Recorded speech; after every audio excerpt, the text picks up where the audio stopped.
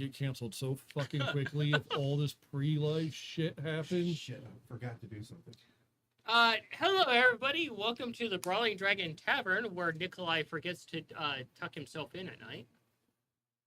Yeah, that's what we're doing. Yep. Oh, good. I've gotten an eye full of Nikolai. The pre-stream banter was rather spicy today. That's putting it mildly. We're opening the doors for the tavern after some time off, and yeah, we had to bail Manny out of jail. Yeah, don't ask what he did to that rooster. What? Oh, Like I good. You don't said, remember. Calm Now down. I'm just the one who's going to have the nightmares. You'll be hearing from my fucking lawyer. Calm down too. Both of you. Way too crazy right now. Hello everybody, we're opening the door for this week, and I think we're off next week. And then we're back There's for a 3 lot weeks. of holidays going on right Dude. now. Dude, it is a clusterfuck. It's like a field of catnip and releasing a horde of cats. With that, we're kicking the doors open. We're gonna jump into the session, do our shenanigans, and see where it takes us tonight. I have a roadmap, but sometimes the roadmap doesn't call for diversions. For our announcements, we will be off next weekend for the holiday, whatever which you celebrate. And for other announcements, D&D Wizards just released the Book of Many Things digitally. The physical edition's been delayed When until is that scheduled to come out? Or is it just it gets here when it gets here? gets here when it gets here. Oh, fair enough. That's all I've Isn't that like the second time it's been delayed? No, it is the second time. I knew it was. Oh, the it, second time. okay. Yeah. Well, okay. Bummer that it got delayed. But in the grand scheme of things, once it's out, it's out. After that, the delay really doesn't matter. Right now, it's a bummer because I would like to have the physical cards.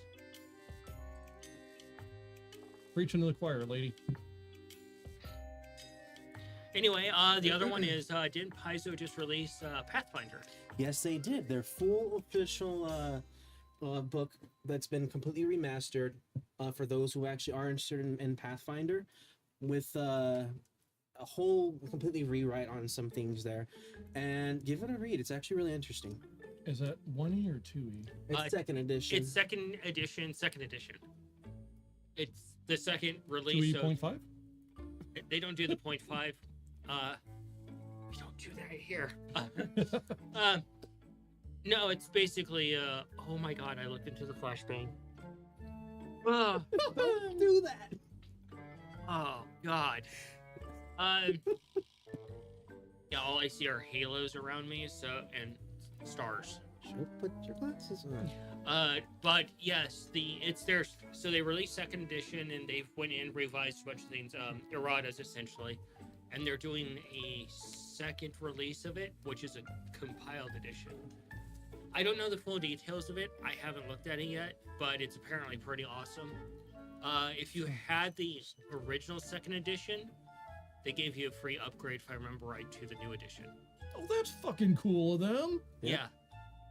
Yeah, no, there's some really cool stuff in there. Another really cool thing that's coming out regarding Pathfinder is with, I believe, this errata and the errata of Starfield coming out, they're fully intertwined and compatible. So if you want to pull stuff from Starfield, you'll be able Starfinder? to. Starfinder. Thank you. Don't pull from Starfield. Shit. You'll be missing pages, and you'll wonder why that there's a coming soon button for a bunch of different pages. I'm not talking too much shit about Starfield because I enjoy the game. But God, they didn't have to use Cyberpunk's launch model.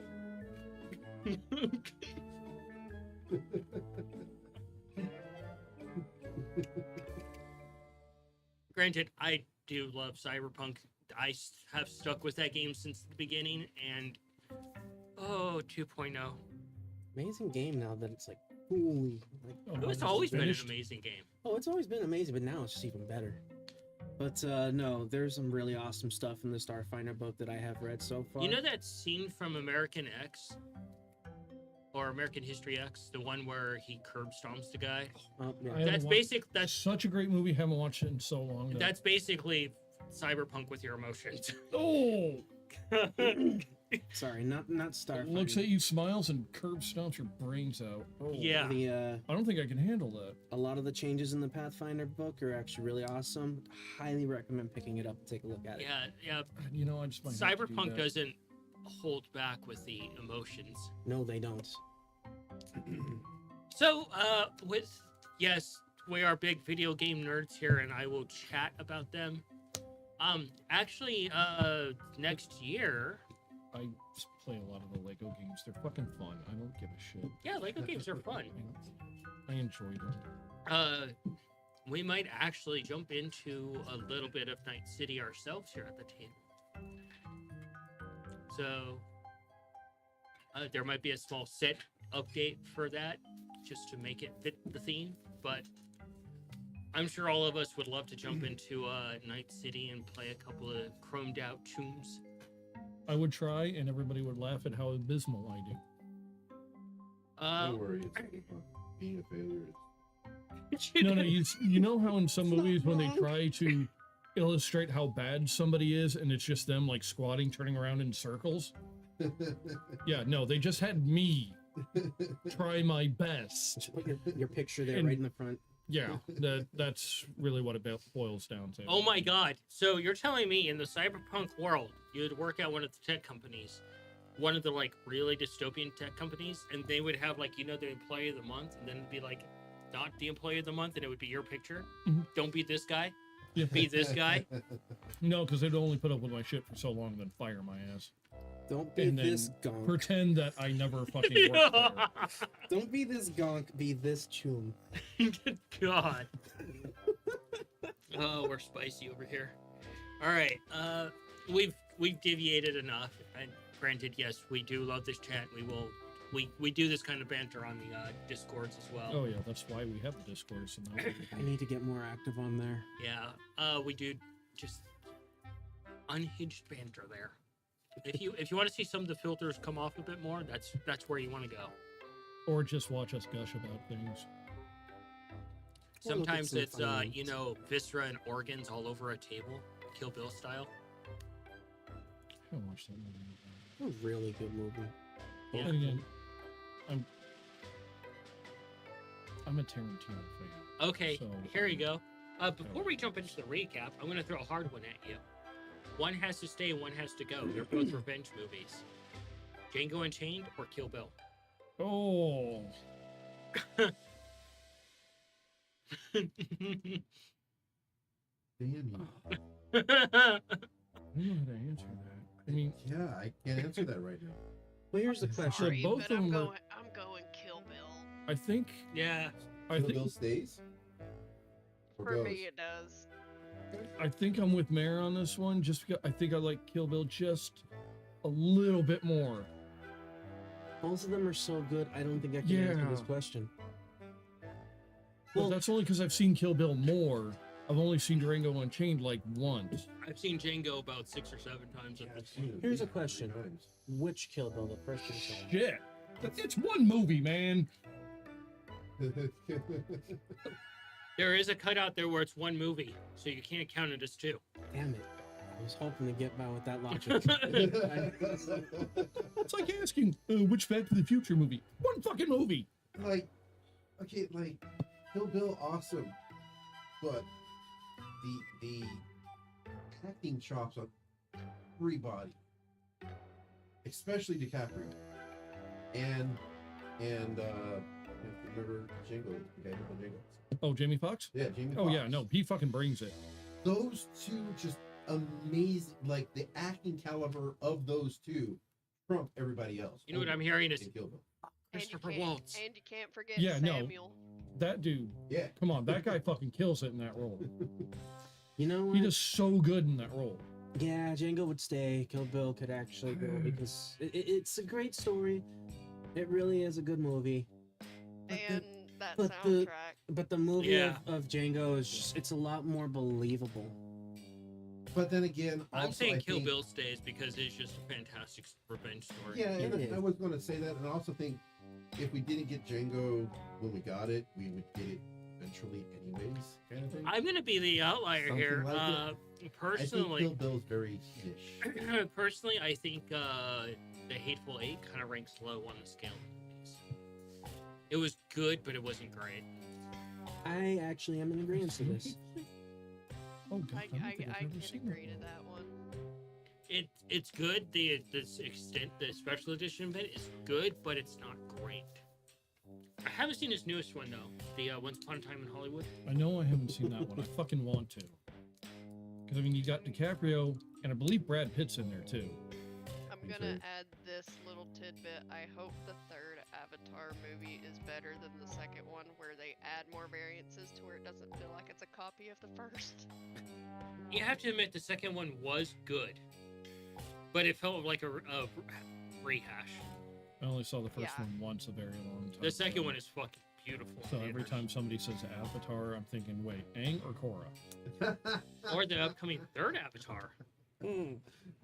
All I know about that is what you've told me, which is so I effectively know nothing about it, but as long as it's got the original creators behind it, fucking in. Okay, so jumping in a recap, start us off. Sure.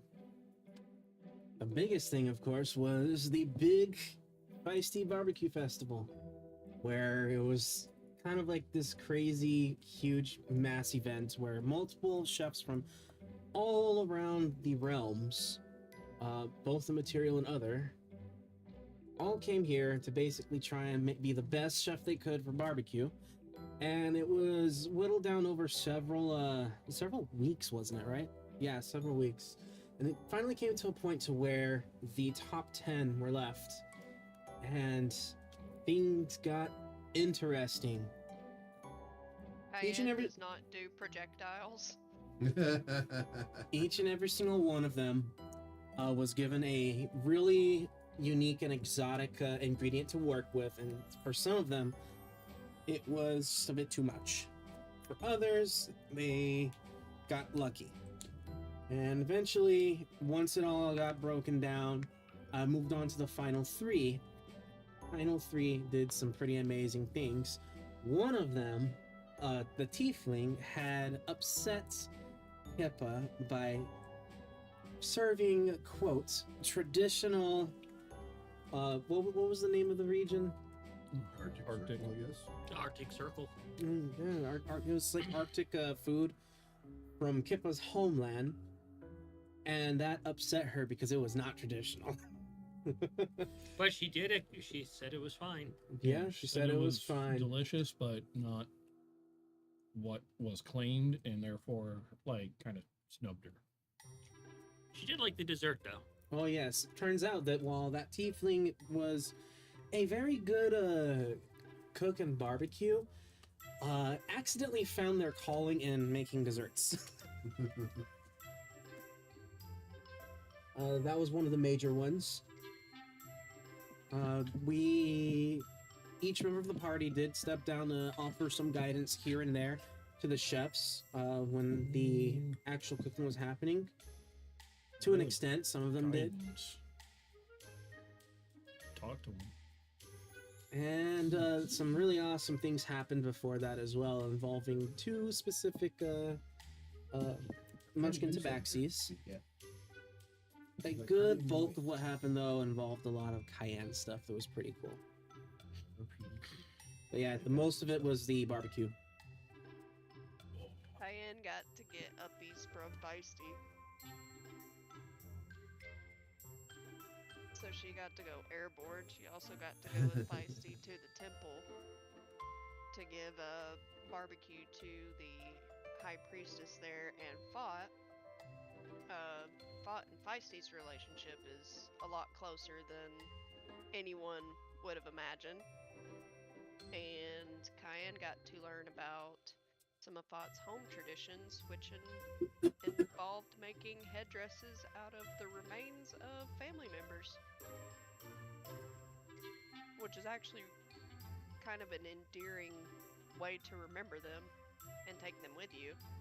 Yeah, didn't he say But- something like, "I can always remember their smell because, or they're always with me because I can smell them," or something like that? Yeah, something like that. Always got something to remember him by. Yeah, and Cayenne got a trinket that was carved out of one of the bones of Fott's relatives. I don't remember if it was said which relative, No. but it was a bone that had basically a blessing carved in the runes of Fott's people. She also got to speak to Kippa for a little bit. Learned how Osling is helping in the courts by raising her own witnesses and giving Yep. everyone a fright in the court.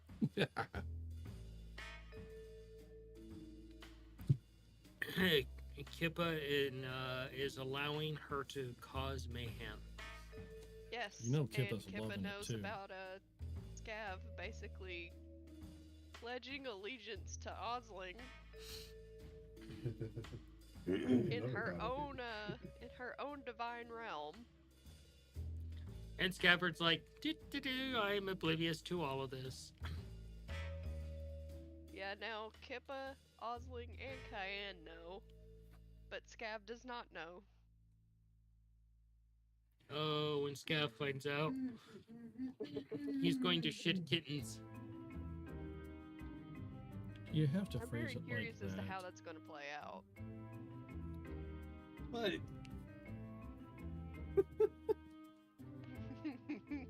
I'm not a fan of phrase. I don't like the idea of kittens coming out of you.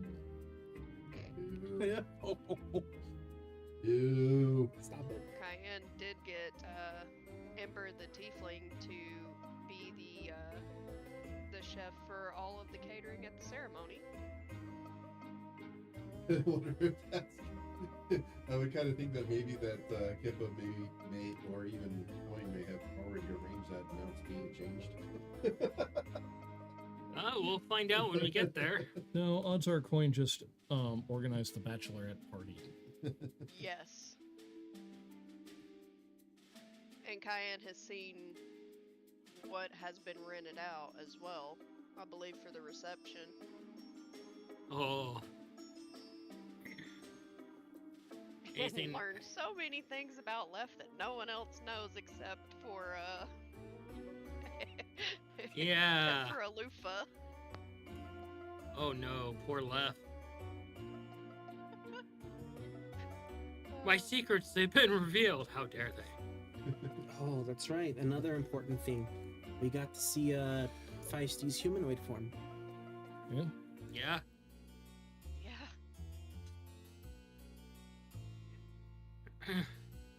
Nobody Yeah, seemed very. She was anthropomorphic at the barbecue, and a lot of people were very confused. I mean, wouldn't you be if you saw like this 12-foot tall, She's like 16. 16-foot tall, 6-limbed Aarakocra? Not really from the things we have seen so far. True. Yeah, I'd be that's like, oh, new friend. Oh, hey! I guess technically 8-limbed if you count the wings. Yeah, I guess so.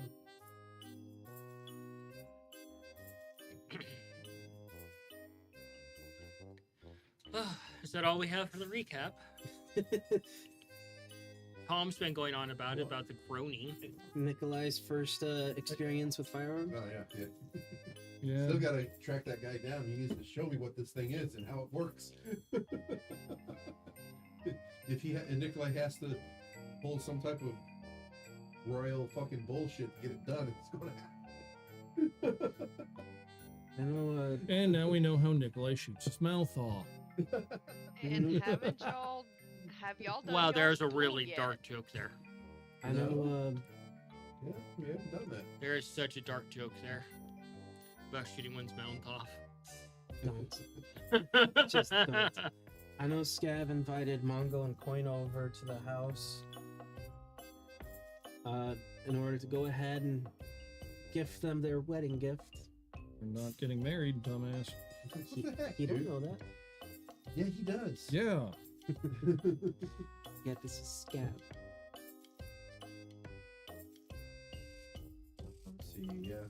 But the only thing that really interesting happened to Nikolai was the explosion of firearms. Because fuck the barbecue. I mean, it was great and everything, but like for Nikolai's purpose, well, the fact that the stage stuff worked was cool. Nobody died. Nikolai enjoyed the barbecue. She liked talking to the stone giant. Allegedly, you almost died. He was really cool.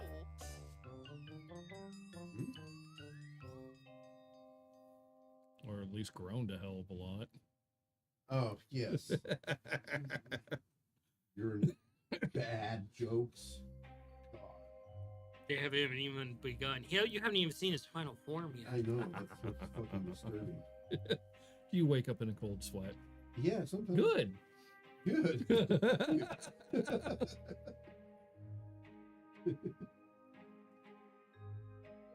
Yeah. Yeah, Mongo did his best, like, late night talk show host impression. Along with your dad. Yeah. Yeah, the exchange between the two. That was- two of you was pretty fucking good. I think we Alright. noticed he got a little uncomfortable at one or two spots, and it's like, okay, try to chip in to give him a minute to compose himself. So, jumping into tonight's session, barbecue festival has passed. There were plenty of leftovers to be shared among the citizens of the town. Something you saw that was interesting that happened once the food started being divvied out is that all the younger people pushed the elders forward so that they can get their pick first. Good. Despite there being a lot of really good pieces, they decided to let the elders partake first before anybody else. In conjunction with the festivities that are going on in town. Yep. See the pictures. And the goblins were even, kind of brought up in a yellow wagon so that they can partake in it, and had the rules explained to them several times.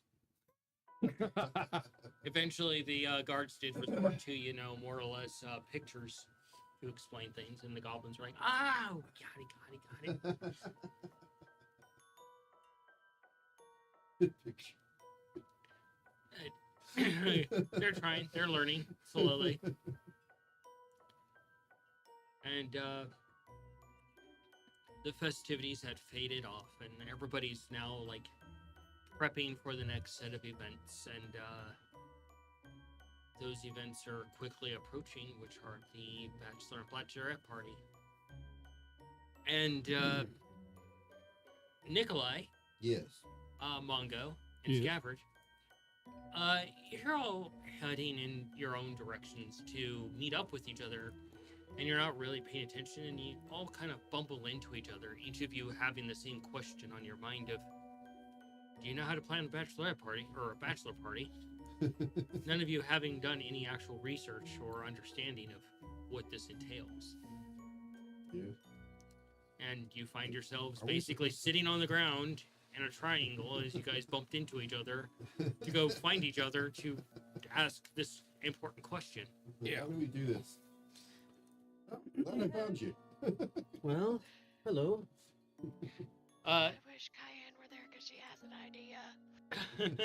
She could have mentioned. Hello, brothers. So, I don't know what to do about this bachelorette party thing. We have to do a bachelor party. That is true. Oh, yeah, I have no fucking clue. I have. I mean, we've thrown parties, but that's more or less just all of us getting together, occasionally having a food fight, Yeah. and getting pissed drunk.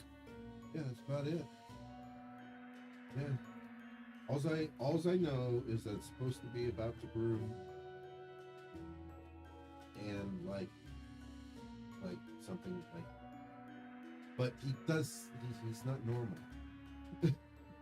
I may have an idea. Which is probably one of the reasons why he fits in with us. None of us are fucking normal either. Yeah, no, we're not. But I can ask you, what would be your favorite thing to do for an evening that's rip-roaring fun? You can ask Scab. Somebody can ask me.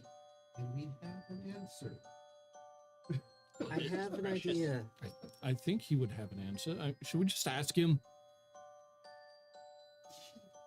I tried, I pushed, and he's like, whatever you want to do. Okay, Never fuck sounds that. like We're fun asking to you. Cayenne then. She knows You him. might know better, yeah. I'm assuming here that if anybody knows him very well, it's probably going to be her. Hello? What is your idea? You didn't. You just said hi and just stop. You're like, okay. Why don't we? Shh. He's trying to talk. Why don't Yeah, we? Nikolai, like, why are you please interrupting? let him talk.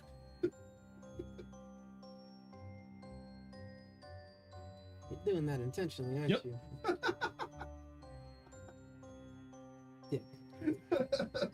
Well established, yes. Well, why don't we ask the two people that know best about parties? And that would be Corin's husband and Lef. I mean, the bartender of well-known bar Maggie would probably also be a good one to ask as well. and a well-known genie. Well, and according to my experience with her husband and Omion, they're actually good friends. Yeah. Yeah, no, they've got like a book club going as well. Oh yeah, they said something about cricket or something. They have a game. Yeah. Yeah. Alrighty. Do we split up or stay together and ask these questions? Because we got like 3 people, there's 3 of us. We can ask questions on it. I'd say we stay together for this. That way we all can have some input on it. Alright. But we're looking for the answers. If we had them, wouldn't we be able to give that input now?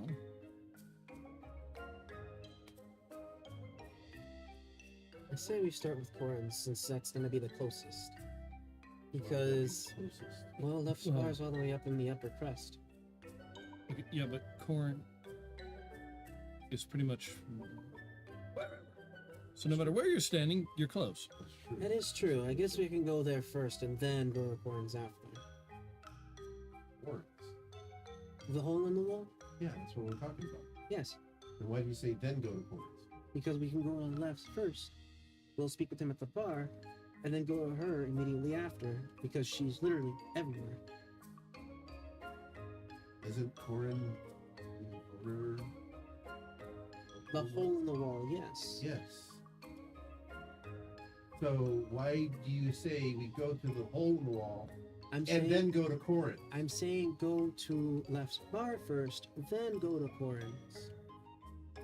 Are you okay, brother? You got enough sleep last night? Did he Is it me or him in this situation? Oh, it definitely is. Because I heard we can go to the hole in the wall and then go to Corin's. I think That doesn't make the any sense. tentative plan that he's trying to come up with, Uh-huh. and I use that word very loosely, Uh-huh. go to the bar, ask a few questions, Uh-huh. try not to get too drunk, then go to the hole in the wall. Try not to buy too much. Uh-huh. Okay. And then somewhere along there or after, talk to Maggie. Thank you. Good idea. Here's my suggestion. Go to the hole in the wall first. Okay. Because Jeannie's husband may, or the genie may not be available the first time we go. Maybe available later on today. And if we go to Left's pub first, even though we can try not to get distracted and drink too much, it's a possibility. All right, you know what? I see where you're going with this. Maybe we should hit that one last. Yes. Genius plan. Let's do it. Jeannie, Maggie, left. Got it. Yes. Left's always there. And if it goes crazy at the end of the day, then we just come home drunk. Again. Oh my god, this is like watching a train wreck form. Oh, it's gonna be chaos. Cayenne, Yeah, the boys are left without adult supervision. you're in the upper crust, the small marketplace that is out there. More so, one of the royal chambers areas within the actual castle, and this, you're there with Coin, and you're there with,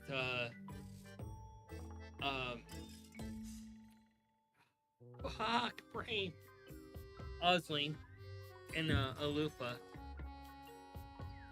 and this, surprisingly beautiful, centaur is there.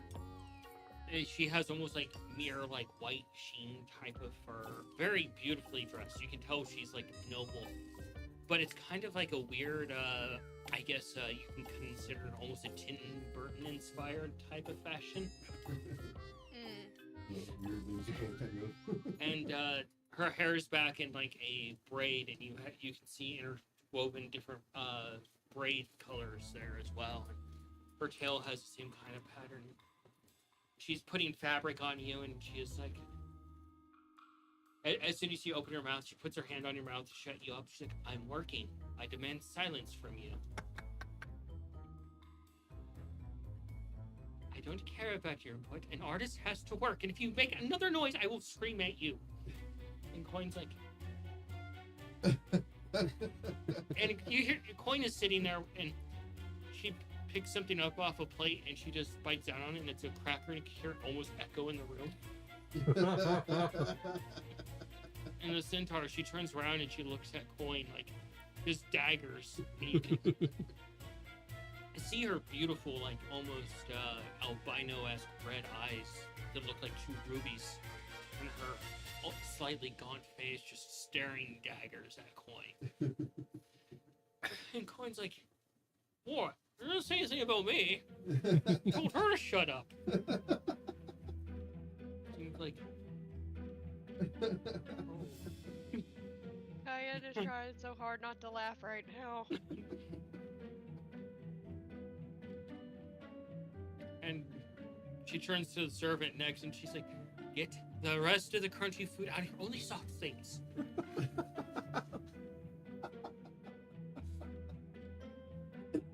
And she turns back and starts testing fabrics on you and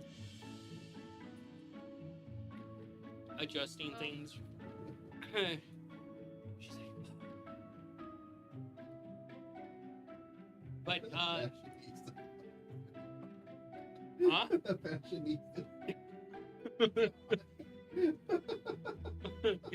Well, I mean, it's not like a centaur can make a dress for themselves, especially their lower portion, without having to be a contortionist.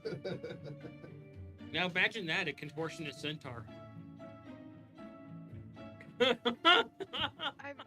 I've seen fantasy artwork of that actually, and it just looks like that would be painful in so many different ways. Oh, I'll throw an extra Which plus track one in is there we just to gonna break brains. A contortionist centaur that's also a pole dancer.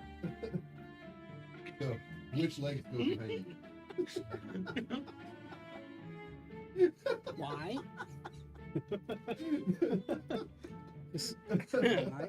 I'm sure that there is also a centaur yoga instructor. Now I'm picturing Zootopia. Oh my god, a centaur walks in wearing hooker boots. And I'm out. No, it wouldn't be boots, it would be chaps. Now the question is, how does that work with 4 legs? It's just like two separate pairs, or it's just like one full-bodied thing? Asking hard questions here. It's essentially. Are you sure you want the answer to that? Not really. Essentially, you just make like what would be a normal harness for a horse, and you attach like basically leg sleeves with buckles and belts for The each mental leg. images get weirder and weirder. The Now, if you Oh wanna no, be I fucking confused, 404 think over here. of- if you want to be confused, think of footy pajamas. How would those work?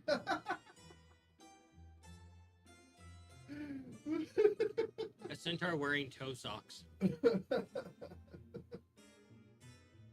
Exactly. Okay, I Alright. suppose that would depend on the type of centaur. So, That was weird. I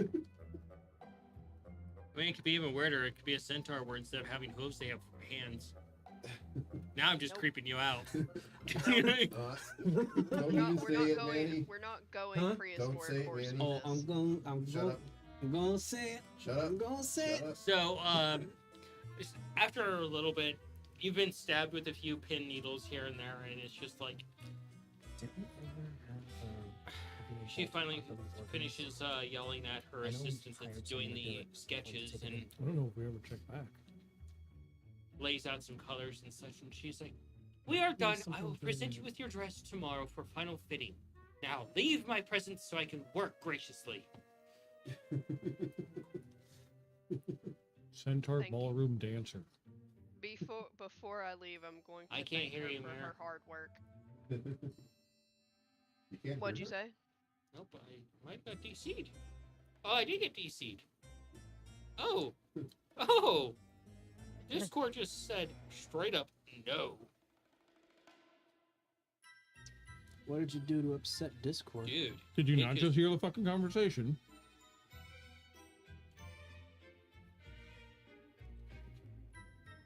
Oh my God. It was like, I'm going to be here. Now say We're something. going to- Before Cayenne leaves, she's going to give her a quick thank you for her hard work.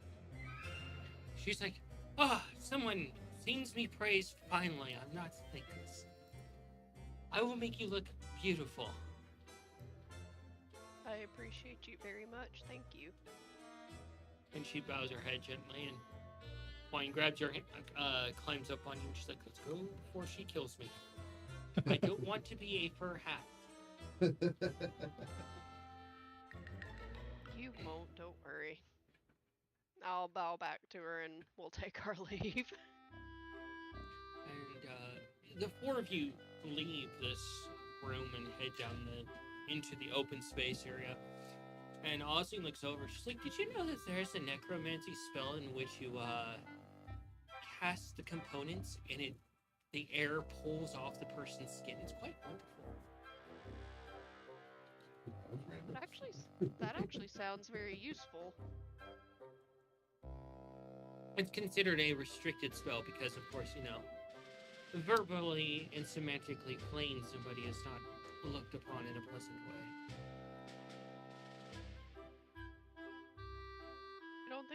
I don't think it should be restricted if you're using it for basically good intentions.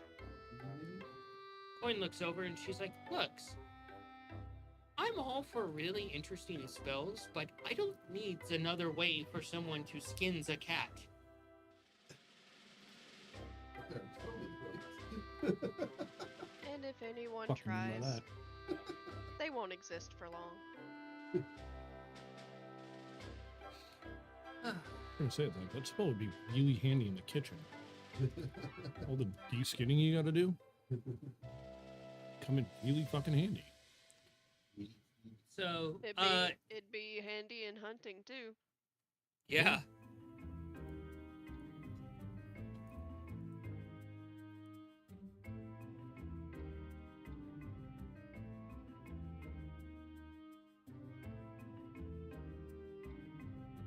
So, you guys head out, and Coin's like, "So, we has your bachelorette party tomorrow." Yeah. It- Fun. Rumors has it that the boys don't even know what they're supposed to do.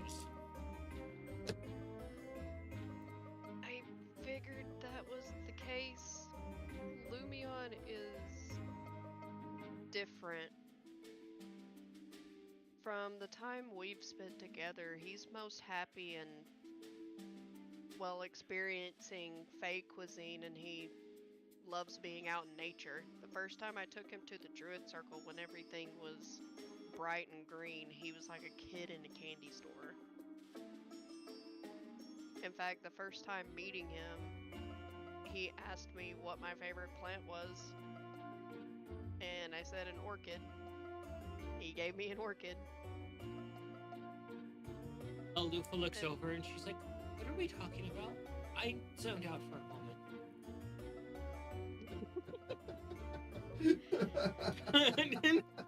Wait a minute. Are you fading away again? Rumors are that my brothers don't know how to set up a bachelor party for Lumion. If only Oh. Nikolai was with there with that conversation because I just had a great idea that would be fucking hilarious for us to do. Oh. And what I Lumion's- know about Lumion, he loves nature, he loves druids, and he loves fey cuisine. And he loves to be essentially in quiet. Like, he likes to read books. Not as much as Lady Kippa, though.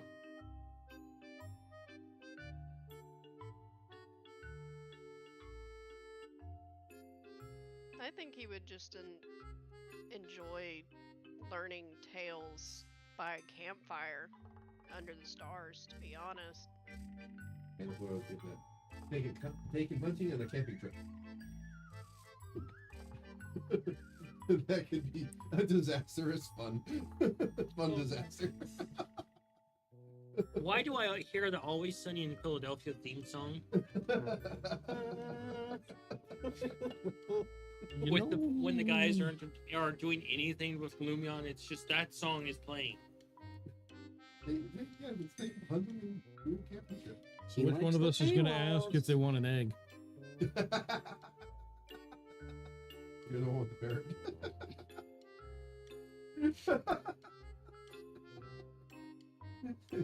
Dude, he doesn't need his parrot to pop out of his pants holding an egg.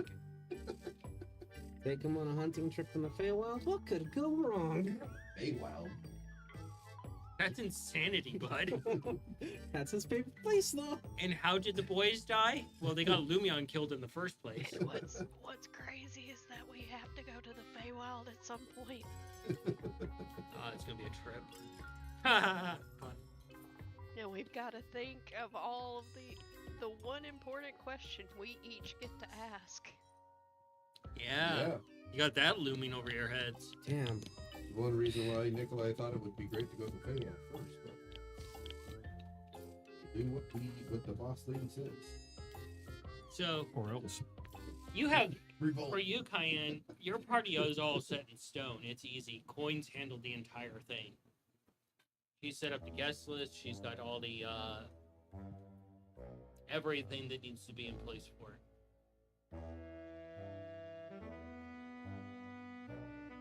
Coin is all about parties and making them great. So I put full trust in her. That's gonna be interesting. So as you four head off for a lunch to get a bite to eat after you've been abused by the lady, your sister reaches over and she's like, "Hold still," and she pulls a pin needle out of you. She missed one. Because you didn't do lunch and the dress. For making that shitting in the street. That dressmaker's trying to turn me into a voodoo doll. I think Anyone she get was that just trying to reference? make a fine point. Oh no! I can't believe I just inadvertently just cracked a joke. Oh. You get the thumbs up. I think Mongo rubbed off on you a little bit with that one. What are you on about? Go to lunch first and then go to the dress. Oh. Oh eh? my god. The only thing I remember is I'm shitting in the road. Yeah, well, I'm get that. shitting in the road. You should have done that. Somebody got sick. That'd been fucking hilarious. Oh, You know, I've never seen that one. Oh, it's a great dude, movie. the movie's fucking hysterical. Like that movie right there, you don't have to be a group of women watching that movie just to watch it. You can be a group of just friends watching that movie. It is so crude that it would just make any guy blush with how crude that movie can be.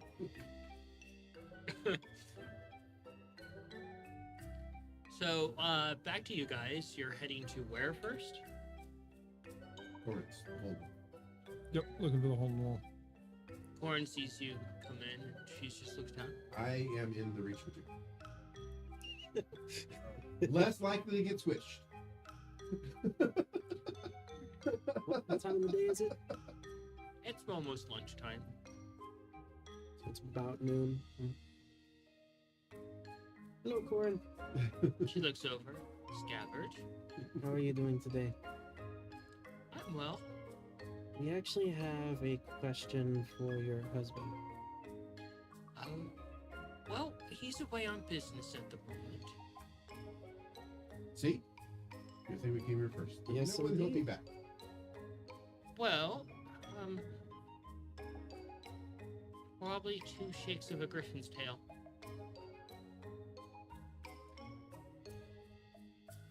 So Eventually. when it happens, well, Maybe you might be able to answer our question then. Because we're fucking clueless. Well, to be honest, you usually are. It's a That is very accurate. special Well. case of it, though. well, here's the thing. We're supposed to throw this bachelor party for Lumion, and the man is as to what entertains him. Well, he's very go with the flow. So, before you carry on with this conversation, remember, I don't meddle in the affairs of others. So, with that said, if you're not going to buy anything, please leave. Understood. There was one thing. A while ago, Noodle and I went in and Noodle found one of the shape-shifting gems that occasionally spawn other gems. And unfortunately, I didn't get it in time. And I know you said at some point in time one would come in. I was wondering if one did. Oh, we're still waiting on that. Would you like us to notify you and hold it? Oh, could you? Yes. Thank you so much. I do have a question. I am in need of getting these replaced. Take my goggles off because I already get a little bit too small. Yes, his head's starting to get too big for him. It's getting older. Do you ever have anything that might be able to like a good replacement for these that might not kill our wallets? Standard goggles. Something that might be useful. Standard, maybe. I'm just in need of an upgrade at the moment. Ah. And she just kind of looks around a little bit and she taps her hand and this thing comes down and it says something down and it's a case like about that big. And it's about that thick and it's like pure, it looks like pure carved obsidian. Watch your feet burn. And she takes the lid off the case, sets it down, takes out a jar, and inside of it you see 2 eyeballs floating there. Eyes of a gypsy, perhaps? Sorry. If you're going to try to replace your eyes, you may want to get Kippa's permission first. Probably not that. I'm sorry. Tom threw out. You should probably get your fucking composure back real quick. Pitter patter, motherfucker. Wasn't that funny?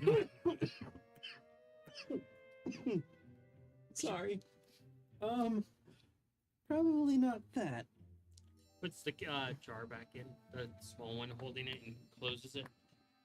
I'll go look around because it would be rude not to look around and not try to Yeah. buy something. Well, thank you, madam. Should your husband be available, if you could, or should you be in contact with your husband, if you could inform him that you would like to ask a couple questions at his leisure before too soon, like tomorrow.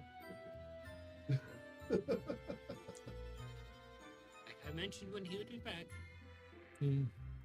Of course, if he feels like talking to us, I guess that's also pretty important as well. He might not Well, just that's want- an obvious given. I said at his leisure. Yeah, I'll look around. If anything. Hands up. Oh, Yeah. Roll to see if anything Yeah. stands out. hey, that's a natural 20. Probably gonna find something. Yeah. Modified 19. 18. Oh my god! Fucking hell. 18, 19, 20. Holy In a row. No less. I know, wow! dude, you said it was going to be one of those nights. You didn't mess. It was going to be one of these nights.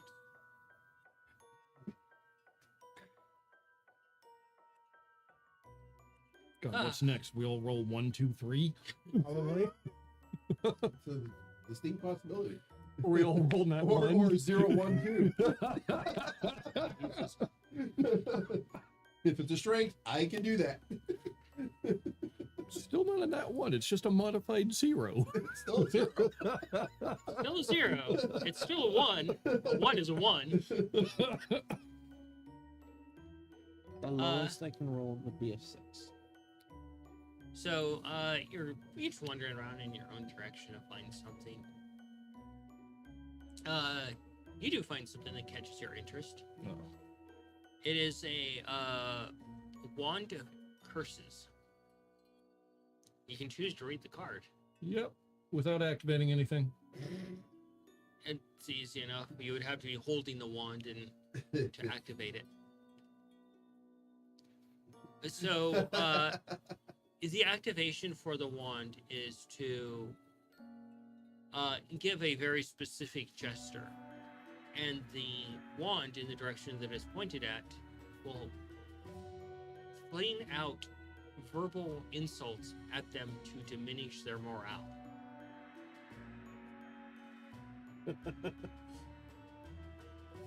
I'm sorry, I moved the table.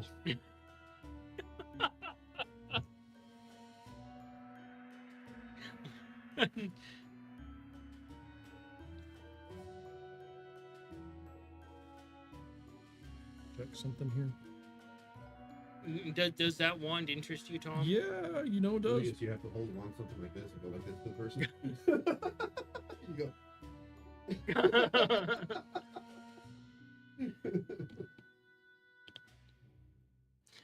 The effects of this could be reducing their AC to actually causing them to attack, or modify their attacks to be with disadvantage. Sounds like a heavily modified version of Vicious Mockery. A wand of go fuck yourself. Yeah, pretty much. The wand to give your balls a tug. Wand of tit fuckery? Wand of Shenanigans.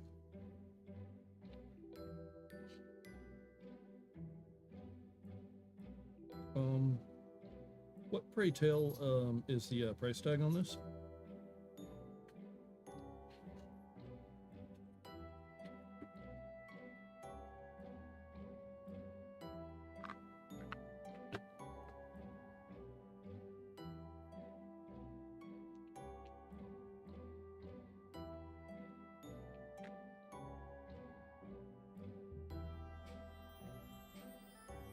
Uh, 23 platinum pieces. Oh, that is so fucking sold. 23 platinum pieces? That is fucking amazing. Well, they Um, have saving throws. Yeah.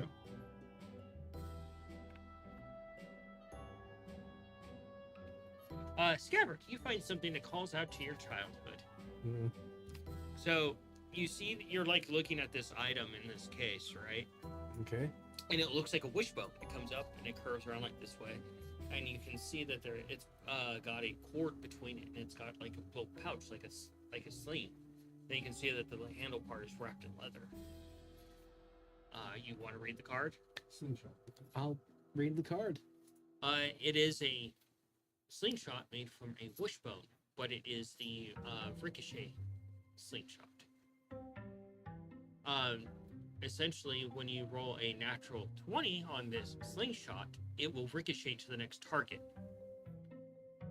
but the damage will not be doubled on that next target.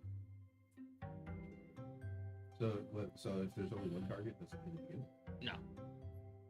if Pretty there's- crazy. But if there's bounces one, off and bounces back. but if there's one target, it will bounce off and hit another target. That's Range. there. Interesting, interesting. Maybe in the future, if necessary. I'm more so just looking to replace my goggles that are cracked from all the times getting tossed around. You do realize they would have gotten mended, right? Yeah. I just sent you the total of what we have. Because I figured you'd probably want to know that. Gold? Yes. Can you send that to me too, please? Because I don't want to accidentally go over on anything. I'll consider it. It's such a dick. guys are a It bunch really of assholes is. to each other. Here, well, Manny, in his defense, you were going to spend a fuck ton of money the one time without like telling anybody or considering it disgusting. You were just going to buy shit. Which is why I'm asking. So that I know.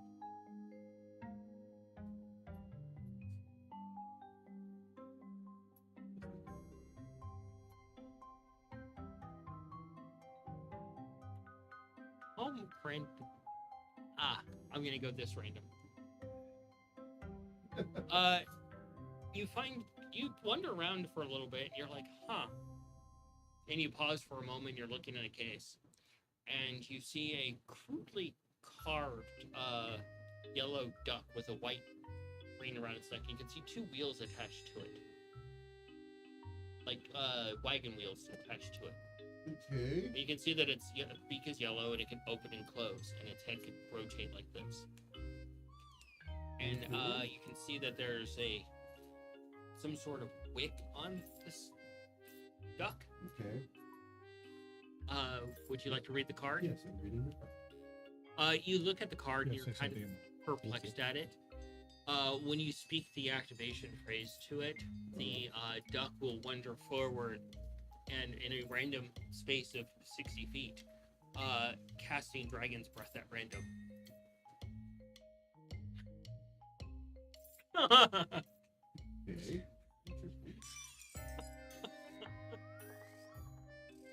What? What kind of random ass shit is that? It's very random. No wonder your table's tilted. Okay, fine. Nobody likes No, that. no, Well, it's interesting as fuck. Like, how much is it? It's like I throw something out really crazy and I mean, interesting. I'm not complaining. Yeah, you know he's gonna buy it too. 45 platinum. Does it have like a limited number of uses? Like, Once per week use. so The amount of it'll- times that we cause chaos. So it'll just go out about 60 feet and just start spewing dragons. In random, it'll just wander around in that 60-foot radius and just whack, whack, whack, whack. When it goes off, since Dragon's Breath is a multi breath, It's a risk you have to take. so it's like the first time when you use it, it may use fire. The first time it starts wandering around again, it may still be fire. It may switch it to lightning. And if you're in range of it, well, Huh. That could cause some fucking chaos. I kind of like it. I already got the thing open, man. I think let's get it. Okay. I know I owe you guys a dick ton of cards. Please send me an updated list on those. And Said 45. Yeah. Speaking of which, I got a question for Corn. Coin? Corn. Okay, you can go back up to her. So, question for you: do you do appraisals on items? We usually no.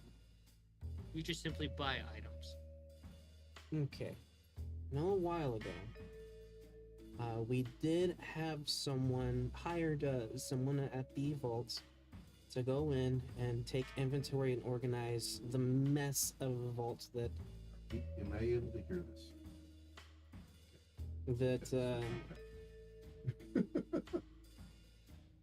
basically organize and take inventory of what's there, and we don't know what's what yet. And some of that stuff did some terrible things to brothers that sometimes whenever they do identify. I'm just curious if that was a service you offered so we could learn more about things that they may not be able to figure out. We are simply merchants, and those that items that we deem are too dangerous, we withhold. Understood. We do not meddle in the affairs of mortals. It's a really interesting looking slingshot that I found over there. That wishbone thing that does ricochet stuff? Oh, yes. Where did that even come from? Oh, that actually came in from a wizard.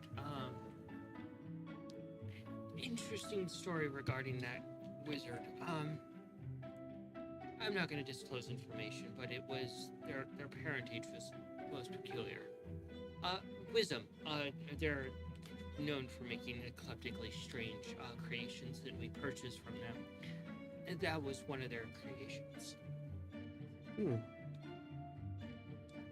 A lot of stuff here must have some really interesting stories, because that is really unique. Handy, but also sounds like it could be pretty, I guess you could say, chaotic if you're not careful. Well, speaking of your influence, please don't put an eye out with yourself if you purchase it. It might be a future purchase. Not today, unfortunately. But yeah, thank you. Guys, buy your items. There is when I go buy those goggles, make an attempt to buy them. I will ask her if she has anything that could help us with our journey into the hot place. Oh, the burning temperament. Well, you guys are already being outfitted for Yeah, that. we already got gear for that. Yeah, I know, but in particular, the thing I'm most concerned with is water. I think I got it handled, but I want to make sure if there's anything that she can suggest. Well, You know, apparently I have to disable. bless you. Thank you. Apparently, I'm gonna have to disable my alchemist job. Prison me. I can turn it back on later on, but I don't know if that's gonna be a problem. So, here's a word of advice regarding burning temperament. One, we're not permitted to sell anything within the burning temperament or even open up shop there. So we won't be able to find you. Two, we understand and respect their political point of views regarding the whole. But, however, in regards to your situation, there's two fronts that you can look at. And this is just information from other adventurers that I can share with you. Again, I am not meddling. I am simply relaying some information because, frankly, I don't want some customers to die. Of course, I'm not asking you to. And you should Mhm, ask sure. your Empress regarding this information to verify that it's still correct. They don't have the same restrictions on alcohol. On what? Alcohol. Okay. Two, if she taps the table again, and it's almost like you're probably picking up that she's asking for something to be brought up front. Okay. And she waits a little bit, and eventually it comes back, and she sits down. She picks it up and she hefts it onto the table, and you're expecting a loud clang because it looks like this beautiful metallic armor, but it doesn't really make a noise. And you look at it, and she's like, This would be an ideal purchase for you as a group for the situation. Okay. What is it? This is the plate armor of water. It pulls moisture from the air around you and provides hydration to the user. However, that hydration can be siphoned off. and that's not illegal as far as you understand? It's armor. Huh. No, I'm able to use plate armor. How much does that cost?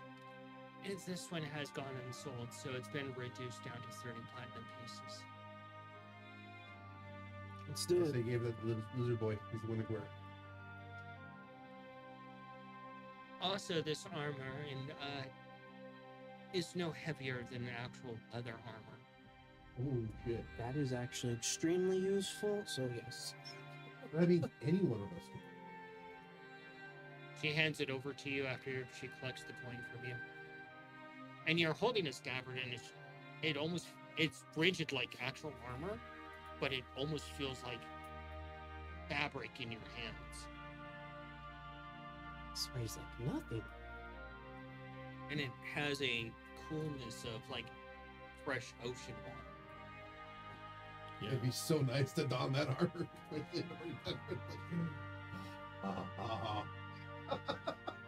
It'd be nice to don that armor in Arizona. Yes.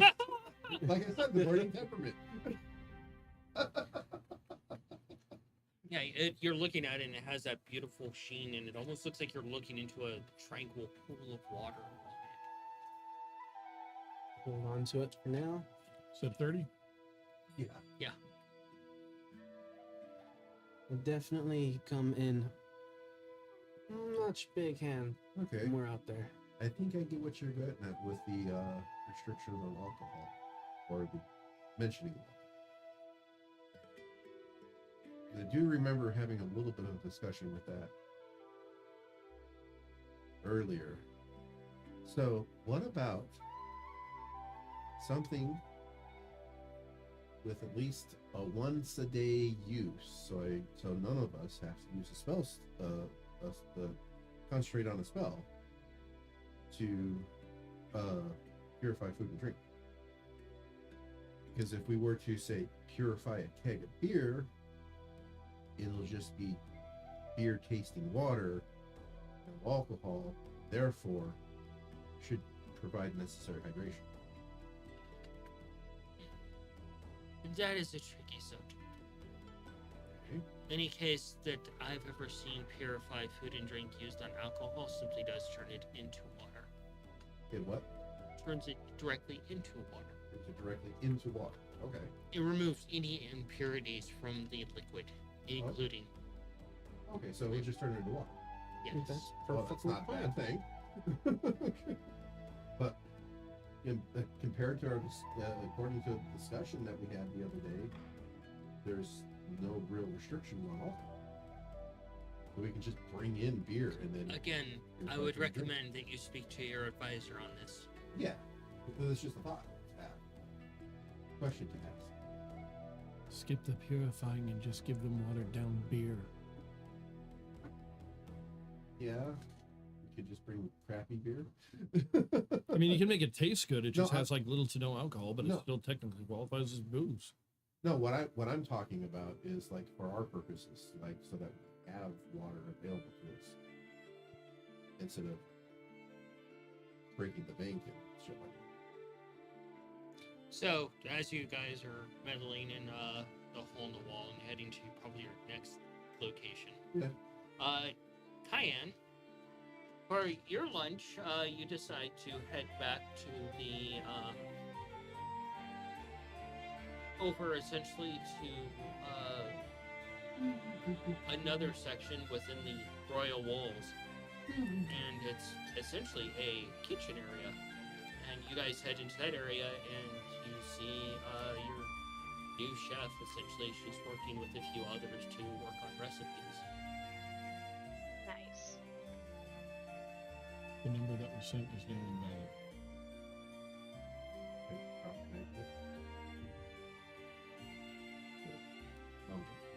So you may approach and talk to her.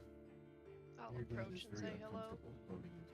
She turns to you and she just bows very quickly, wiping her hands off.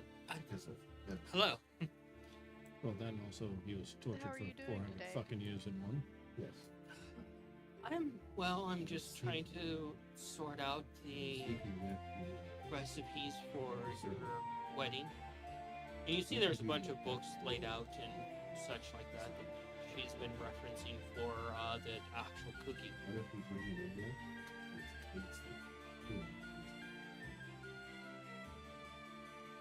I If you need any help with anything, feel free to ask. Some secrets in the parents will oh, I have plenty of staff. It's just we're trying to attune the recipes correctly to suit the we could definitely requests bring it that up you to him, made. but right now he's kind of at the point where he doesn't believe he deserves anything of value.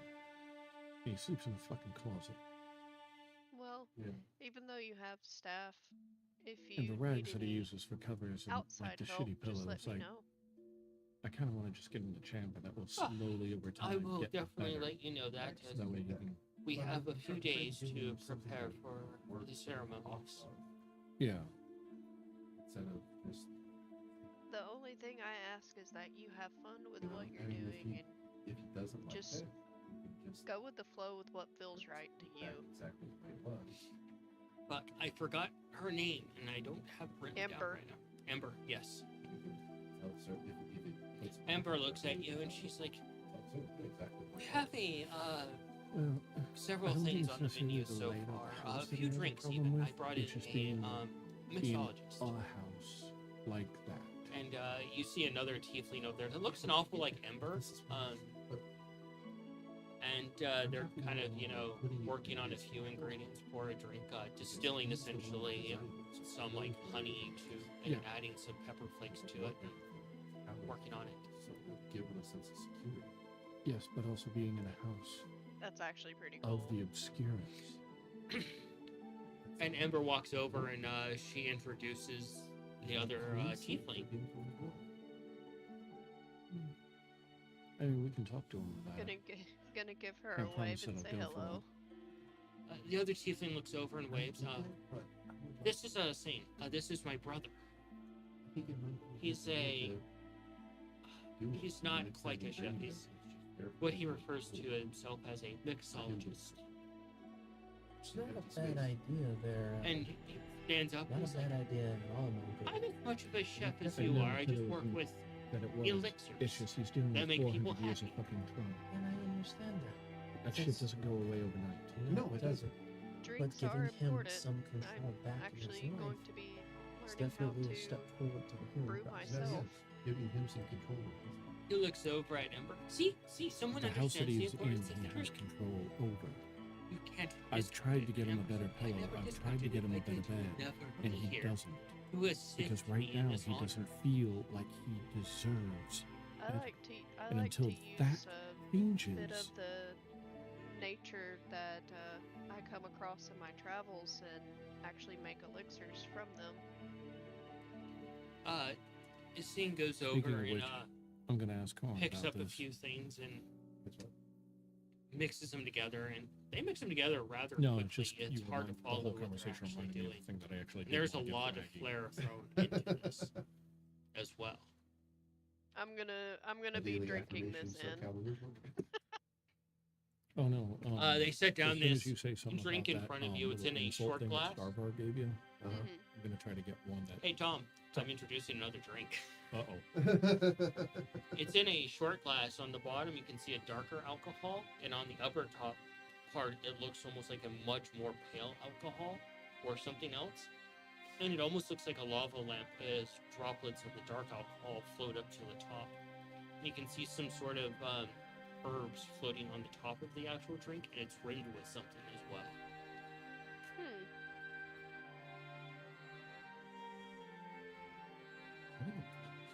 They were offering it to me for me to try. Yeah, I'll pick up the glass, look at it, give it cheers, and try it. yeah. The outer edge of it is like a very crystalline type of sugar, but then you can almost, as the alcohol hits it, it activates the sugar, and it's kind of like pop rocks going off in your mouth. Nice. And then it's just almost like a silky smooth type of brandy that's been glazed with a very thin layer of like a cayenne type of sauce with a hint of honey. And then That's the really interesting. then the top kind of rolls through in the very end like a passion fruit.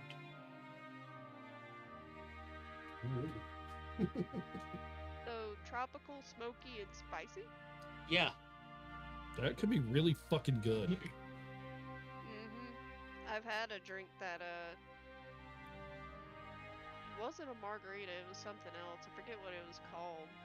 I think it was just called Mexican candy. But it literally had Wow, that's- sweet, spicy, tangy, and a little bit smoky from the tahini rim. and they sit with their wiping their hands on a towel, waiting to see what you say about their drink. This is really good. I will add that one to the menu with your approval. I'm excited to try more of what you make. I have another. I'm still waiting for the ingredients to compile, referred to as the snow cone. Actually found a drink called the Lava Lemon. Wow. It's ridiculously simple. Yeah. Well, I watched How to Drink a lot lately, and It's a really good show. He's very entertaining. he just did it. You can tell in each episode how drunk he is. Oh yeah, no, there are some that dude just gets hammered. I love it when he points out, and I'm really drunk right now, so let's get Oh, this yeah. on the road. I need to watch the next one that he did, the new Cyberpunk one he just did. Well, that could be interesting. Yeah. And you can tell that they're siblings. They have a lot of the same markings and style to them. And she sets down something and she slides it over and she's like, this is something that we're testing for the main course. It's a braised meat and it's cooked over open coals. We try to stick to the style of both the centaurs along with the nature of what Lumion is. We took some inspirations from the Moon Elves on essentially how to prepare this meat. It's made with a lot of their berries that they find there. It's got hints of lavender and elderberry and more of some what they consider fall flavors, but there's also bits and pieces in there that are very Feywild and that the flavors could evolve. Too many words. I will let you eat it. I was enjoying the description though. Then I'm gonna give it a try. Yeah, as soon as you take a bite of it, there's like the crunch of the outer shell of it from the barbecuing, and then the meat itself, like the skin is almost like a crackling as it breaks in your mouth, or like a piece of or it breaks apart like a piece of sugar candy, plated sugar candy, with all those flavors in there. And you can taste some of the flavors that keep changing on you, and then you hit the moistness of the meat where it just basically melts in your mouth like really high quality steak. Making everybody hungry again. Yeah. This is definitely staying on the menu.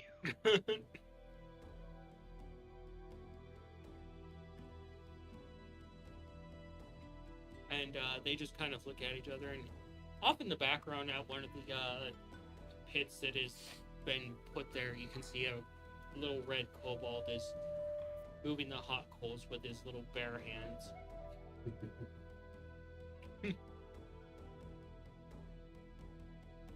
Sometimes I worry about kobolds in this universe.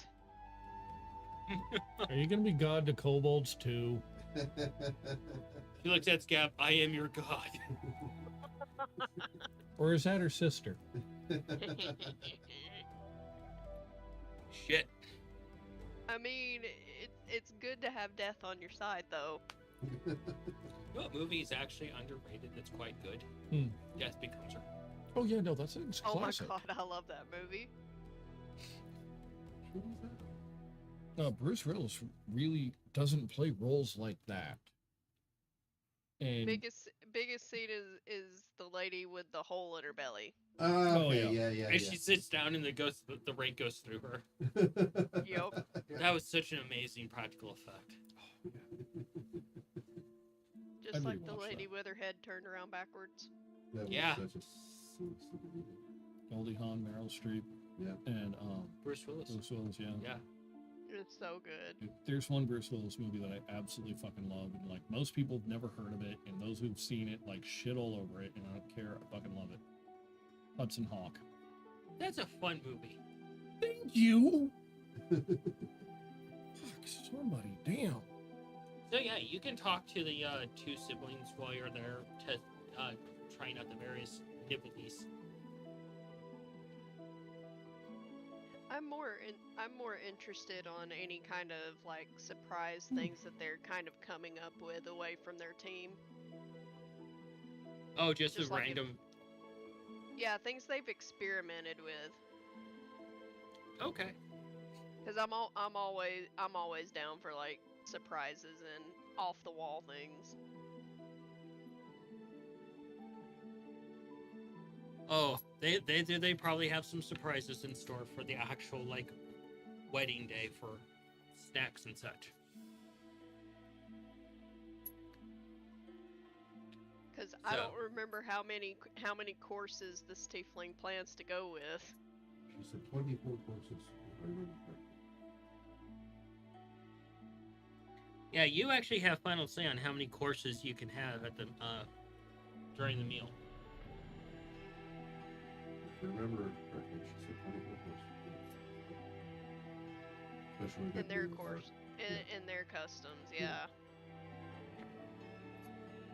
Yeah, you can actually set how many courses there are because it is your day.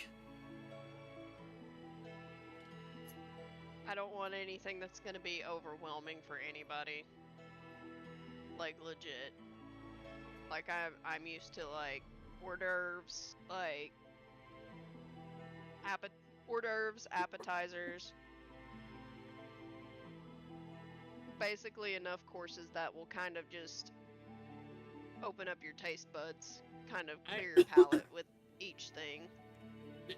Granted, I actually saw this and it was a real world food, and I'm really kind of curious because I saw that it, from what little I actually found on it, but it was a gastronomy restaurant, right? And they took pork skin, like cracklins, like really beautiful cracklins, and they somehow took that and turned it into cotton candy. Yeah. Okay. And apparently it was like amazing tasting barbecue, but in a completely different presentation. It's like taking the whole I idea would and do that. flipping it on its head. I would do that. Give, please. If I remember correctly, though, the more courses there are in the meal, Smaller the the meal. portion. Yeah. Yeah, so at It's 24, just- there's probably only gonna be like 1 or 2 bites. One or two bites of everything. It's just for an experience of different flavors, and they're supposed to like all feed into the other. With the whole Okay, thing. now we're just getting into the territory of the menu. That's such a good movie. It's such a damn good movie. She's like,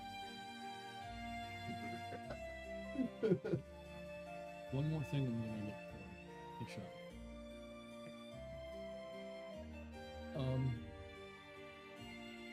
I don't know if you have this or not, but as you know, my father spent kind of a while in a very shitty house. Thanks to your husband, and thing has become a distant memory. But he doesn't think he deserves anything really at all, and sleeps on whatever he can basically pull out of the trash. I was wondering if there's some way to get it, what he has, to slowly kind of get better over time. I want you to do something for me.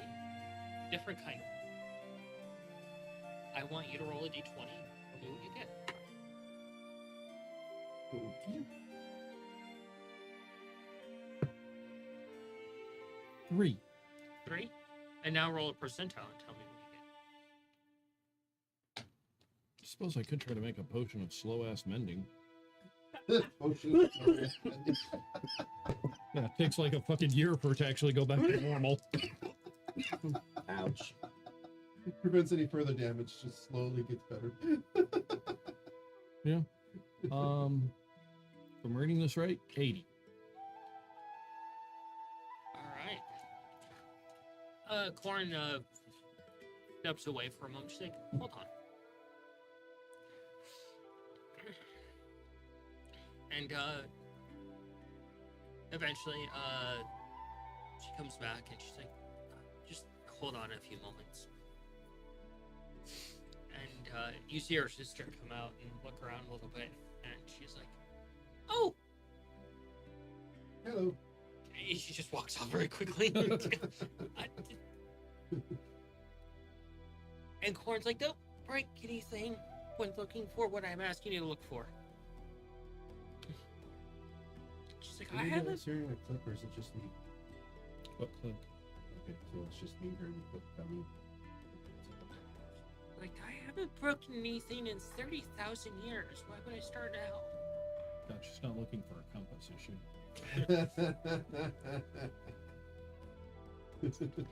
And eventually, her sister comes back, and she has this box, and it looks tattered and beat, like it's been just left in like the most obscure of corners ever. And she holds it out to you, and she's like, "That's on the house." Who may I ask? She's like, "Take the box, open it, find out what it is." Okay. And inside you see like this absolutely like this thing has been on adventures. It has been taken through sleet, snow, mud, everything. It's been repaired. It's never actually had magical mending done to it whatsoever. One of its button eyes is missing. It's like happy smile on its face is now slightly crooked. One of the ears has been mended with like some other fabric, but never with any sort of magical mending. And Corn leans over. She's like, we took this object. We decided to never actually sell it, simply store it away in a long and dark storage that we have. But from what we know about that object, that is Maggie's. It's his teddy bear from when he was a childhood, and he took it on many adventures with. We don't know how he parted ways with it, but he never came looking for it, and we're not ones to reach out and advise somebody to come collect something that they lost. Perhaps this is a way for the companion to meet up with the other companion for another set of adventures.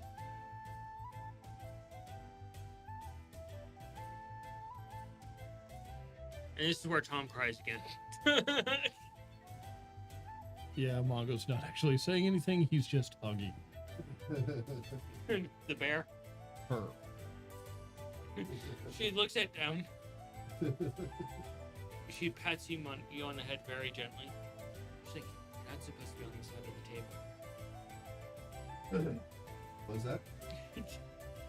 I may or may not have just teleported to hug. That off? I got one last question for her, but I'll wait. Yeah, Corn's like I said, it's on the house.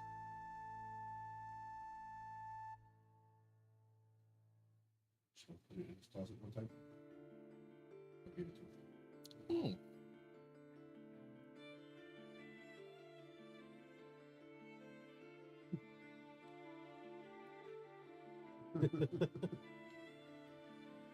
She just reaches down and keeps patting you on the head gently as you're hugging her leg. We are heading into the fire, right? After the burning tower. I think that's how we get there. Yeah. Corin, we are heading into the plane of fire. Once we're in the burning turbulence, is there anything I'm you can aware recommend you that? just had this conversation with me. Is there anything that you would recommend that we should take with us? Well, we just had this The conversation. armor of warrior. Yes. Yes. Okay. That's it. I'm looking at that helmet to see if there are any cracks. Do a perception. Be remarkable. It is a magical helmet.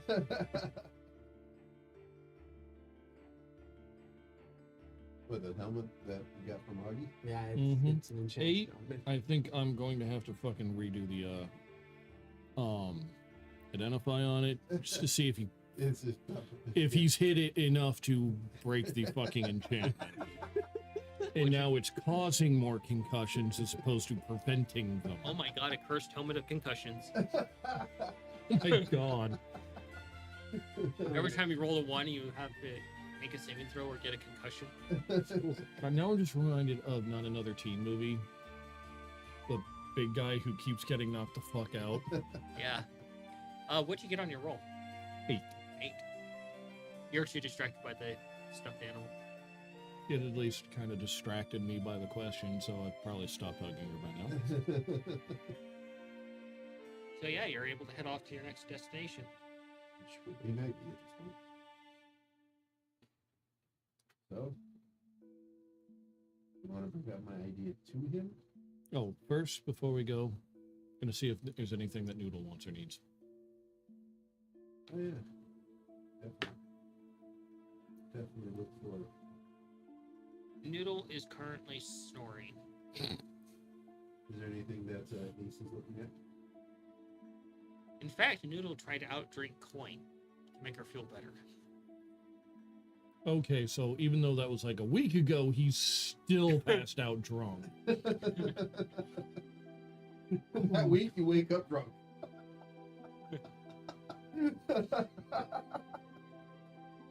He's using his lay on hands just to not die. He's a cleric. Isn't he supposed to be able to just kind of make like poisons go away? No, it's Paladin. Paladins do that. Oh god.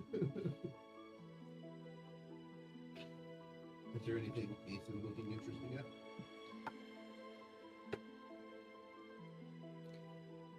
Nope. No. I see Ace just standing in a corner, like fucking toothpick, just trying to look like a badass. Except instead of it being a toothpick, it's like a little copper wire or something. Ace rolled a natural 20 on his cool.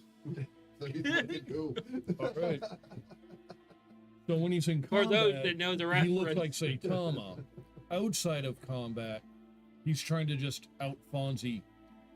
Yeah. So, speaking of Saitama, we just watched a video one regards to the new cover that they released for the next section, where he's bench pressing 2 black holes, and they actually did the science on it. Kyle Hill. Yeah. I wanted to see that. I haven't watched it. Dude, it's fantastic. I saw it's just the tagline on it. It's like Saitama or like One Punch Man, whichever they refer to him as, breaks physics again. Dude, it is mind-blowing how much he is actually pushing.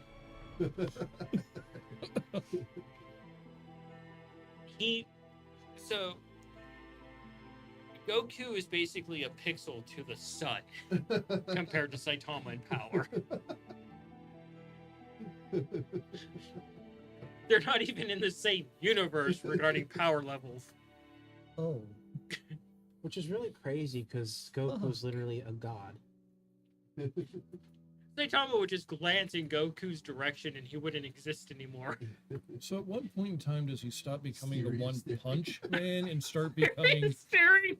the One Blink? Like when you can blow a hole through a planet by blinking at it. Well, he did the serious sneeze and it blew the atmosphere off of Jupiter.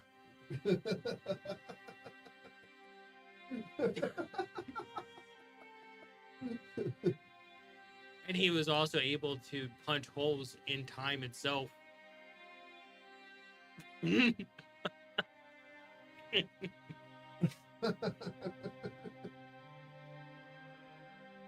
Like, what do we need him to do right now? Well, we kind of painted ourselves in the corner. Fuck it, let's just have him punch reality and go back in time. Ironically, that's what happens. Yeah, remember that One Punch Man is a parody of all those comics. Yeah, no, Superboy Prime actually punched like a wall and broke reality, so that was their hand-wavy explanation as far as like why a few things got kind of messed up. Well, if you put it in the power aspect, not even like the Krypton son himself, Superman, would even hold a candle to Saitama. Yeah. In fact, the entire Marvel Universe could probably go against Saitama and he would just clap them cheeks.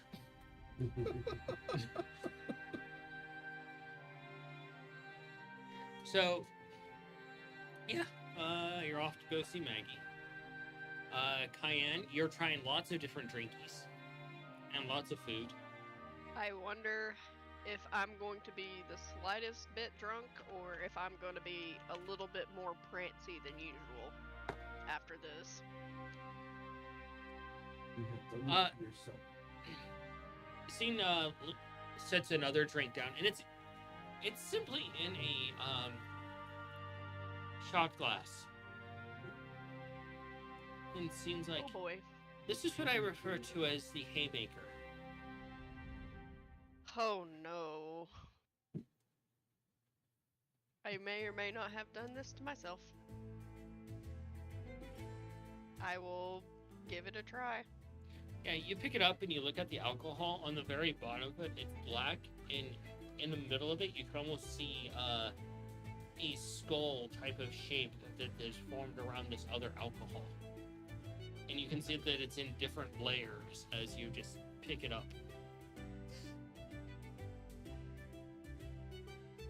Let's try it. I need you to roll a con at disadvantage. Damn.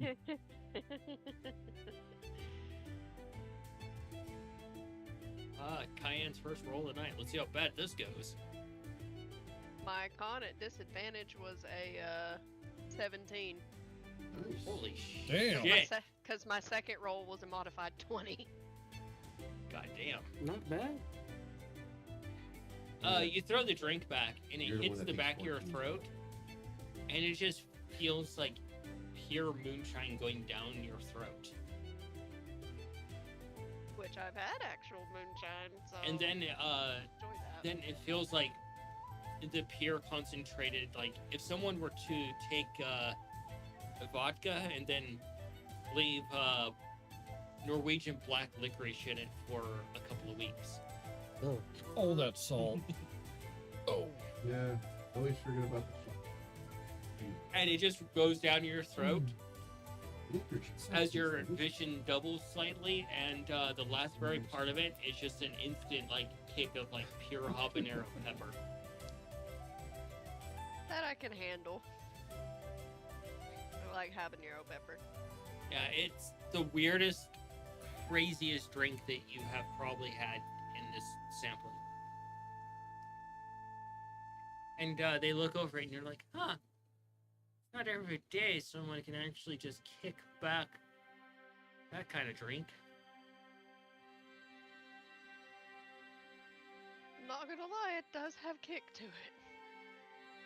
Coin pats her paw on the table. Give me 2. here's a question. I have a feeling that Coin will enjoy it. So Cayenne is Coin's like, I don't want to feel my face. Give me 2.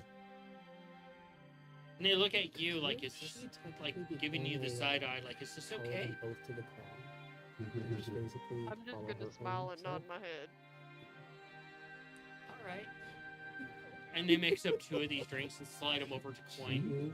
She is the one at the And Coin throws them both back at the same time. Oh my god. I just hear home. Am I gonna be carrying Coin? Not with that roll that she just had. Nope. She sets the glasses down and she just kind of lets out a small burp. Oh, She's like, that all you got? Oh my god, woman. Does Coin get to roll with advantage? With as much as he's drinking, She has her own private, like, I guess brewery of Holding. Yeah. Yeah, and coin and seems like apparently the small one can just absorb alcohol. I think when if you were to take a blood sample, it's not a alcohol sample. It's a blood sample. I don't know if you want to put blood in Coin's alcohol. Hey, if there's too much blood in there, there's something wrong. The coin just kind Oh, of leans good. She forward and she's bleeds like, 40 proof. "You do realize, seeing the drink is good, but I have drinking an entire dwarven troop under the table, single-handedly." Oh my god. And I had a night of drinkies with Coin. And You survived. And survived. I feel that needs to be in a shirt. I Somehow. want drinking with Coin and survived. I just put it on a shirt. I drank with coin and Yes. survived.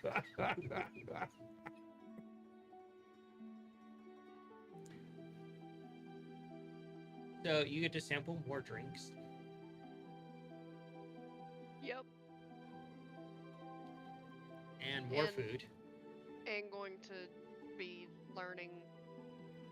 trying to learn bits and pieces of like their culture. So Ember looks over at you and she's like, "So you want to know more about my people?" Yes. It seems like, well, it's not every day someone comes knocking to learn about father's side of the family. So I always enjoy learning about people I've never met before. ooh. It seems like, I'm gonna make a couple of drinks for us because father's special. Ember's like, he's overreacting. Our father is just simply, the demon that devours, the crystalline demon. Over the course of time, turns his enemies into crystals, and the crystals are infused with their fear and suffering, which makes the crystals more delicious to devour. It's really nothing special. And seeing looks so nothing special. Like your bones start to turn to crystal, and then the rest of you starts to turn to crystal, shattering and breaking. And Coin's like, "That's gross." Aloof is like, I'm going to put on my happy earmuffs and not listen anymore. I'm wondering about Osling now. Osling's just kind of like standing there with her arms crossed a little bit, listening. Huh. So your father is the Devourer demon.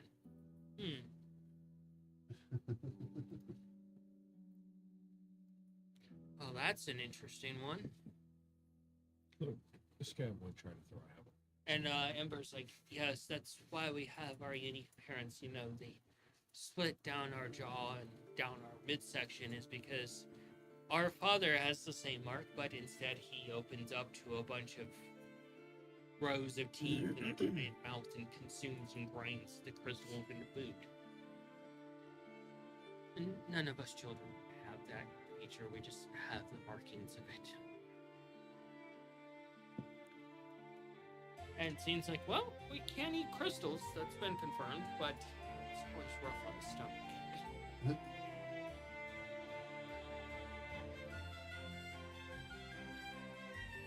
So that's a little. That's interesting to learn. You've learned about a new type of demon. Pretty sure it's not going to be the only type of demon that I end up learning about. Osling's like, nope.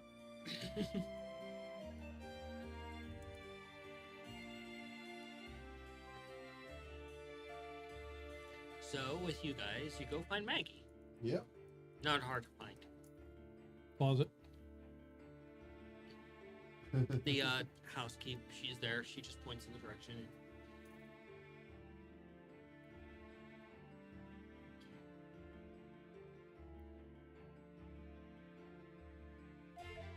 She starts making a couple of things for you guys to eat.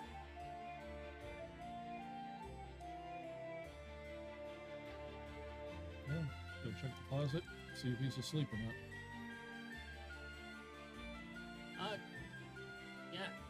You open the door gently, and he kind of turns around a little bit. He's just been staring into the corner, not doing anything. Typical Maggie stuff.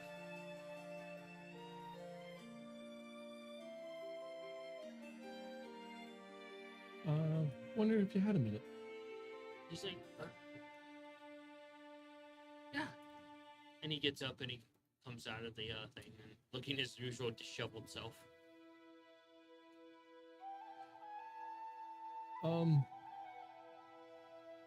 So we have to do a thing, and none of us really have any idea how to do it.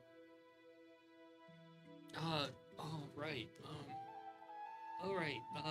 I'm assuming you've thrown a bachelor party. Oh, I thought it was gonna be the birds and the bees talk. Nope. Or the bards and the dragon talk, depending on your case.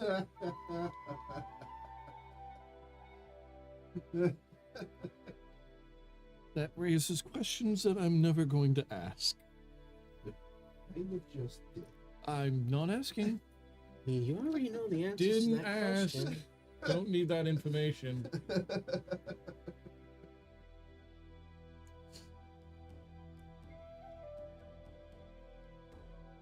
Because, yeah, we have to plan Lumion's bachelor party, and, well, the only parties we've ever kind of thrown or really attended. Everybody just shows up. Sometimes there's a food fight. We get blackout drunk, Well, and then try to figure out what the hell happened after. few parts of the equation are correct. The drinking and the blacking out and remembering what happened. Oh, so we're already halfway there. Wait, how The many rest steps of are it there? is- Well, you have to invite friends, comrades, people, associates, and such. Usually rent out a temple. Or if you really want to get unique with it, you can talk to the local coven, rent out a witch's circle, and really experience some interesting things there. That sounds out of our league. Yeah. That's usually when you wake up a week later and wonder what happened. It gives legitimate meaning dancing with the devil. Well, Let's not do that. That sounds like a bad time. well, Cayenne did say that he's kind of a fan of druids, which I mean, helpful considering who he's marrying. And Maybe the druid circle could lend us a bit of space. So, I would recommend Lumion, you need to complicated. Very interesting one. Bring in some associates that you might know that are in association to Lumion. Invitations are needed. Outside of that, find a local tavern that would be great for it. Well, I already think of one right off the bat. yeah, we're going to go talk. Well, Blef, yeah, but there's also, what was her name? The tavern we stayed at when we first got to Casil. It's very nature themed. Oh, that's good. And it had remember the Filatar? I don't remember her name. Oh yeah, that's the place where I left the rock. Oh, yes. Yeah. The rock that can't move. Oh my god. I wonder if they pick it out the word. I don't know. Oh, I bet you know what? They could probably turn that into a contest. Drink all you want. If you can move the rock. I remember something like that. This far away, apparent like rumor of a kingdom where there was a sword stuck in snow. Probably a fairy tale. Yeah. Or a fae prank. One of the two. Bit of both. So, Yeah, that might be a good place to go. so I do recommend, some jovial music, some food eating and good times to be had. It's pretty straightforward. What kind of good times to Well, food and drink.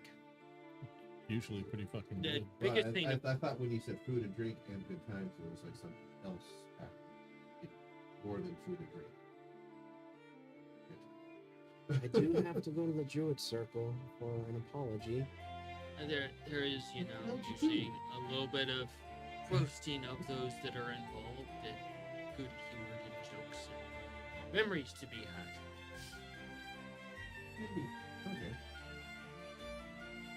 Would you be attending the parties? I'm invited. Well, of course. course. I wanted to be invited. He gives you this look, and you can just see like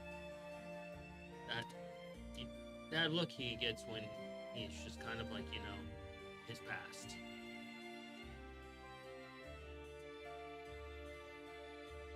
To answer your question, I wrote a letter and sent it out to someone that is blind that I didn't know about. Well, did you put it in like that bumpy language? What do they call it again? How would I know to do that if I wasn't aware that they were blind? Well, if you're sending a letter to somebody, why wouldn't you ask what language does they read? Fair point. So as you talk to Maggie, you go in the kitchen to have lunch essentially. The servant, she's made sandwiches. She's got a very proficient at making sandwiches. Because that's basically all Maggie eats. At least he's eating. That and really sad soup. And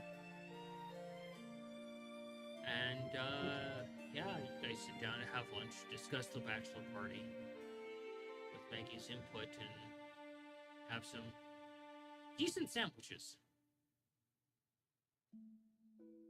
Cured meats, cheeses, fresh bread, fresh vegetables. By the way, that thing about the charcuterie and mimosas that you told me about, yeah, that still.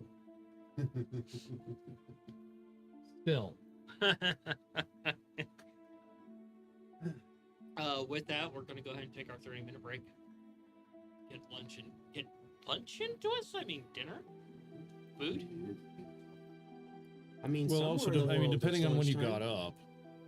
Yeah, some of us tend to sleep till like noon.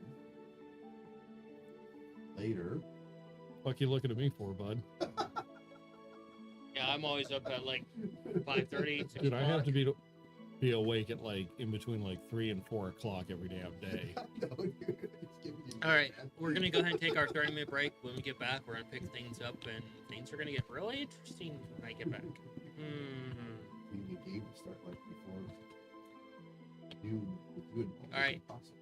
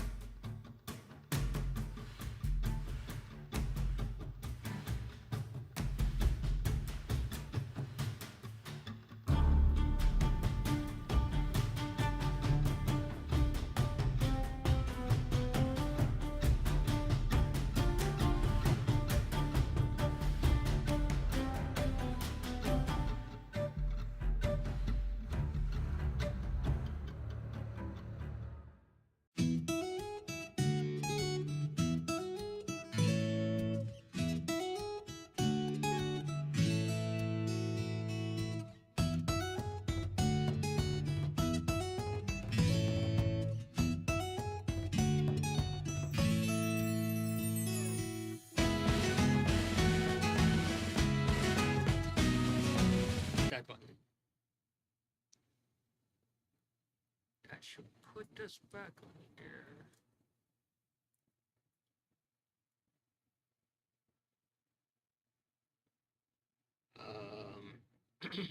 Anytime now.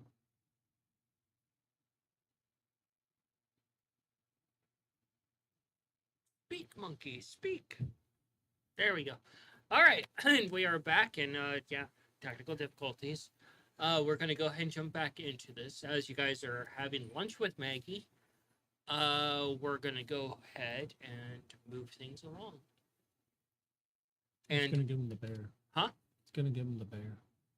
you're gonna give him the bear. Just go ahead and do No, He is- no, I'll hold off. I'll hold off. Okay. Holding off on the bear. Oh, that's what that is. Okay. I saw statistics on my screen. I'm like, what are you? It was confusing me. So with that, you hold off on you're having sandwiches with Maggie, and he's just taking little nibbles of it, not really eating a lot. I was going to say. Go for it. So Maggie, will you join us to go to Left's pub? We will talk to him about how to do this. Maggie looks over and he's like, "Have me." Sure. Always. You're like Maggie. I don't know how to say this without just saying.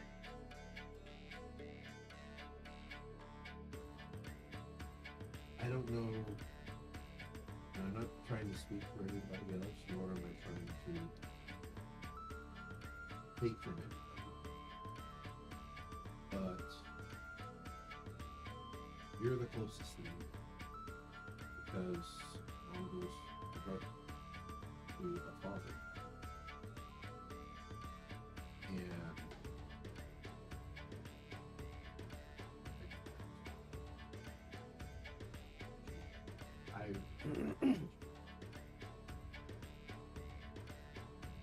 He just nods a bit.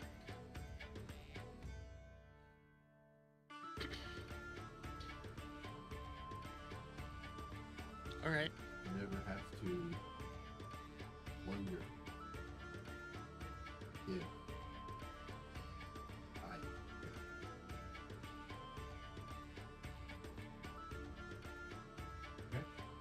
He nods.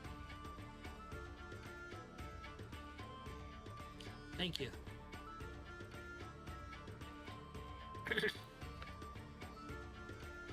So, Cayenne, swinging over to you, you finish up your tasting, your drinkies. You're a little bit more happy on your hooves. They At feel least she more can like still be on her they hooves. feel more like wheels than the new hooves. Oh yeah, it feels like your sense of two left feet is coming out really strong. Fun. So would this be a good time to cast haste? And No. the next course of action was to head to Maggie's house to speak with Sunny. And she hasn't responded at all to being invited to the bachelorette party or anything like that. She's been radio silent on the whole front.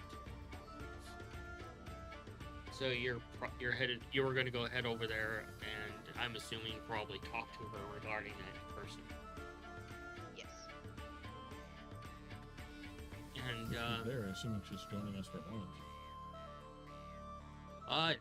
she's actually not there. Oh. It's just, but she does come in soon, and she comes over and she sits on the table and sits at the table, and she gets up, she walks over, she climbs up on the little stool, opens the cupboard up. She's just not paying any mind to anybody, and she comes over and she sits down and she pops a cork off something and pours it, not just like an actual like coffee cup of alcohol, and she takes a sip of it. Takes another sip. Everything okay, sister?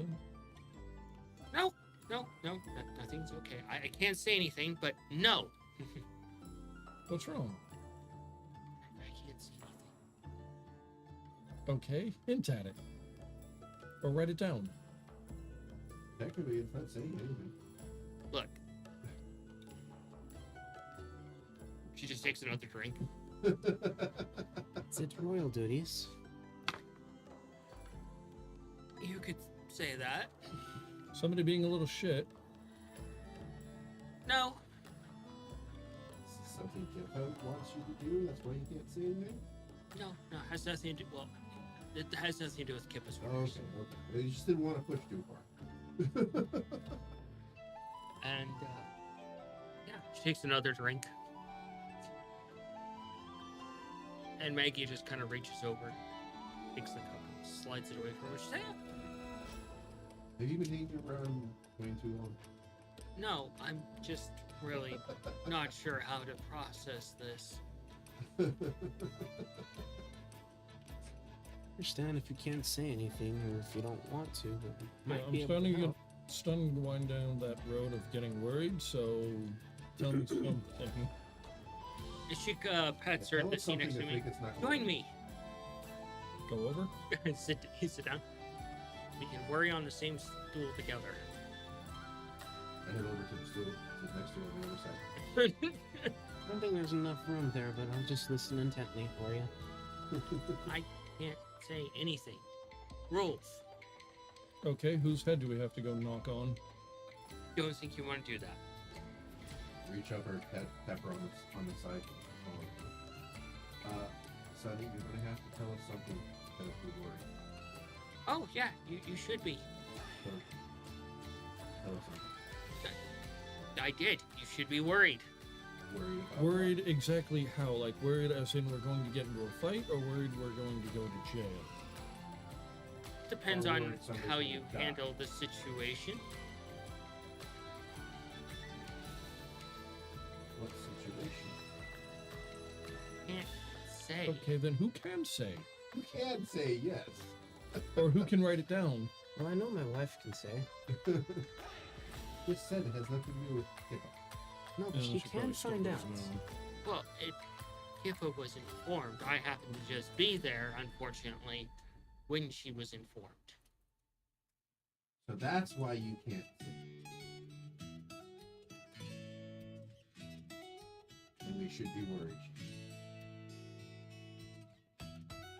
Is it anything that we did or didn't do? Or something that we're likely to do. Can you give us that? I can't say. Not even if it's something that we did or didn't do.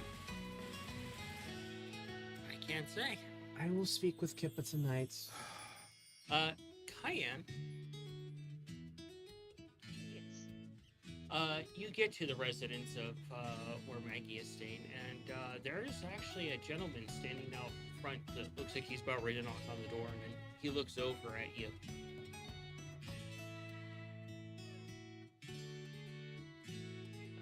Can I help you?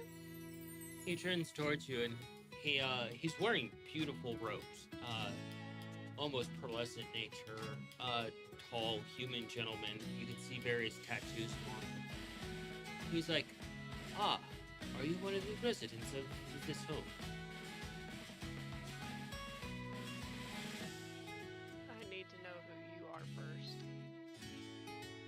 Ah, I am a judge of the Magic City, here to put somebody on trial for possible crimes.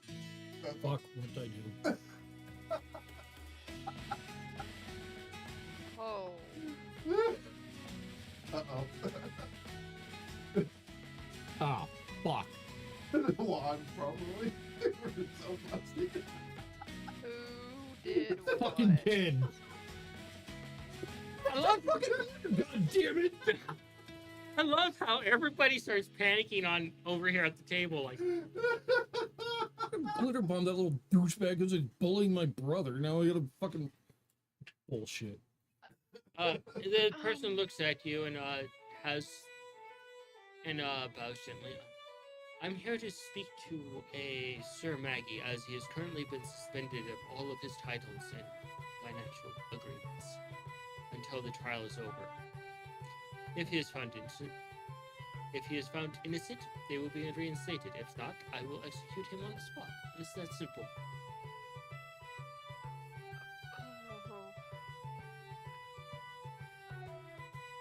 Give me moment. As you may.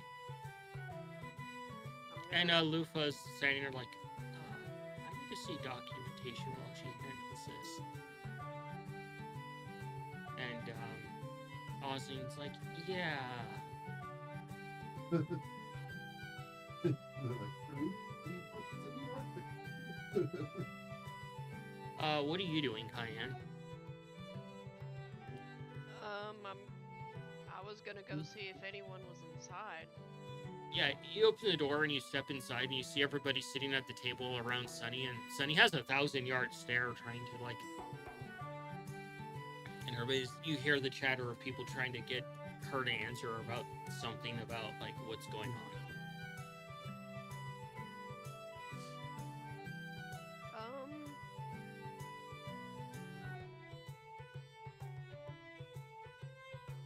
So I don't know what's going on, but we've kind of got A situation at the situation. door. What do you mean? What? What kind of Honey. situation are you talking about? This is what you can't say. And he just sits there and she's like, I'm not speaking on it. I can't. She has no idea who's at the door, so how the fuck does she know if this has anything to do with this or that? Well, Who's- apparently there is a gentleman who is from the Magic City and is here for a trial. Maggie turns his head What slowly. fucking trial? Oh my god, is this about that little shit that I fucking glitter bombed? It It was fucking bullying Scav. it didn't have anything to do with you, Mongo. I mean, what glitter bomb? Nikolai, what did you do? I did nothing. Had nothing to do with Nikolai, you, Scav, or me, or Sunny. What's going on? Apparently there's a trial against Maggie. The hell? On what grounds? What grounds? Maggie just looks at the cup in his hands and he just kind of, sets it down and he's like, he gets up and starts walking up to the door. Hold on. Hold on. Maggie, please. Essentially, it's to find his. He didn't go into details. He's just talking about suspension of titles, financials, charters, and stuff until innocence is proven. And Maggie just speaks very quietly. Or they just kill you on the spot if you're found guilty. Do you know what they could be on about? I mean, I am the last surviving member of the Obscura. And that's a crime? Depends what they find. Depends what they actually blame me for.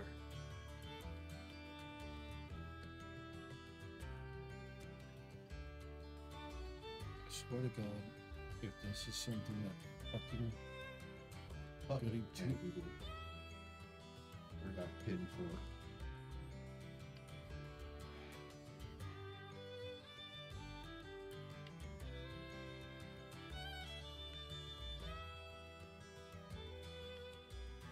Nikolai, I'm gonna tell you this precisely one fucking time. If it was the puppet that did this, that clone of your father,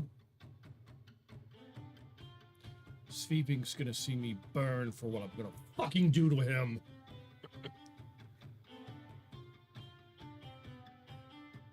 Okay. No problems with that thing.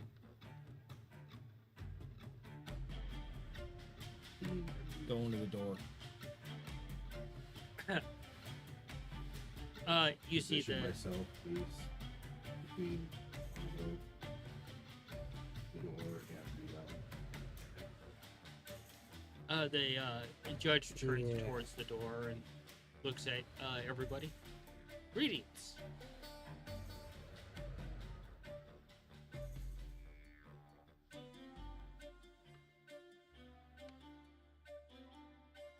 What are you here for? I am simply here to act in my position as judge. To listen and to investigate the testimonies of Maggie in regards to certain events. Which offense? Interesting. Pulls out a scroll and he does something just by moving his hands. He's like,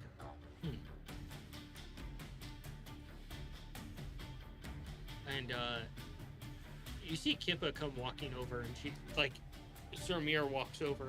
He immediately steps between the judge and Kippa, and the judge takes a few steps back. He's like, it is a crime to stand before me and what I need to do. You haven't shown any official documents. Kippa's like, I've seen the documents. He also hasn't mentioned what fucking crimes. He doesn't need to. It's Magic City business, and I've already been in this discussion once today. I am invoking a charter, a rule that he cannot deny, and that is that his peers, Maggie's peers, are present for the trial and to speak on his character. And the judge looks over. These are agreeable terms. So we get to know what the charge is. The judge speaks. That is true. The charges are treason, attempted throw over several kingdoms, murder in several degrees, conspiring against the Magic City and its magics, threatening the royal queen of the Magic City, stealing magical artifacts, plus a few other minor things.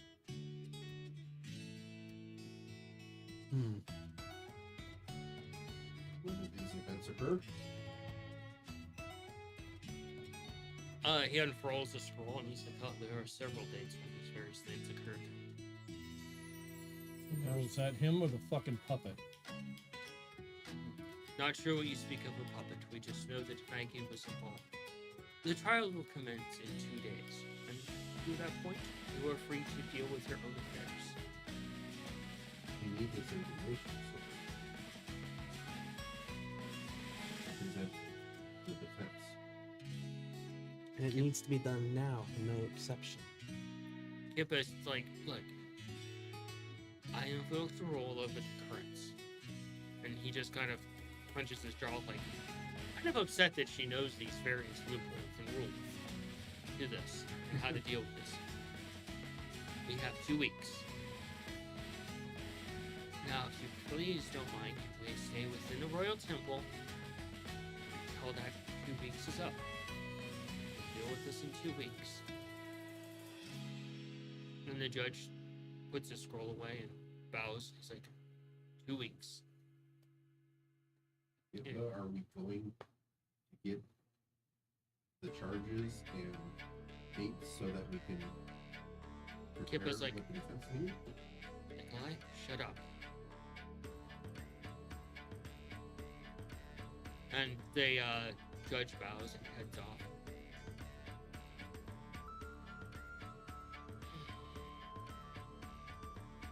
Everybody inside. Yeah, Mongo's gonna close the door a little harder than he probably should. Kippa nearly Not jumps. fully slamming it. Yeah, Kippa jumps at this a little bit. And Sir Mir has a sword drawn instantly.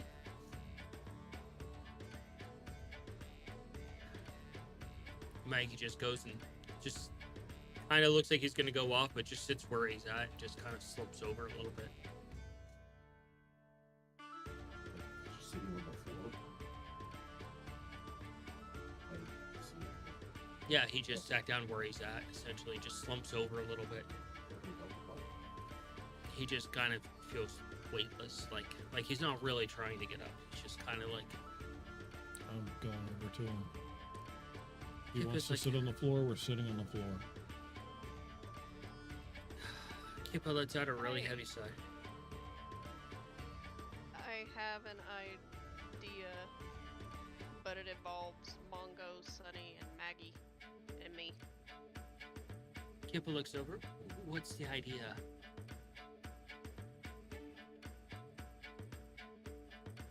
going to speak to her in Druidic. Okay. I'm gonna let her know that I wanted to take Mongo, Sunny, and Maggie to my realm to decompress for a little bit. He speaks back. It's not a bad idea. It was like I got wind of this moments ago, maybe 30 minutes before. Luckily, I brushed up on things as far as a backlog of knowledge.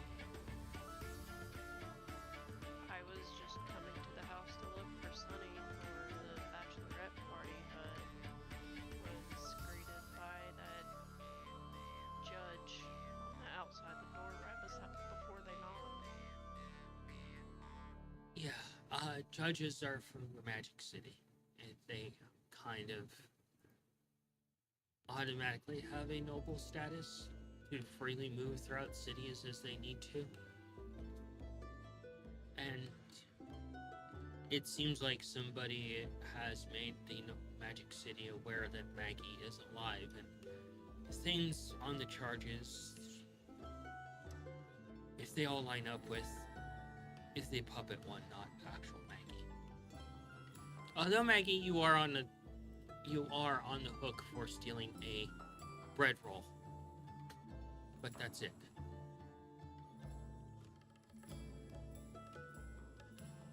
How do we prove this beyond argument? Hippo sits down on a chair, gets a bit comfy. That's the difficult part. Maggie refuses to restore himself to where he needs to be. Maggie's like, I'm right here. You need to do a heavy identify on me and basically rip the memories of the puppet Maggie out of me so that they can see the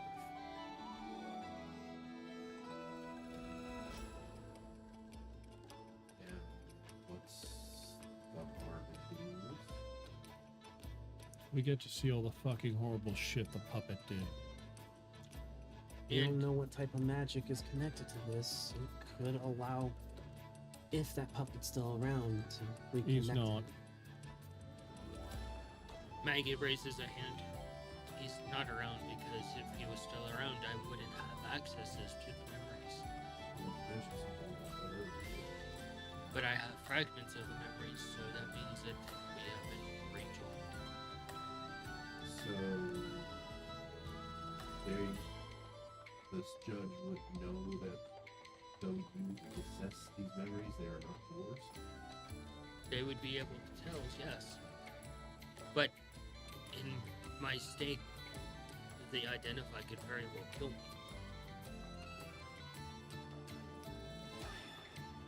And if you don't defend yourself, you will I would be guilty of all the charges. have nothing done. Good. Yep. Okay, I'm gonna ask a question that I don't necessarily want to ask. I know before the Obscura formed, less than savory things were done. Anything on the list other than like the bread thing beforehand, or do we know that these are all from the puppet? Oh, before the Obscura. I was a rapscallion. I traveled with pirates for a while. Are these things that the Magic City would break down? You know. Okay, so these are all these charges are from the puppet. Right. I was hungry, I understand. and there was nothing saying that it wasn't for sale. I may be able to aid with the identifier that could help protect him. Kippa looks over at you, Kyan. Say, go ahead. Take him to a better place.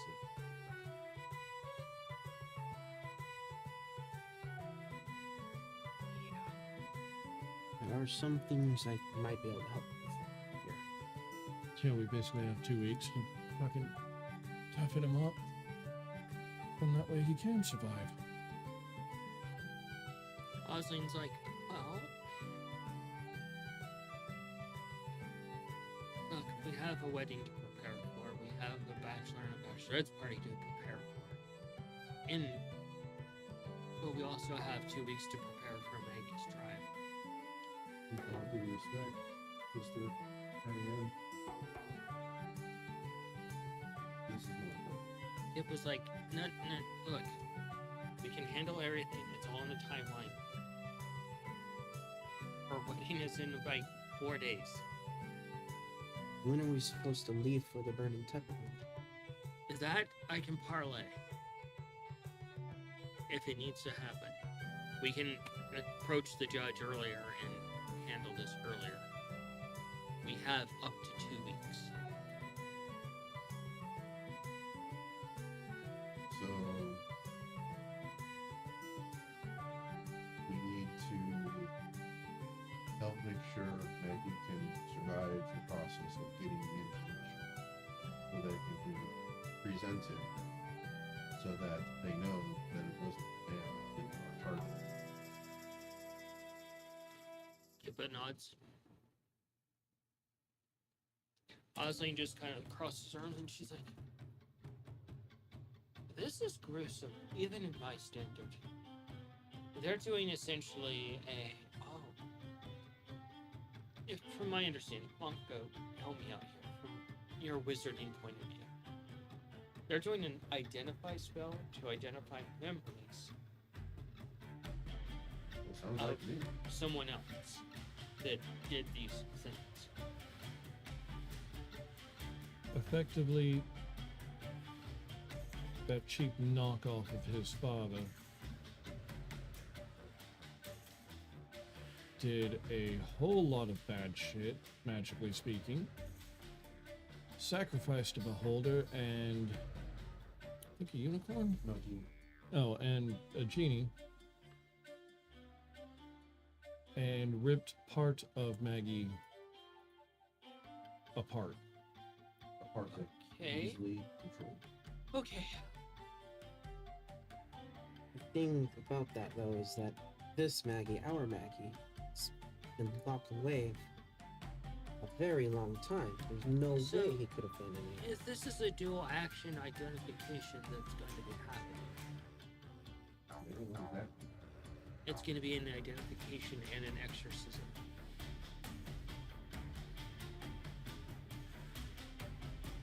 What do I know about those? You probably are looking at Osling like, The soul fragments that attach to memory.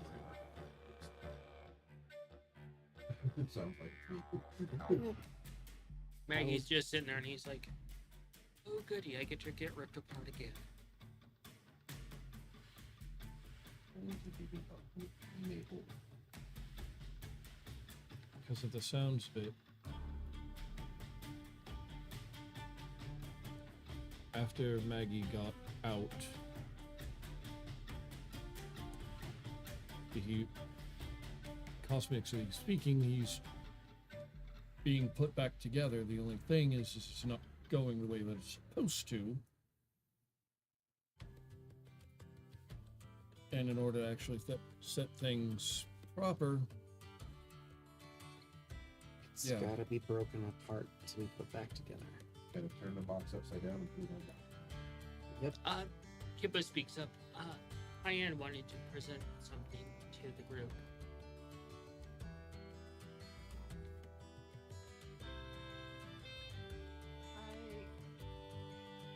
I want to take Mongo, Maggie, and Sunny somewhere.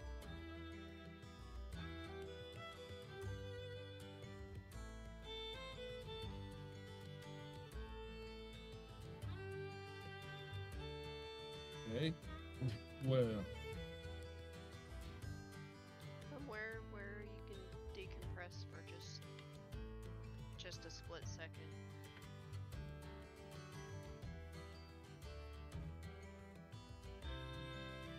like what, the training room? Because I'm kind of in the mood to blow some shit up right now. No, it's understands. Oh. At least be relaxed. Now you have me curious. Kyan, no offense, but I don't think now's the time for a spa day. It's better than a spa day, trust me. Osling's like, oh, I know what she's doing. Gotta use a few more words to fill us in?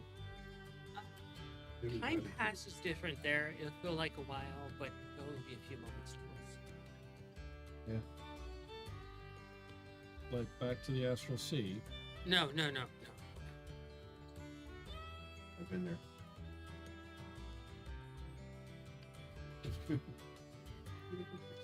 Look, Osling's like, I would rather that everybody's relaxed before I do an examination on Maggie to see how quite literally cattywampus he is. That actually brings up a That thought. sounds more. Sure, she didn't mean it in a bad way. That actually brings up a thought. Kayan, you mentioned, I guess the goddess that you follow is like blood and truth and stuff like that. Is there anything through her that can help?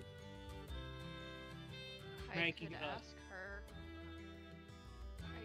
I did give an offering to her of Maggie's blood, but I haven't heard anything back about it recently. Maggie walks over to you and he's like, Diane, Yes, Maggie. how quickly can you pray? How quickly can I what? You cut out. Oh, pray.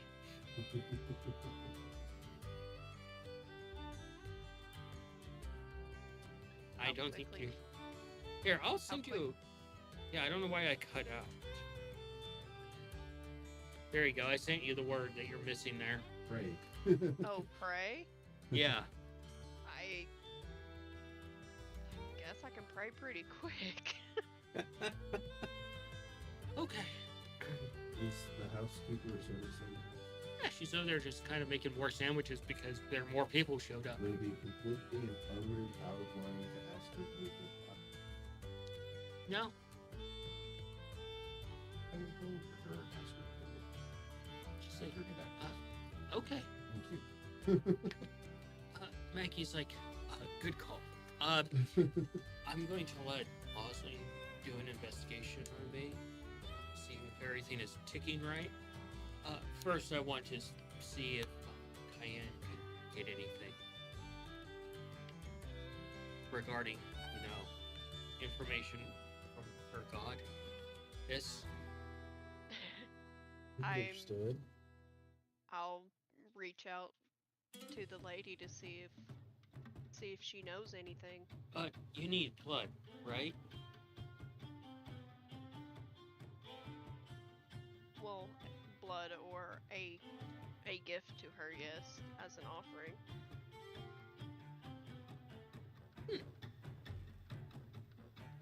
All right. He pulls out his wand. He takes a few steps back from you. I'm glad Fod is coming. And you see him do a quick semantic spell, and you see that paw appear, right? This mage paw. And then you see it become like an iron mage paw. And then it comes down and just grabs onto Maggie, and you see just rip a chunk of meat out of him. And then drop it into Cayenne's hands.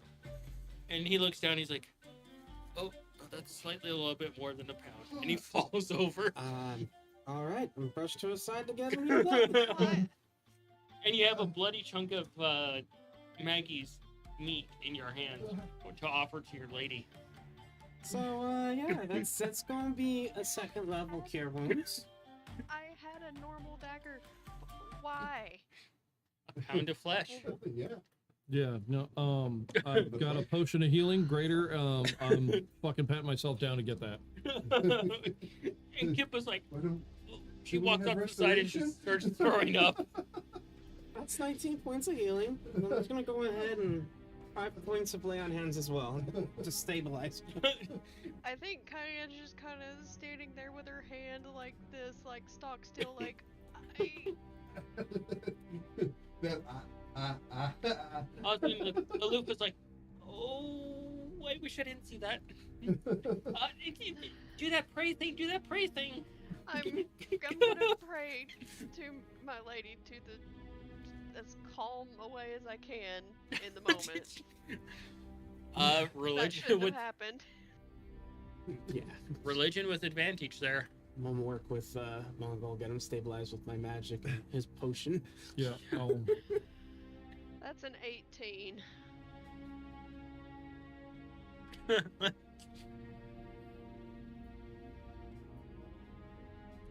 Now that everybody's shitting bricks. I just wanted to take Maggie, Mongo, and Sunny to a pretty place. I didn't want all this to happen. You'll still get a chance to do that, but fuck. Look over to Sir Mirror. Can you make sure that Kip was okay? Why don't you go make sure? I'm We just got her. tending to a wounded Maggie. Tom, did you have the box that you got for Maggie hidden to where no one else could see it? It's on me. Yeah, other than the 2 brothers, I haven't mentioned it to anyone yet. Oh, the Yeah. stuffed animal thing? So yeah, Kippa is currently throwing up in the umbrella jar base. She is not good with gore. Which is really funny because when we first met, her favorite activity apparently was hunting. She wanted to do Well, that. It doesn't have to be gory. Hunting does not have to be gory. Clutch, how do you know she was trying to hunt? Yeah. So Maybe she just wanted to play tag. So Cayenne, as you're sitting there holding this piece of Maggie, it just kind of starts to just turn to sand and fall between your fingers, and it just reverses and floats up into the sky. And you guys blink, and Cayenne is no longer there.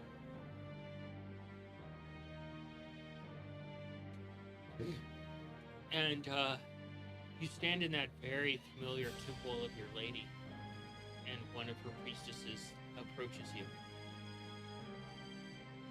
I give a very respectful bow and say greetings. I've come for some help. We are aware of your ask for help, and your gift has been accepted. I just want to know if we'll be able to save Maggie from what this trial is wanting to do. I know he's a good person. He's not the same as that mirrored version of him was. He's not the one that did the crime. The figure stands before you and listens, and then, almost like a statue, opens their mouth and begins to speak. Mirrored version is a strong term for something that is just a mere meat puppet that is a fragment of what the original was.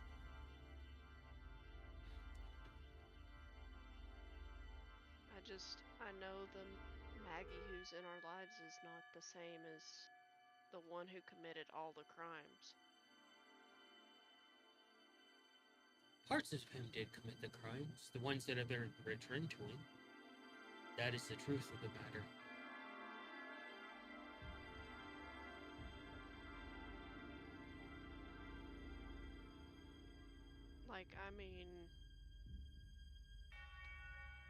The Maggie who's with us, he couldn't have committed all of the terrible things, like murdering other members.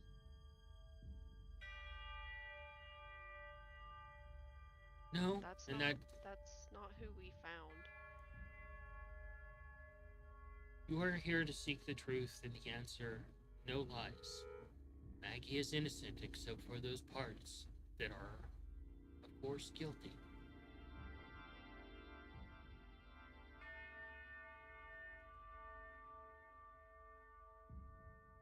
gonna be able to bring some truth to this.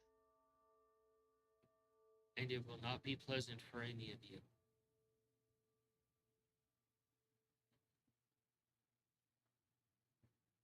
Thank you. You're welcome.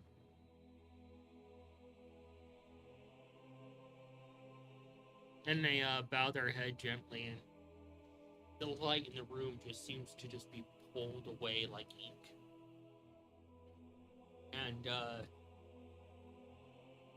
you just nearly come crashing out of the literal air as you're returned back to the material plane.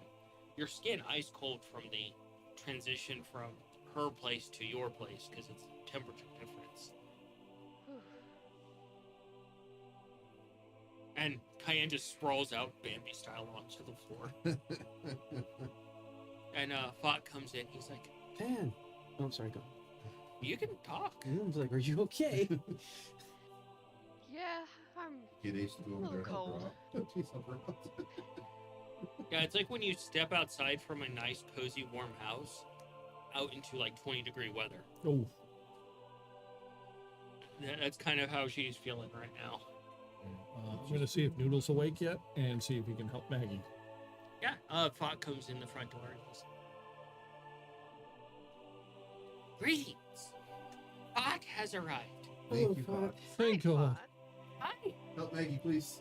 Yeah, I'm currently sat up, propped up, healed up. Maggie's just looking really pale. He's like, oh, ow. Ow. Really shouldn't have done that. There are less dramatic ways to accomplish certain tasks. Some gods respond better to a pound of flesh than just a little bit of blood. That is fair, but She did accept your gift. And you're trying to hold him together there, and you're trying to, like, you can see where the meat is taken out because you're hands-on with it. And it's, like, all the way through the outer, like, fat and, like, some of the muscle, and you're, like, pushing his insides back in a little bit. fine. I really hope you know how to perform some greater restorations. Her companion here is in great need of medical help. Fott walks over. His insides are falling outside. You know, there are some clerical followings that will actually remove their insides and turn them into sausages and then regenerate them. It's quite interesting. Met a bear that did okay. that in the city. Let's- Maggie, you're gonna take a trip to Fotland. It's an interesting place. Fott has learned something from a fellow cleric. They reach into their, like, side pouch and they pull out a frying pan. Whack! Right across the head of Maggie, and he's out instantly. Nighty-night. Oh, look at Mongo. Other way. Fuck. That was your traumatic one.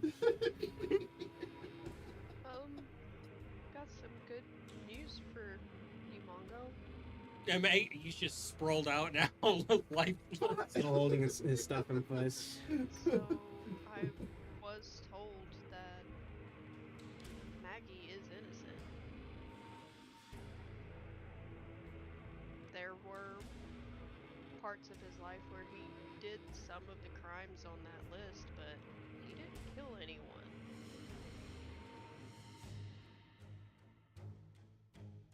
Yeah, a lot of That was- royalty kind of don't really see theft as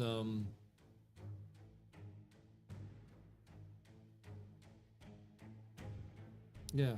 Still might lose his life because he nicked a few things. Fott will make sure he doesn't die. Thank you. Do you need What I'm help? getting Fuck. at is the lady says that Maggie is innocent. So how do we get her to testify on his behalf? Fott looks over midway, holding up part of Maggie's intestines.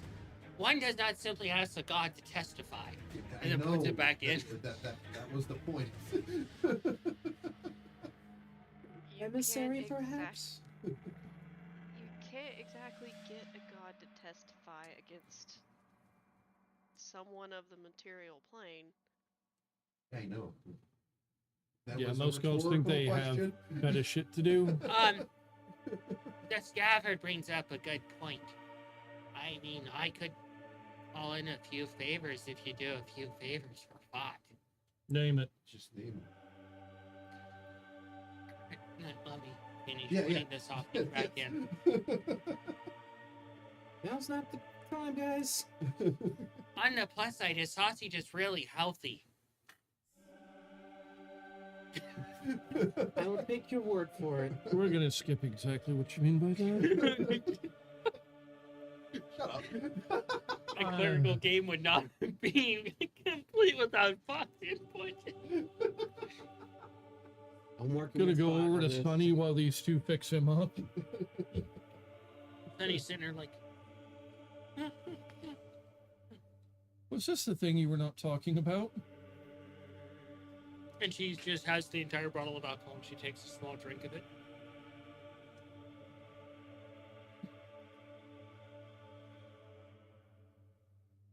Pull out something I probably have on me. Not gonna take her alcohol. Use your own, right? Mongo. And Sunny, you too, actually. Something I have to speak to both of you about while we're doing this. There is You something. have to ask consent for saving his life. Shut up and fucking do it. It's, well, that, Well, yes. you know, non-consensual life-saving is a thing. While You we're- have consent. Save him. Yes, of course, but also, whenever they perform that identification, I may be able to help him. Concentrate on the task at hand. Fott grabs your hand. Hold this. Yeah, we'll exactly that.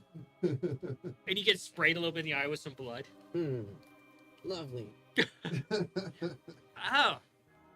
Squishy. Yep. I don't think that's supposed to be there. Fott knows what he's doing.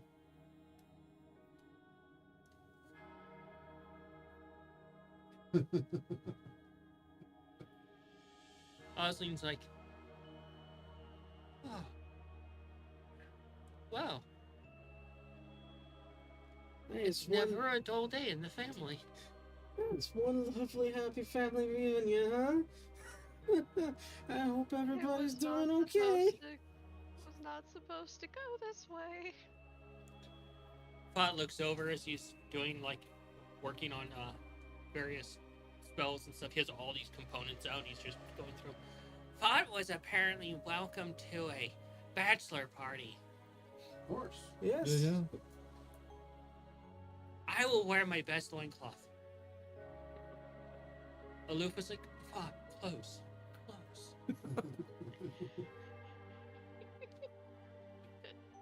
We'll talk more about it after we get Maggie fixed up.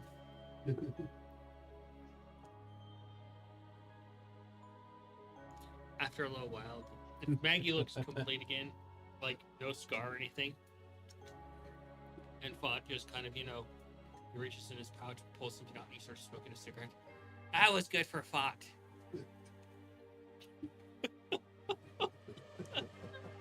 Carefully sit Maggie up. I'll go over, hug Fought, kiss him on the forehead. Yeah, give him a hug too. Thanks again, Fought. We really couldn't ask for a better friend.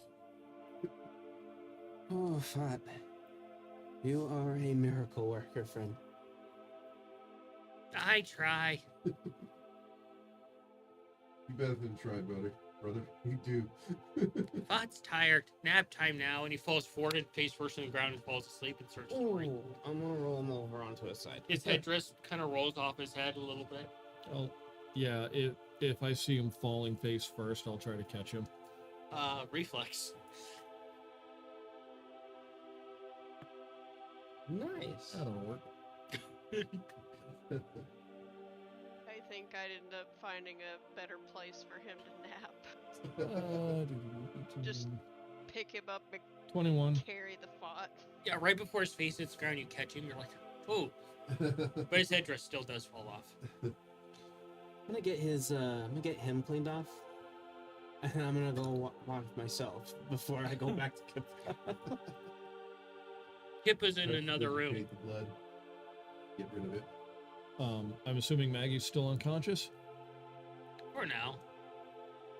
I'm gonna leave Take you. the bear out, put it in his robes.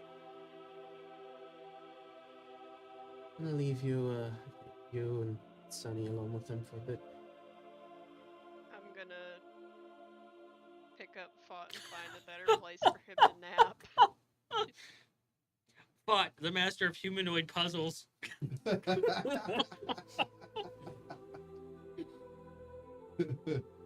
And apparently he can solve with his tongue.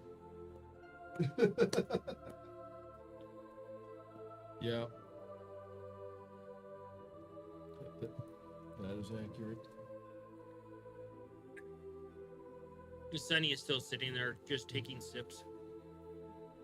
Osling's like, really wasn't expecting that at all. Aloof was like, what?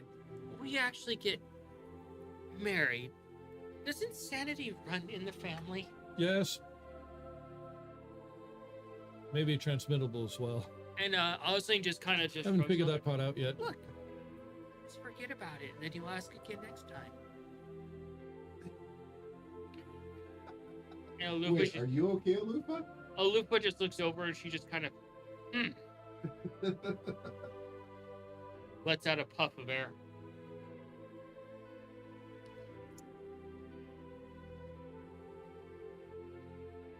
So awesome.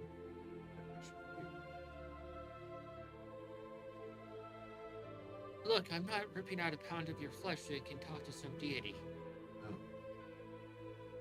I understand that you've been doing work in courts of law. It's like dead witnesses. All the way up to the form of the spirits. Yes, I'm very well versed in seances, exorcisms, any other things. Will you, with those skills and abilities that you have to do that, you think you might be able to assist if the judge pulls out the parts of Maggie that did these crimes? And have that portion of the spirit be the one that is answering to the crimes?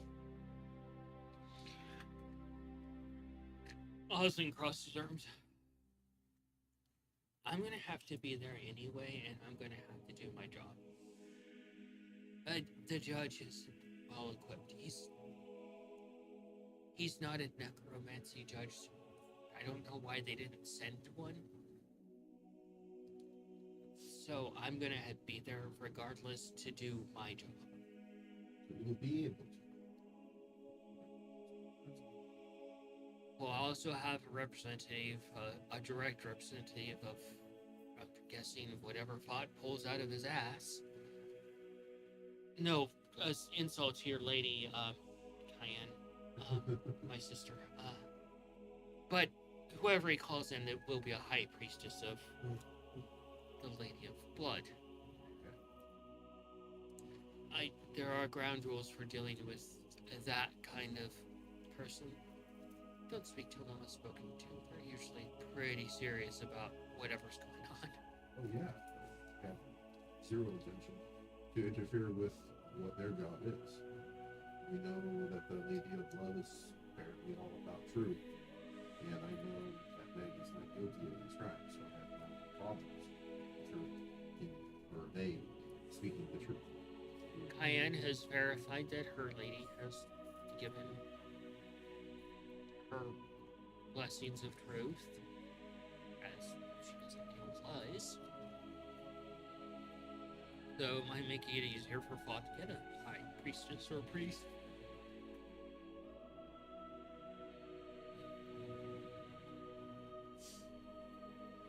Wow.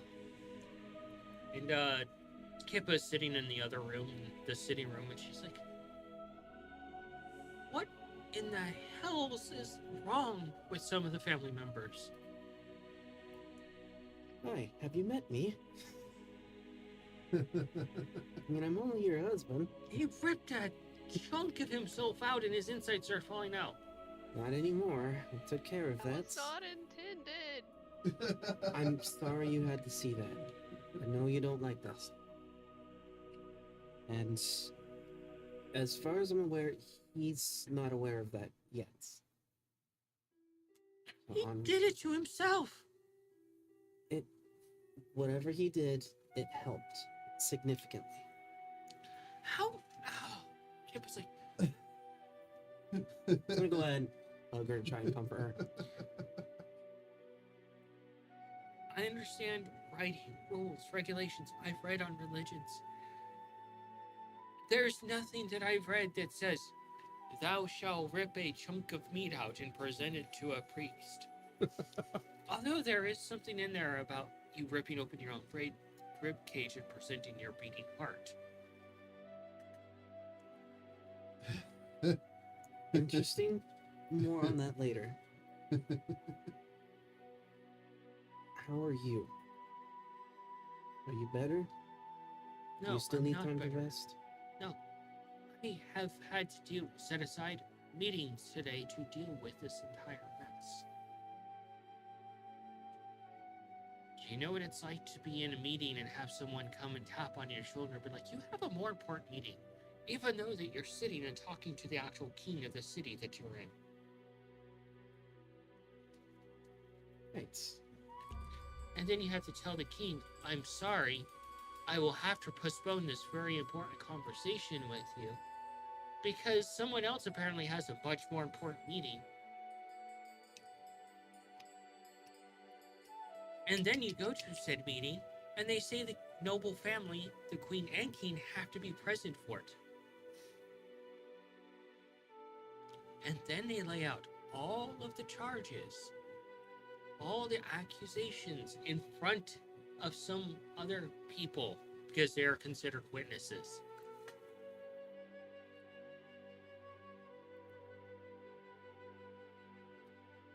Are you about to return back to the palace? Well, I have to. Take me with you. I may be able to help with this.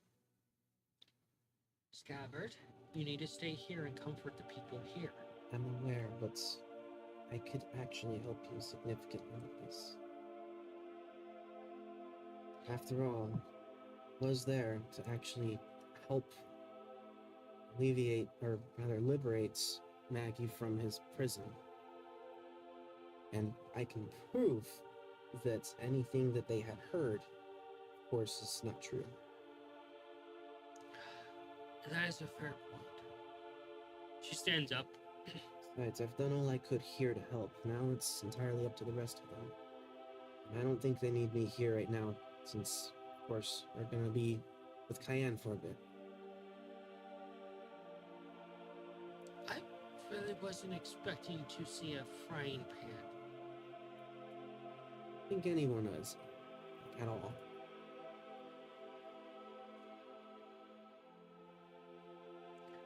As you're sitting there, you get hugged from behind.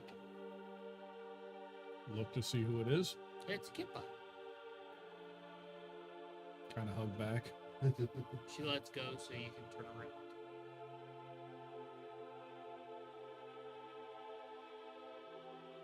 So this has been an interesting day. Yeah. Look, I'm gonna go take care of what I need to take care of regarding the situation. As you're familiar with, damage control.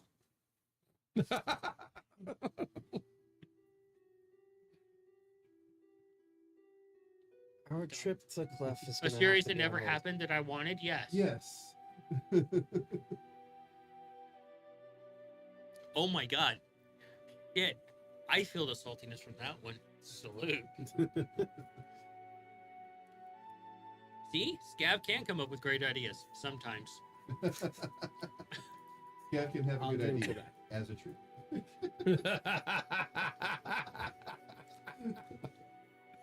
So, Kip Sir Mir and Scabbard head off to deal with the mess. As you're cackling about damage control. Yeah. Tell Kippa try not to have too much fun at the bachelorette party. You'll probably have a single drink. Hi.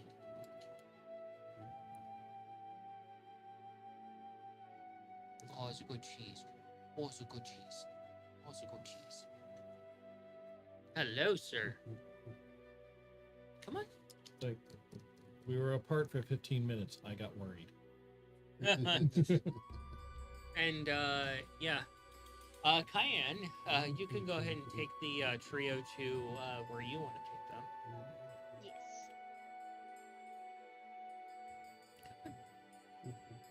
We're gonna teleport. Mr. Cheese. We went from planning a bachelor party to now having to play Law and Order. Welcome to D&D, because you never know what's coming up. Welcome to any tabletop, really. Yeah, from Was the Hangover to I able SVU. was I able to find an appropriate spot to put Fought so he can nap? Yeah. Nikolai will just, I guess, make sure that when he wakes up, it's fine with that. Would definitely make sure to let. It's a little disturbing watching Plot sleep because he's mostly speaking in tongues while he sleeps. That's fascinating. I'll try to write down the words he says. It's like Cthulhu's language. I'll just translate the sounds into my language. That's a Right down. dangerous thing to do. I don't know. Maybe he's got something he's dealing with, and that could help. Yeah. I'll let these two know that our trip to Left Spar is going to have to be on hold till tomorrow. Obviously. Awesome.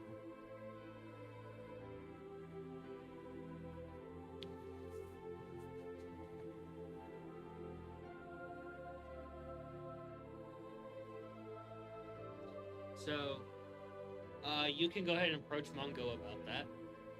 Sunny's with Mongo, and they're both with Maggie.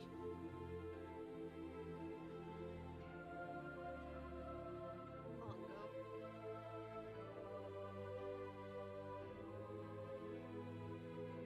Don't worry, there's enough.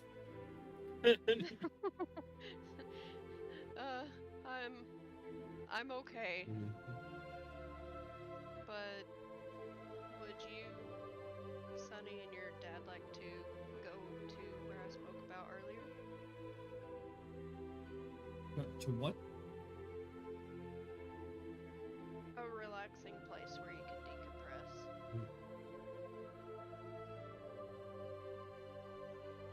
Sure. Look over at Sunny. Sunny's like, You game? yeah. And she reaches in her side pocket, sits down the jar of alcohol. She's like, I forgot about this. It's a special mix that Coin gave me.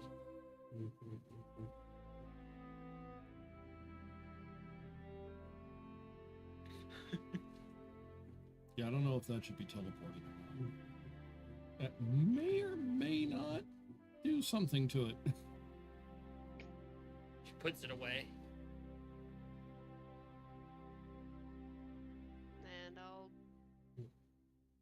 take Well, me, head for the Mongo, door Sunny, since and Maggie. Yeah, as you go to reach for the door, Cayenne puts her hand on your shoulder, and everything just kind of fizzles out for a moment, and you're just suddenly standing in a whole different place. And it's a place that she's described before.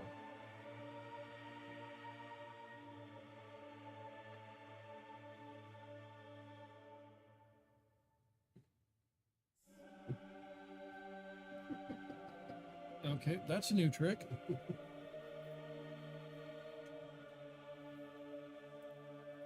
All I can Where say is is this? welcome.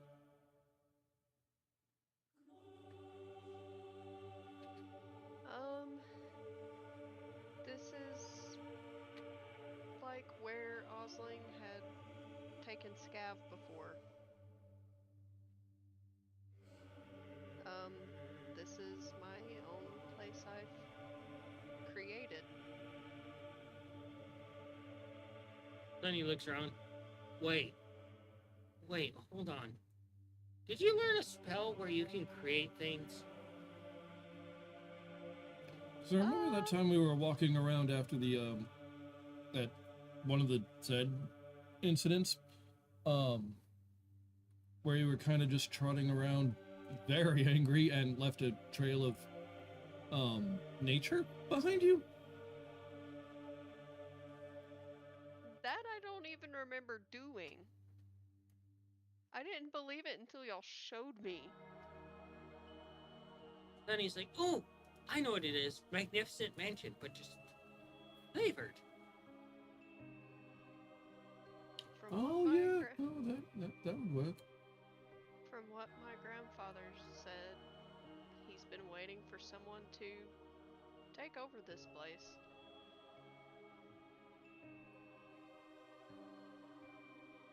Then he looks over at you.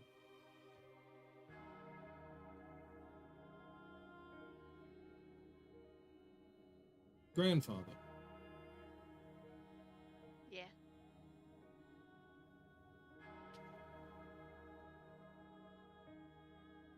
As in the father of the auntie that we like. Yes. Father of the Giants.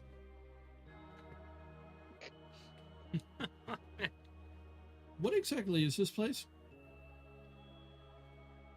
This is my own created realm. Sunny stops dead in her tracks, about ready to pick a flower. Oh, In a divine Honey, realm. you are allowed to pick and take whatever flowers or berries that you see. you're not going to smite me, are you? No. Because gods like to smite people. I don't even know what I can do. Well, you brought us here. That's something. I thought it would have been important to bring all three of you here. Especially after what we've heard and what we have to deal with. I would much rather all of us be in a place of relaxation and peace.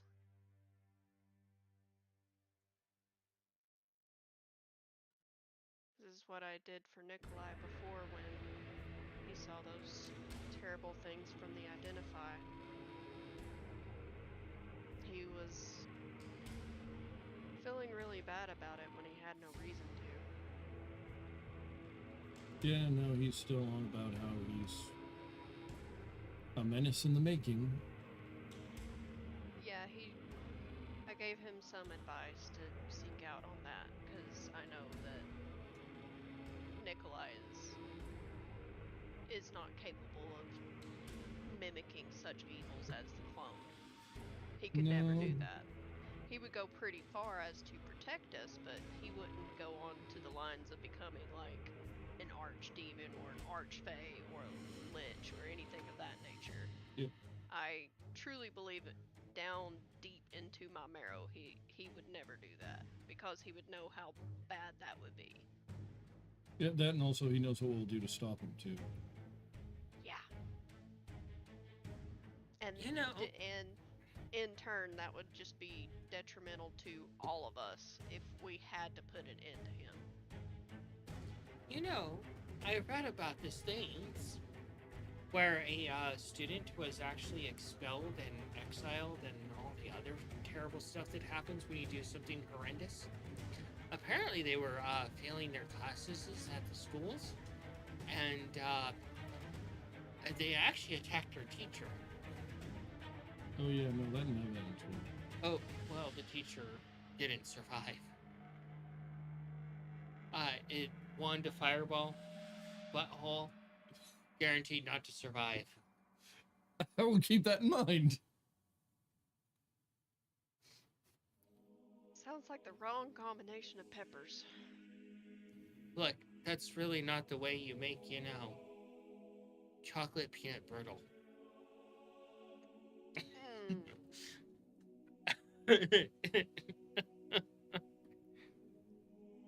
Huh. Everybody's like, nope. I've heard of some situation getting a bit nuts, but yeah,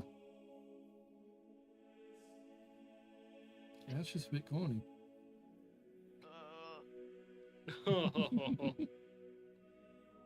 And I am allowing Sunny to pick whatever flowers or whatever berries that she sees. You see her take I'm a- off her jacket, and you see her kind of disappear halfway into it.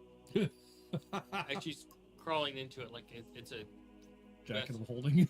yeah, and then she takes out her plant that she's always talking to. Day. And then she goes over and she kind of, digs a spot and she plants it in the ground. Aww. And she pats it on the head and she's like, this is the best place for you. You can grow and spread your happiness for all these plants. And the plant just kind of nuzzles her a little bit and she pets it. That's so sweet.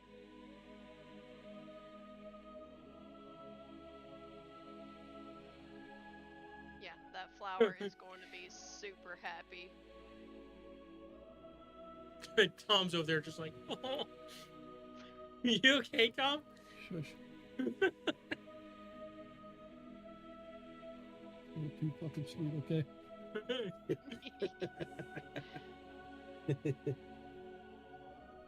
Sunny is just honey candy. That's all she is. She's gonna melt you. Melts all the hearts of all the things. Oh, good. Both the kids milkshake. What's sure about it? Sunny looks over at you. Ryan, I got an interesting idea for you. Oh, Your mushrooms are growing a little wildly, aren't they?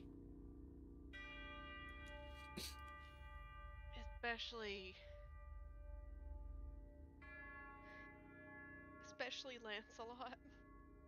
Sunny comes over and she offers a little paw to you.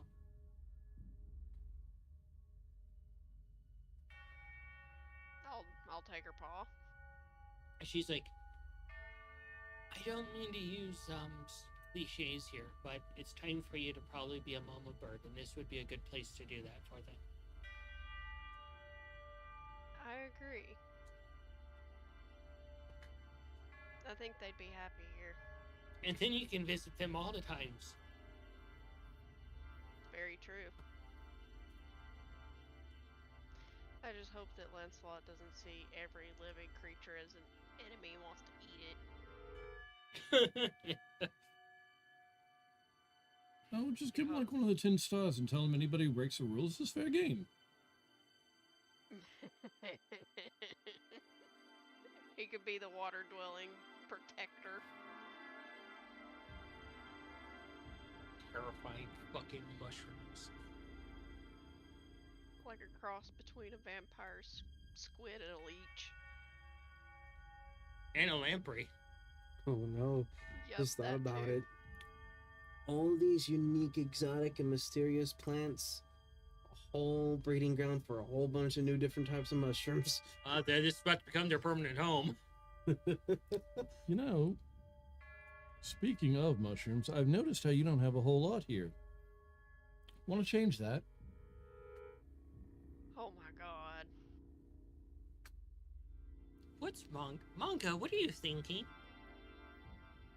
I think I know what he's gonna do. The bad I've guy. got a spell. Look, it's We feed like an entire city because of a mushroom. Uh-huh, that spell.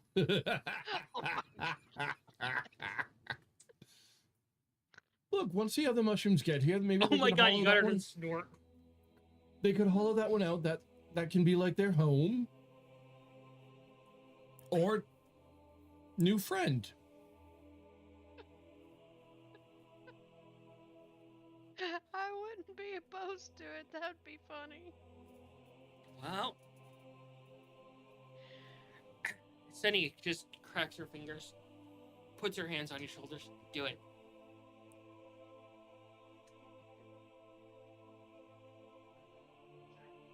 What level spell was that?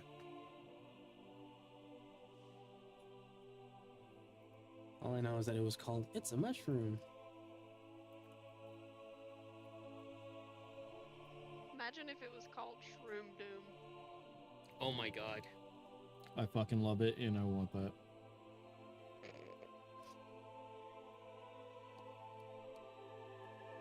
Shroomy a shroom a go go.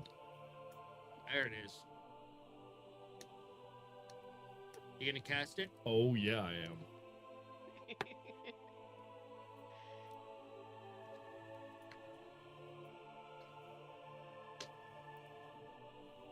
Oh.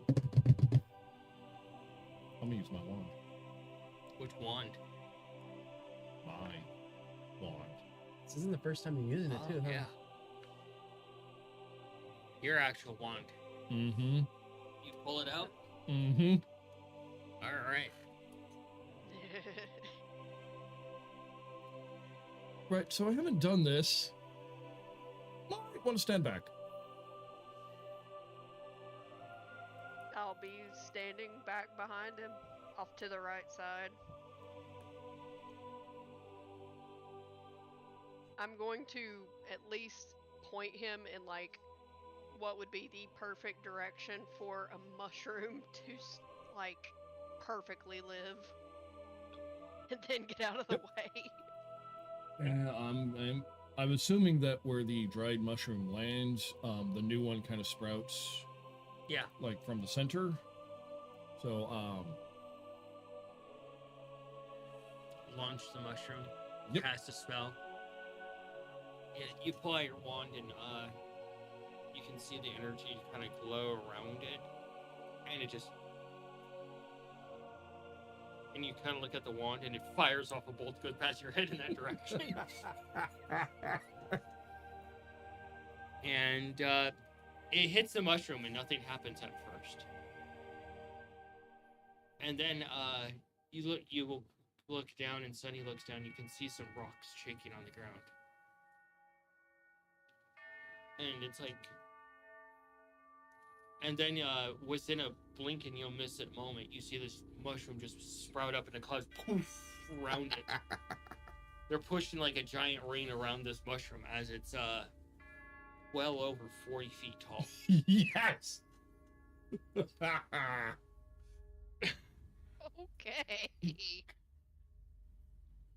Nice.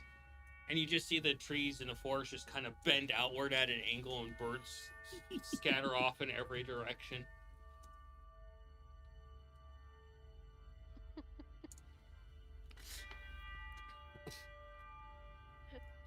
Now I've got a giant shroom. Sunny looks over at you. Really?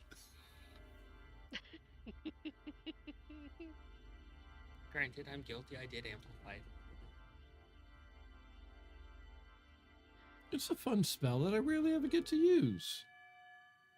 From the first time I did this, I mean, how big was that first one? I think the first one was like 20 feet tall, by like, I want to say 8 feet wide. I know it was big enough to feed like an entire city. Oh, yeah. You know, if you did this in the city, that would basically be an act of war, right? Yeah, that's why I've never done it in the city. Because that's insane. I remember it was done in like the lower farmlands is where it was done. And then the whole city got fed for what, like 2 weeks, almost a month. It makes me wonder if those farmers had enough like spores to do like propagation of their own mushrooms afterwards. I'm sure they did. All of the mushrooms. Now, just a question. If the big-ass mushroom spread and started, like, would those mushrooms be the same size, or would they just be like the normal size of that species? Don't know yet. Just find out. Now, would they be magical? Well, on the underside of this giant cap of this 40-foot mushroom, you do see it giving off a soft bioluminescent glow.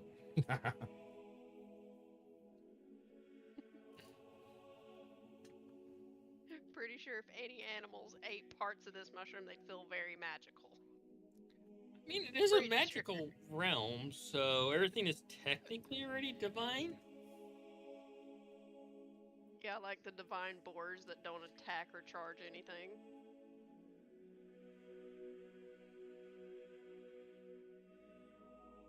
So,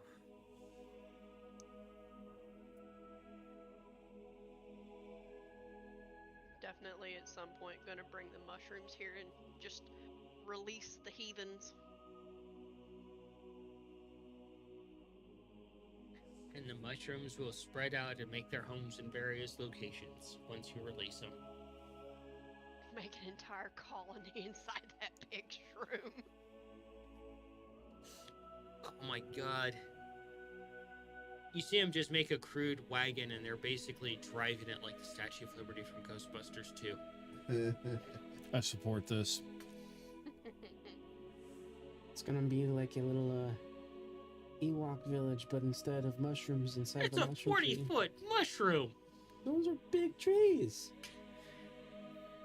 This is like way larger than a redwood.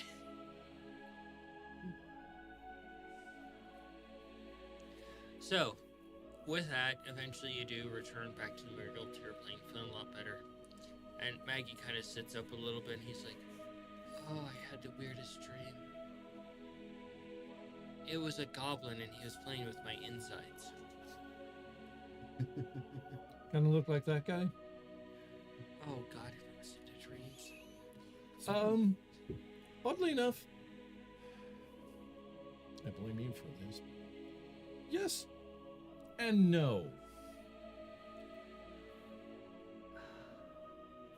Cayenne, did it work? Yes. But next time, I don't need you to mutilate yourself like that. He kind of shrugs ever so slightly. He's like, Easy. I've got a regular dagger. well, we needed to find out, so a pound of flesh, in my case a little more than a pound, was kind of... I thought it was a good call. Also, how the hell did you do that? Oh, you mean Iron Paw? Yeah. It's just a rudimentary 9th level spell. Yeah, still got a lot to learn. 9th levels are not rudimentary to me. Yeah, it just reinforces your mage paw with a certain level of strength, and then you can do things with it.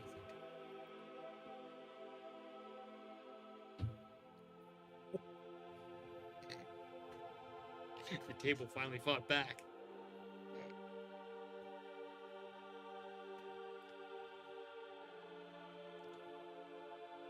Well, he stands up a bit.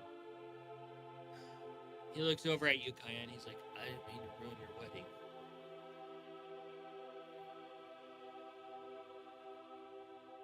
The lady gave us her blessings of truth.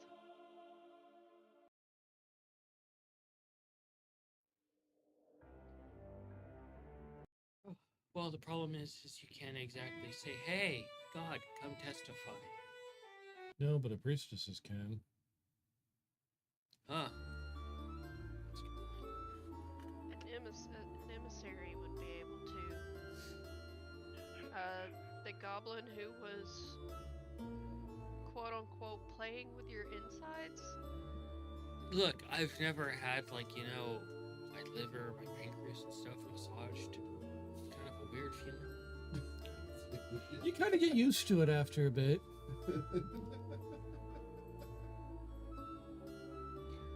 Look, I've had other members of the Skira put me back together, but it was your mom's like, hey, here's a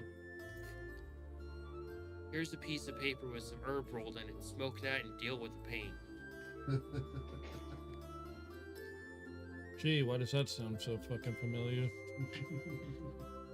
I mean, don't get me wrong, it works. It does work, but sometimes it's better to, you know, make the one in pain chug a lot of alcohol, so hopefully they pass out and feel nothing. That was Holvar's method. Yeah, apparently frying pans also work. That's what that was. I just saw something black come out of nowhere, and I just felt my neck snap off to the side. Yeah, that goblin that was apparently playing with your insides is actually going to help us.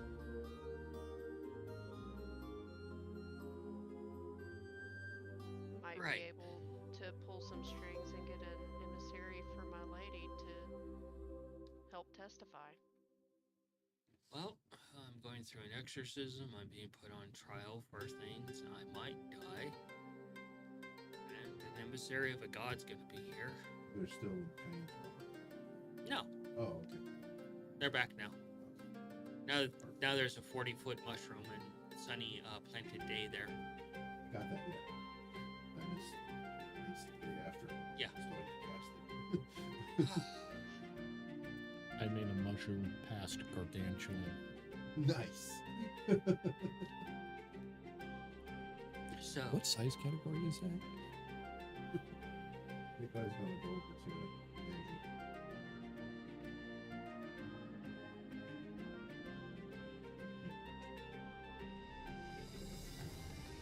Thank you for understanding me.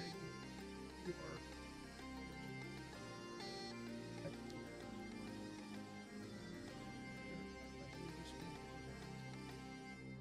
oh, that's usually my current plan.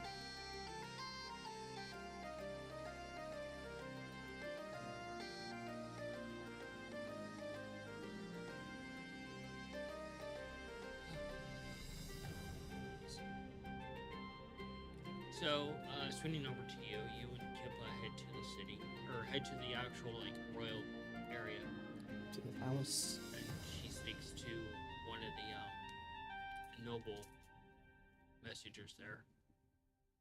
And an hour passes, 2 hours pass, 3 hours pass.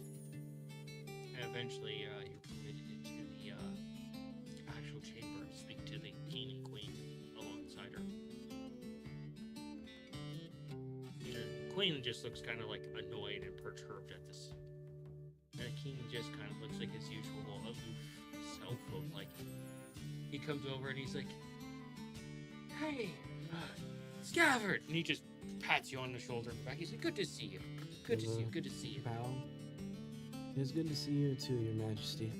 So, yeah, we've kind of got a huge issue around. So I've heard. That's why I'm here, actually. Queen's like, we should cut his head off.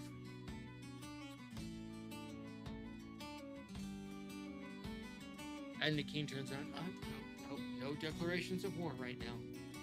And the queen's like, she stands up and she's like, they don't have a leg to stand on. We could kill them all and our problems would be solved.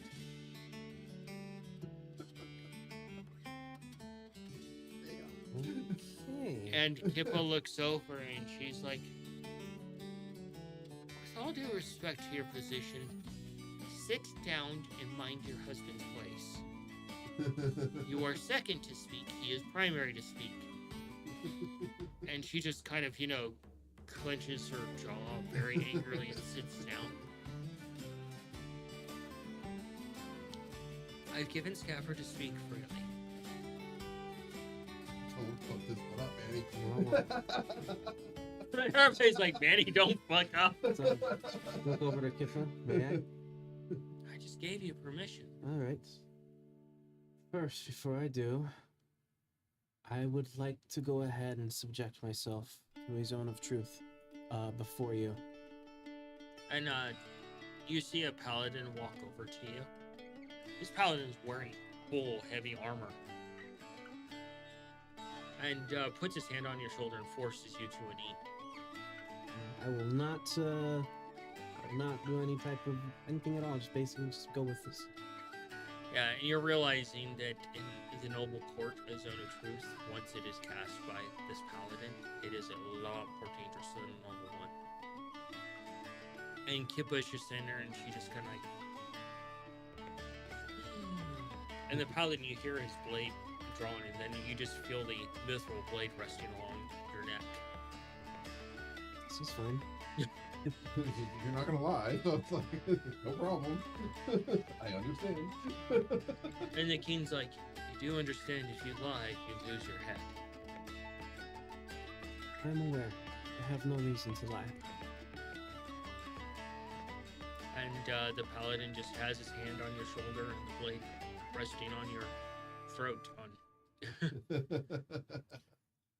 From what I understand, you were told the various crimes that Maggie had committed. However, I can assure you that this was not Maggie, or at least not the Maggie that you think.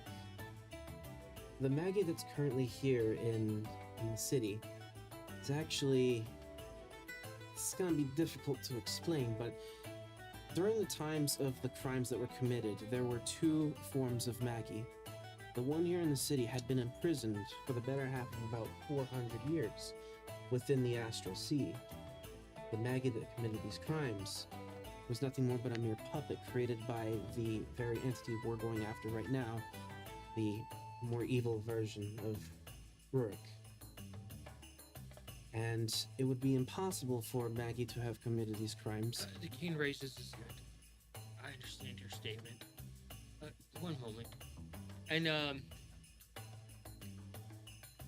they motion for a messenger to come over. This messenger comes to them, and then they speak to him in something. It's that noble speak that you don't understand yet. And Kippa speaks in the shared language between you, the kobold. She's like, "What's about to happen? Don't fight it. Let it happen. It'll hurt a lot more if you fight it." I have no reason to fight it. Whatever they have to do, I'll let them do it. This is for Maggie. You see this lizard folk come out wearing what you can identify as mage robes, and they walk over to you. And, "Hi, sweetie." Push her off the table because he's doing something. That explains it. Hi, sweetie. How kitty. dare you? I'm trying to get connected so I am. She's officially the oldest animal in the house now. That's not true. He's older than her. You hit me And, when I find out about it. This lizard folk walks over to you, and they put their hand on your helmet and just remove it and let it just drop to the ground uncarried. Hold 1 second. There we go. And they reach and they just put their hand on your head. You can feel their claws sink in a little bit, and they lean down there, kind of looking at you sideways. And you can see them doing this semantic with their other hand as they move their hand closer to you, and suddenly all those memories of what happened in the actual scene disappear from your mind. And they just grab it and they swallow it. And that time in the actual scene, it's just... You remember leaving and then arriving. Everything between you don't remember currently. Alrighty then. And they open your mouth up forcefully. And you're not supposed to fight this. I won't. And they step over you and they step a foot onto your thigh as they look down, and they just vomit into your mouth and force you to swallow. And suddenly those memories start coming back to you. Terrible, but I'm not gonna fight it.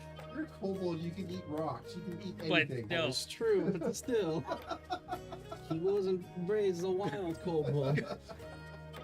You're just forced to swallow your own memories again, and Oh, You can- do something. Along with whatever you had for dinner.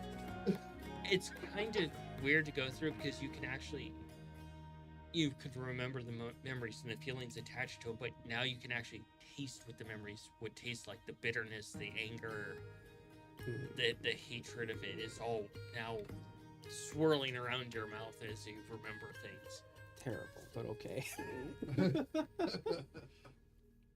And the lizard folk shoves you away and walks over to the king and speaks to them in whispered tones.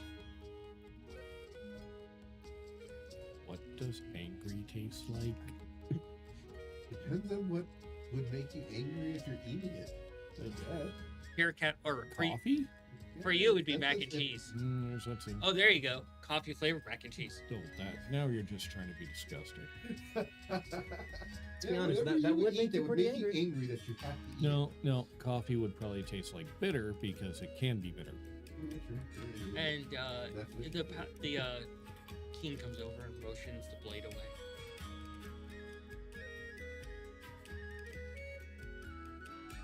All right. You speak truths. The truths are confirmed. So go ahead and stand up. You forget your helmet. Yeah, I'm putting it back on. Standing up, putting it back on, adjusting things. I had no reason to lie. The only problem is figuring out how to convince those of the Magic City that this Maggie is not the one that they're The looking king's for. like, we're simply witnesses for that. We're not involved. Just wanted to put your minds at ease and prove that he is in fact innocent. The king's like, meeting's officially adjourned. And the lizard folk walks back over to you and just kind of leans in close to and turns and walks away. Thank you, I think. Tom's like, that's a terrifying lizard folk. That is a disgusting fucking spell. But you want to Fucking learn hate- it. Yeah. I'm not gonna lie. It's disgusting, but I would love to know it. There might be a way to do it without all the barfing. Spells are different depending on what culture. Turn my This one was attention back to flavored Kippa. differently. Hey, I'm a cat, so I might just have to Vegetarian shed on kobolds. them. Well, Oh, but hopefully because of that that, diffuses some things. You're all in there. Oh, you're not dead.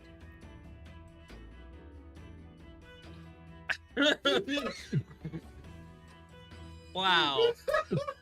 I caught the tail end of that conversation over there. I barely missed it because this is on this side now, so I can hear it. If the other one died. It's fucking disgusting. God damn it. Popping up a hairball into someone's mouth.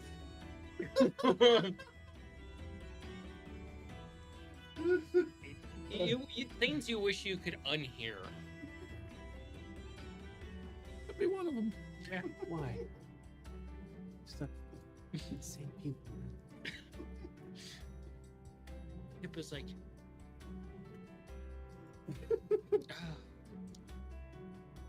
Well, do we go back to our place and have dinner and call it a night, or do we go back to the family? I don't know. Scav just ate.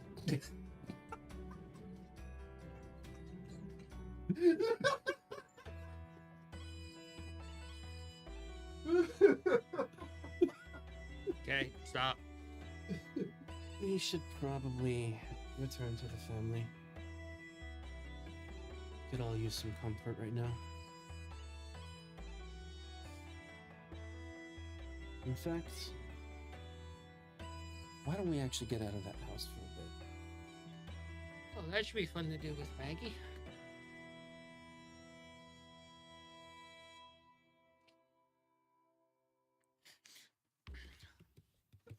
Well, let's head to Left's Tavern with everybody.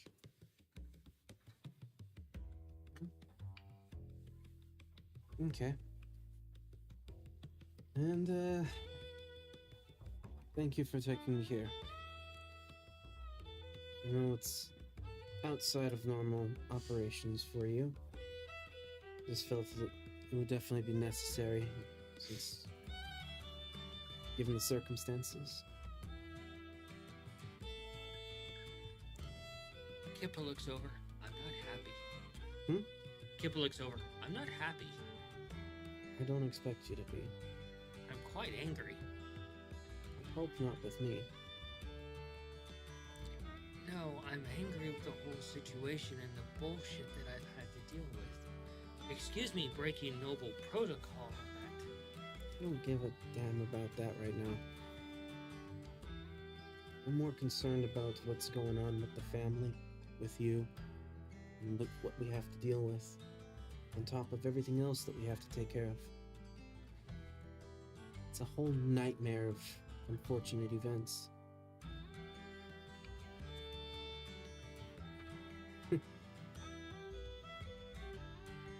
One could say we're living the dream one nightmare at a time.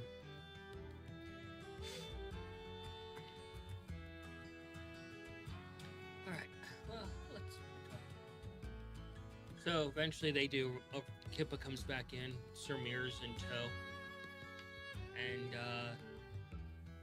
yeah. Kippa comes in and looks at her. I need everyone's attention.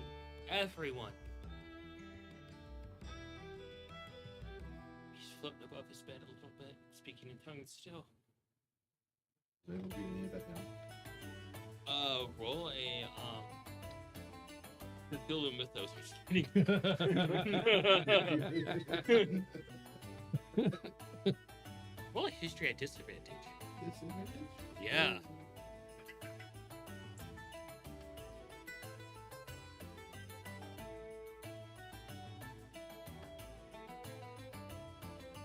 Plus whatever your history is. It's not even usually history.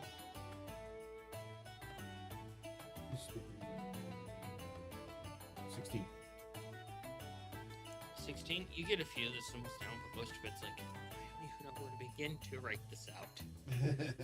Well, yeah, I'll write it down and then I'll gently try to waken Bot.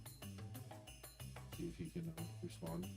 Nope, he's just floating a little bit, speaking in tongues. Usual thought business. It's not usual. I've never seen him do that before. Never seen him sleep before. No, no. That's true. Like, it's like floating. Anyways, I tried to wake him. Dude, I've heard of people being like sleepless, but holy shit. Kippa's like, look, I need your attention. That's my friend. Let him sleep. Just did a lot. Let's He go did a to, lot. look, let's go to Laughs. Good. Have the dinner. Got a few interesting people there for you to meet. Okay. So, I'm going to go eat because I lost my lunch. And she heads for the door, and Sir Mir immediately follows. I'm right there by her side. I will apprise the housekeeper of the situation with the floating pot. The housekeeper is. She just kind of rubs the back of her head and is like, He's a great person. Nothing to worry about. Just happen to need to go in there. Don't freak out. He wakes up and wonders where we're allowed. Yeah, Let him he's know up and in the- tell him to join us if you like. Thank you. So, you guys head over to Left's. Cayenne, just as you get inside of Left's, you're instantly picked up into a giant hug. And you hear a rambunctious voice of Gunnar. Morning cake! Lord. Congratulations! Thank you. I've gotten a little bit taller. And Crux is, she's leaning against the bar. She's like, what? The poor centaur down.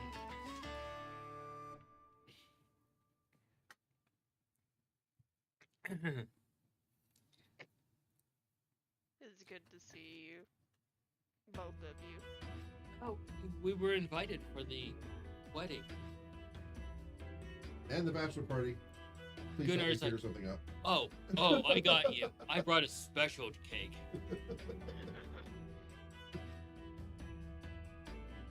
Question, is Lumion present? He's actually sitting at the bar and he's just kind of looking at a drink a little bit. Immediately go over to that. Left looks at you. Please. All right. Look. There's certain things I don't do anymore. Okay.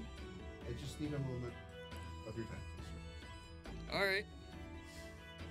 We'll go ahead and invite Lumion over to the table with us. Well, go invite him. Yeah.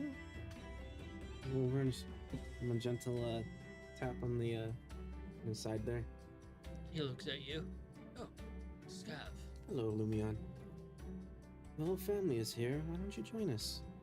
Includes you too, you know? Well, Cayenne. He goes over and Gunnar turns around and just drops you in Lumion's arm and he catches you. He's just holding you. He's like,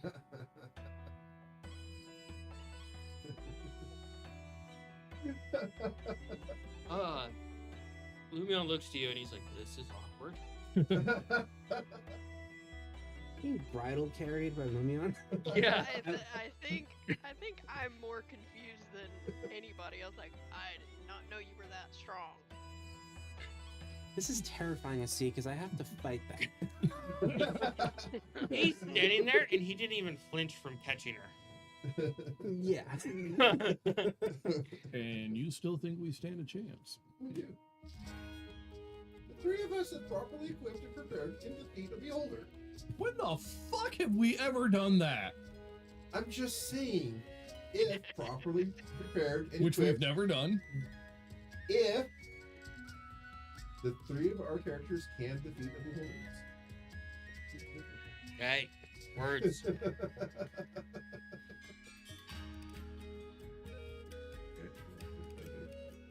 Do I see Scav at all?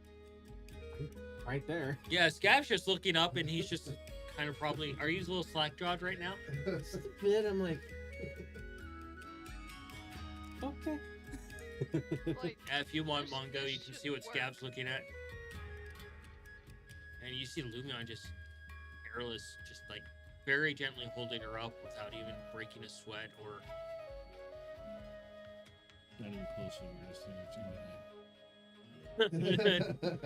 And he gently sets you down on the ground, almost as light as a feather.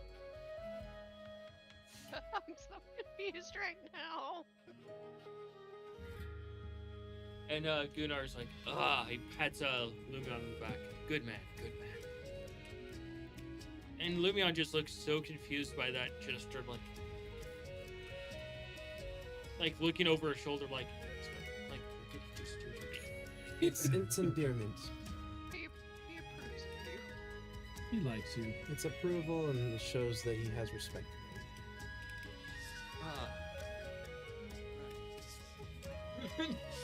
The confusion.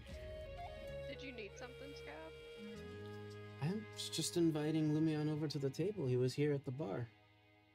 And a few moments later, Boltz comes walking in. Fashionably late. Oh, I'm going to her. Mongo. And a coin comes walking in. How do you get Boltz? Yeah.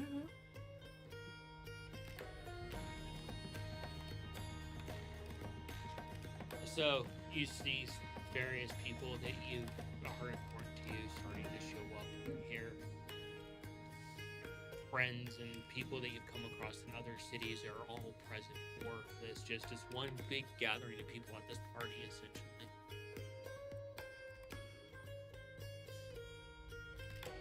Druid friends, barkeeps, people that were able to take time off to be here.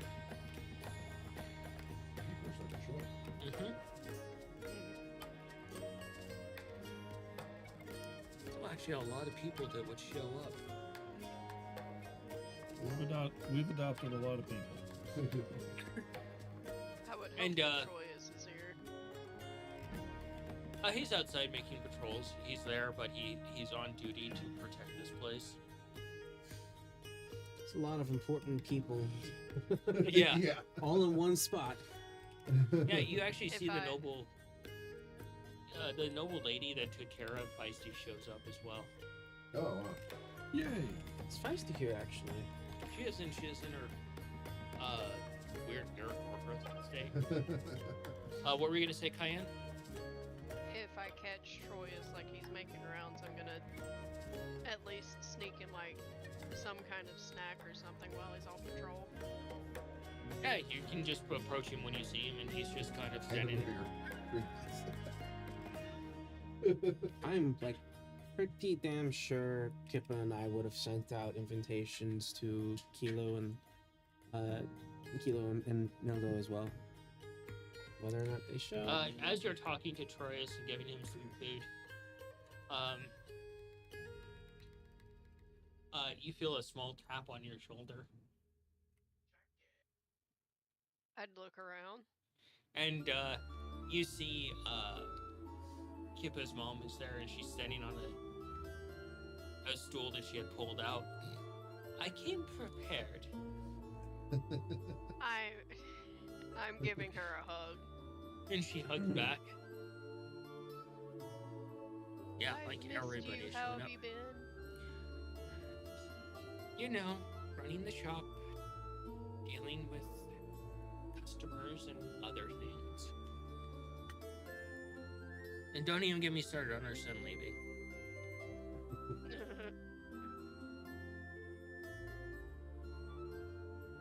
You know that if you ever have any trouble with any problem customers, you can always send them my way. I'm really thankful for that. So, we're here to watch you get married off to someone. And you see, her husband, he's looking around, he's like, where is this guy so I can size him up? I do believe that you would approve of him. Mm-hmm. I'm gonna be looking for Lumion to get him to come out here. Lumion motions and he walks out to go see what Cayenne is on about. And you can see Kippa's parents are talking to her. Give a little nudge to Kippa. Look who showed up. They got, She looks around. Oh, they got our invitation. that's good. Didn't know if they would show up. And with what's going on with your brother, Yeah. That. let's not bring it up to them, I suppose. Unless they want to.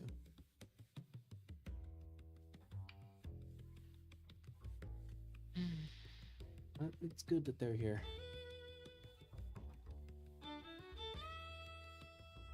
Suppose they can stay with us at the house. Wouldn't be right for them not to. Can't just say no to that. Be terrible if we had them stay somewhere else.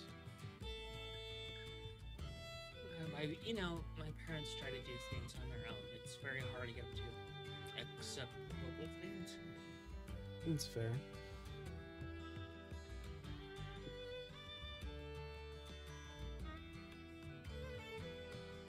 You will have to remind me of parents' names one more time. You have them memorized. Yes, I do. Kilo is the mother. Mildo is the father. This dude has those names completely fucking memorized.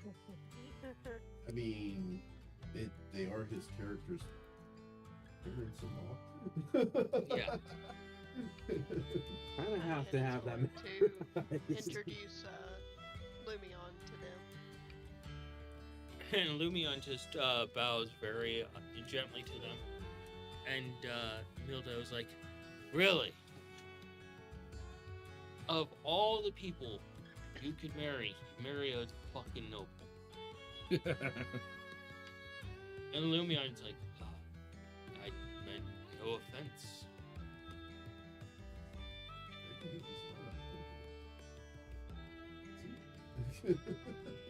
By Dude's probably got proxy, a half a dozen titles, so yeah, he might be. He's either a about to be, or he has been one without us knowing? Lumion's like, my nobility has no stake in this.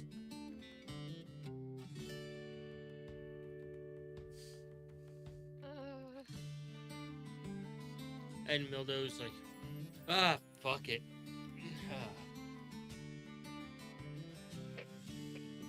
He's like, I'm gonna go find a drink. And he comes in, he looks at you. Scavert. Hello, Mildo. It's good to see you. He grabs you by your armor and yanks you in close for a hug. Coleman, He's like, how you doing? I'm doing great, for the most part. Yes. Good to see you here, though. I'm glad that you got our invitations, yeah. So what do you think of those two? He looks back out. I need more alcohol. Don't approve. Look, it's not my place to approve. It's not my kid. Oh, He's I a don't know. stern dad. He is the most stern dad aware. Give him a gentle pat on the shoulder. I can assure you that he's definitely more than appropriate for her. And he's definitely proved that he's worth being a part of the family. And he looks over and he's like, he looks over at Kippa and he's like, and they're just staring at each other and they're like, he's like, I don't know whether I should bow to you or hug you or yell at you. Kippa's like, all three? Don't have to bow to us. I'm just gonna say this. He's the kind of dad that reminds me of a dad who's worked in law enforcement for the betterment of 20 plus years. We're talking like state trooper, so his standards are extremely high. And he's always stern. And as you go to talk to Pulse, you hear a hum behind you. And you see, as you turn around, Bongo, you see Plume just says, "Oh, right, on time." Dusts off his hat, you can see a bunch of sand come off of it. Who the hell was he? Hey man, I hear that shit gets everywhere. Ew. Go up to him. As you go up to him, he pops back out. And as you're standing there, Cayenne, Plume Tree comes up to you. He's like, "Oh, Cayenne." Oh, hi. Right. I've been to this moment several times. I've tried to evaluate the perfect gift for you. I think I have devised it. You didn't have to. I appreciate it though. Don't worry. I've only been here like 68 times. It's no big deal. That's a lot of timelines. He takes out something from his robes. Here. I'll take it gently. It's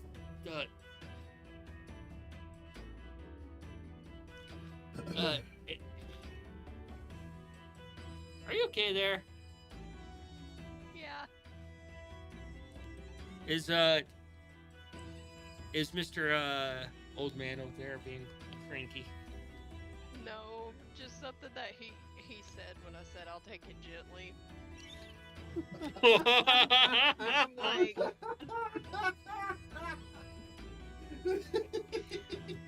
My brother, ladies and gentlemen.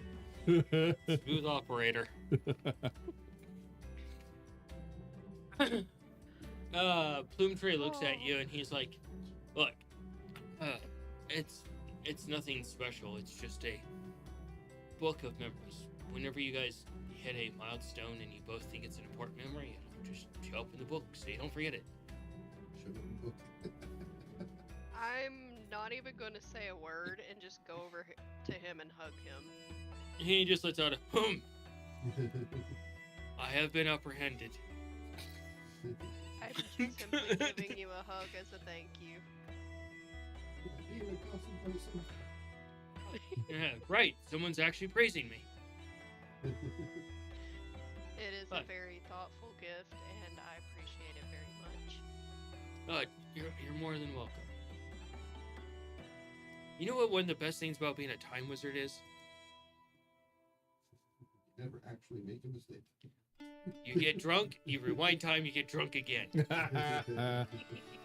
Oh God, Point's gonna Go- ask how to do that. Go enjoy yourself. I'm sure that Mongo would love to see you. Ah, right, Mongo. Ah, good. I didn't misplace him this time. Tell me, he actually walks normally back into the thing. Mongo. Oh, there you are. Wait, walking. Everything okay? I love Plume Tree and so confused by him so much. Just an agent of chaos. It's a time wizard. Yeah, he's a bit tiny Very white. controlled.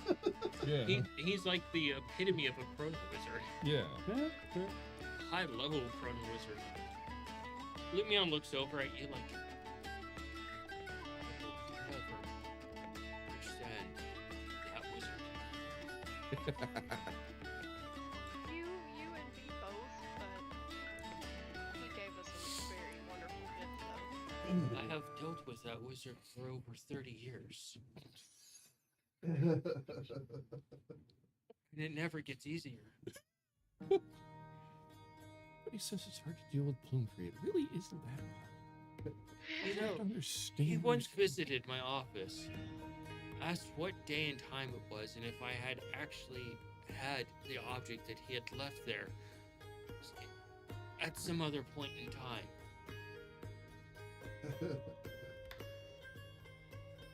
And then Yeah. he went back. This is going to be an Easter egg. And he was talking to me in the past, and I was remembering currently what he was talking to me in the past. It's like, oh, that's right. I have to go back. And then you actually do this now. I love it. I think my brain just broke a little. Obi. It's such a. Oh my god. It's like if Bloomberry was just normal.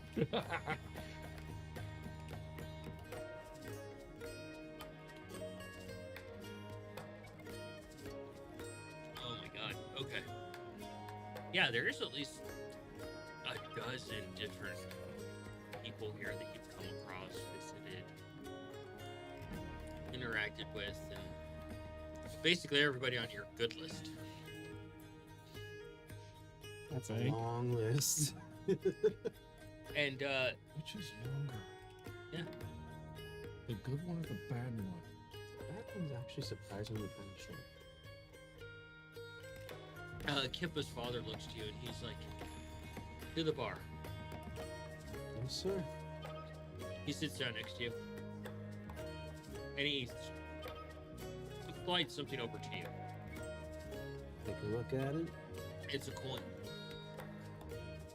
Pick it up and examine it. And you can't ungrasp the coin now. Oh. And he's like, that coin has nullified your paladin abilities. We're going to drink and see who a real man is. It's a very dangerous thing to Say do. goodbye to your liver. Yeah. And he sets a bottle on the table. And it looks like a white clay bottle. And he's like, ah. And he opens it up and you're like, uh-oh. You know I may die, right? Yeah? Okay. And he pours you a shot of it. Get fun with the coin. And Kippa's like, Kippa, she just kind of, Okay. and you can examine the alcohol that's before you. Let's do an investigation. No, survival. Oh, survival. Luckily, I'm good at those. 24. You take a smell of it, you look at it. It's like looking through a distorted magnifying glass as you look at the alcohol is actually distorting. And you smell it, and it smells a little bit like fish, and you're like, oh, this is probably fermented fish oil of some sort. That sounds like something a kobold would get hammered on. Okay. And you smell it, it burns your nose a little bit for the amount of alcohol in it.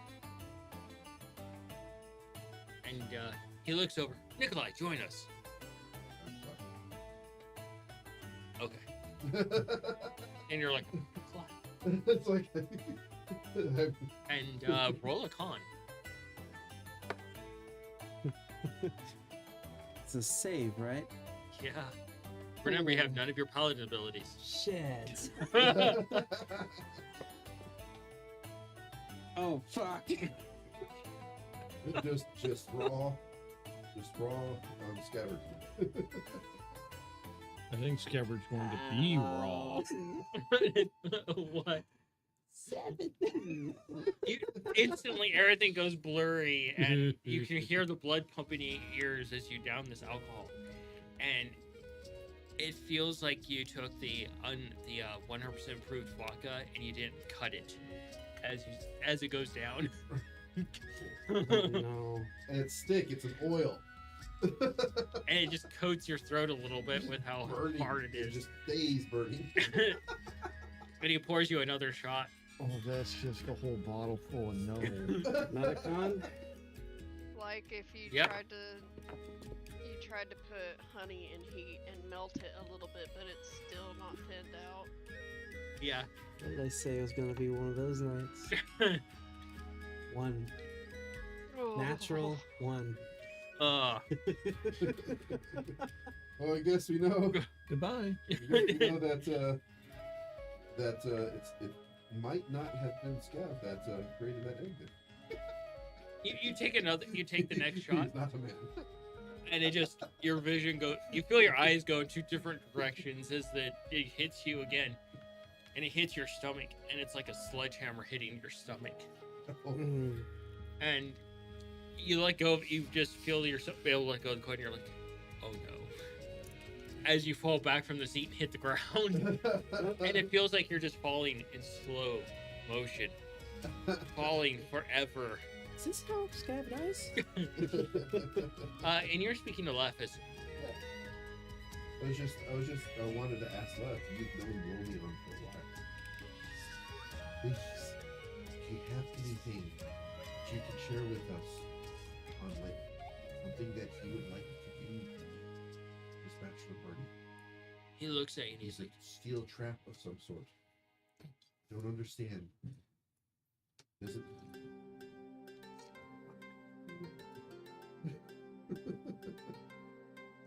and he's like, all right. So, you want me to spy on things? It's just that you've known him for a while. You've had conversations with him longer than I've known him. You know, when you say it's a steel trap, that's not an understatement. So you don't have anything. So, this is something that he would actually enjoy, and it might be very hard for you to get your hands on there. Okay. Although Cayenne might be able to get her hands on. Okay. A Feywild court cake. Feywild Court Yes. Okay. He's had it once. Allegedly, he enjoyed it.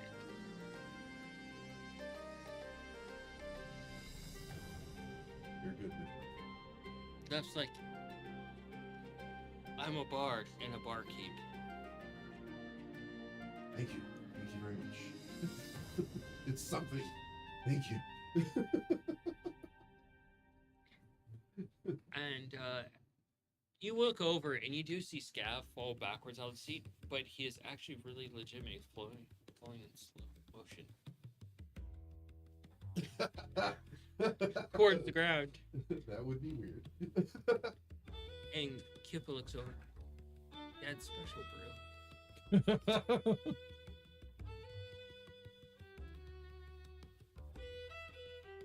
Kippa goes over and she pats her dad on the shoulder and he turns to her and she motions to the jug and takes a shot herself. Mm. And she shakes her head a little bit like, oh. And you're just still falling in slow motion as the world is blacking out and the throb in your ears is getting louder.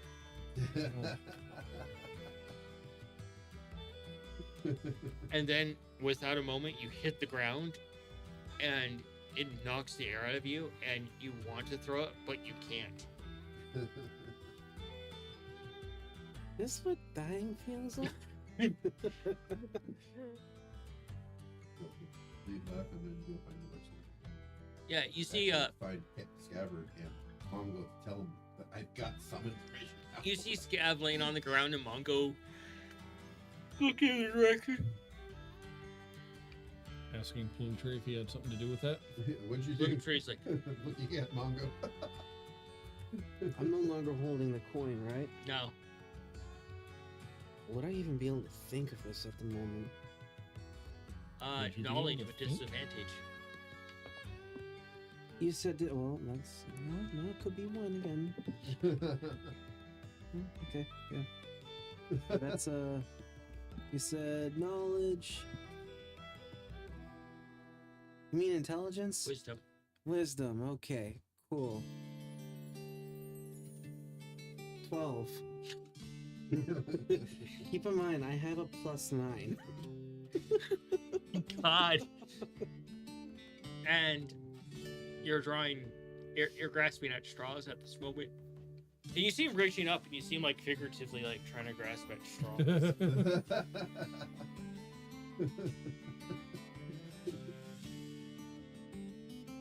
What'd you do, Mongo? Try I had to nothing to do with this. dispel the What happened? poison within myself I don't via know. lay on hands. If I can even. So you're Think gonna of get doing it drunk at and the touch yourself in public.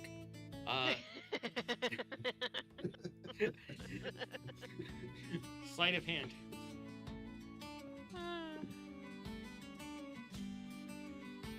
Remember what my sleight of hand is.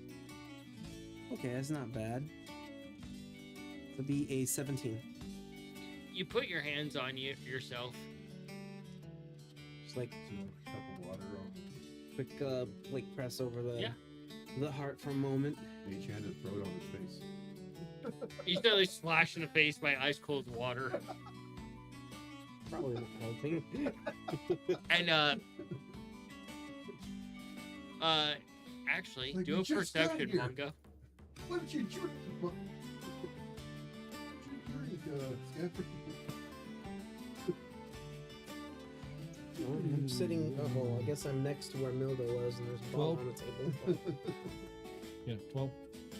You see Nikolai splashes water on him, and then you suddenly hear Scabbard in his weird state of drunkenness start to drown on the water.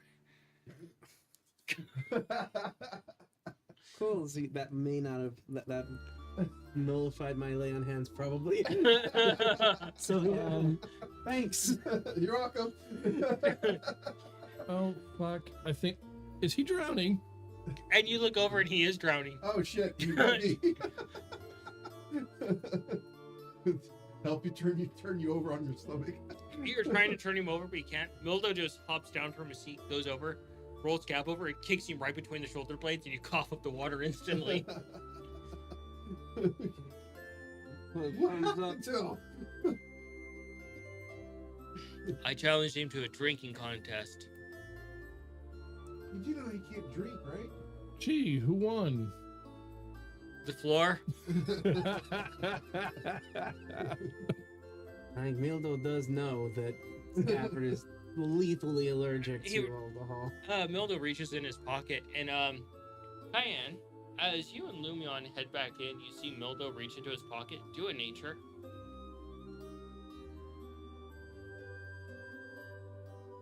That's an 18. Looking at Scav's father-in-law, it's like, wait, so you've been able to get drunk? Do you have some religious fuzzy wuzzies that prevent that from happening? One moment. Let me sober him up. And you see, what you see, Cayenne, is you see him reach in his pouch, and he pulls out a handful of, like, ghost peppers, reaper peppers, naga peppers. And they're wrapped in, like, some sort of parchment, and from your high enough roll, you can tell that's more like a dried out wasabi type of paste that's been turned into a paper. And he just shoves it in your mouth and makes you chew it up and swallow it. Come on. I will do so. Huh? I will do so, and I know that's not going to be pleasant. Going down or coming out? Nope. And roll a con. You're going to be burning some sacred flames from both ends. Mildo's like, he reaches up and grabs the coin. He's like, this nullifies paladin abilities as long as they hold on to it for the challenge that you issue. Oh, so you have to Cool. actually issue a challenge. You can't just like, I don't know, slip in his pocket and do that. No, once they grasp onto it and you issue a challenge, they can't release it until the challenge is done. You mean you can borrow that? That No, was- serious. That, Well, we could have could some fun. pacify him when we're in the burning peppermint. He won't be able to do anything. I can hear you, you know. What'd you get? 17. You immediately get to your knees and you run to the outside section that's towards the back end of it, and you instantly start throwing up, and it hurts as much. It's like throwing up cactus spines. You know, I have had prickly hair that was not properly taken care of from a store. So yeah, that shit sucks. You can hand him the coin if it's getting out of hand. Say, challenge you to Yeah, get past this without fucking it up. Kippa looks over at you. I think you need to be a little more I specific. get it, yes. You think he's gonna be okay? Yeah. Oh no, we could have some fun with this. She's talking to you, Cayenne. Utility, but yes, the fun can be fun.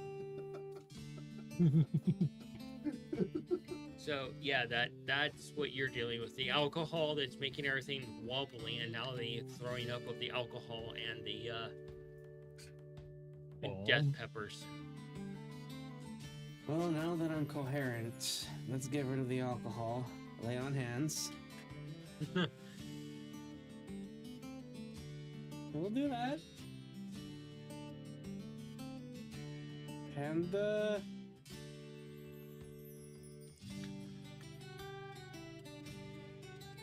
that's all I can do for now. Make my way back inside after a bit of time dying. Walk back over to the table in pain. I don't know what that was.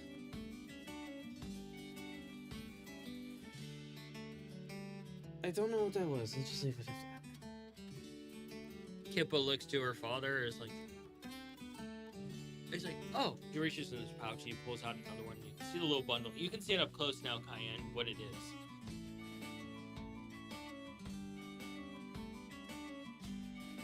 What manner of torture is that?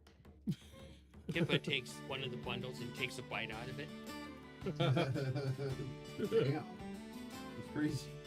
Keeps you warm during the winter time. I guess so, yeah. Takes another bite. You're just looking at Kippa just take chunks out of this. She offers some to you, and you can just smell the heat. Oh my Not, god. not either of my two stomachs, thank you.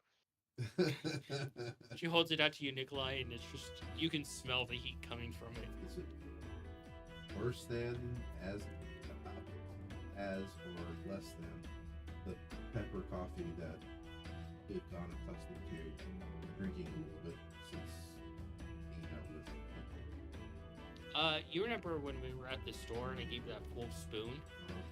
It's like an entire over-mounting spoon of that. Again, to the point for Nikolai's. Oh no, it's bad. It's pure bad news. Look, your Millennium coffee is literally just like jalapeno coffee. This is like every pepper. Wasabi. I'll take a small nibble.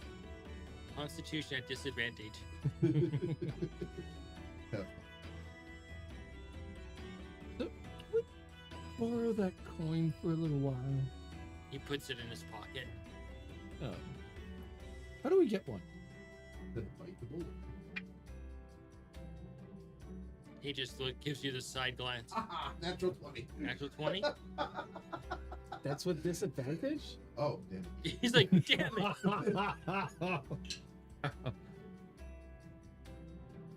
You can pick Well, it it's a up. high number. No, it's because if I pick it up, it's going to change the dice roll. So I need to look at it before I pick it up. Very difficult to read. You said What's that? Constitution?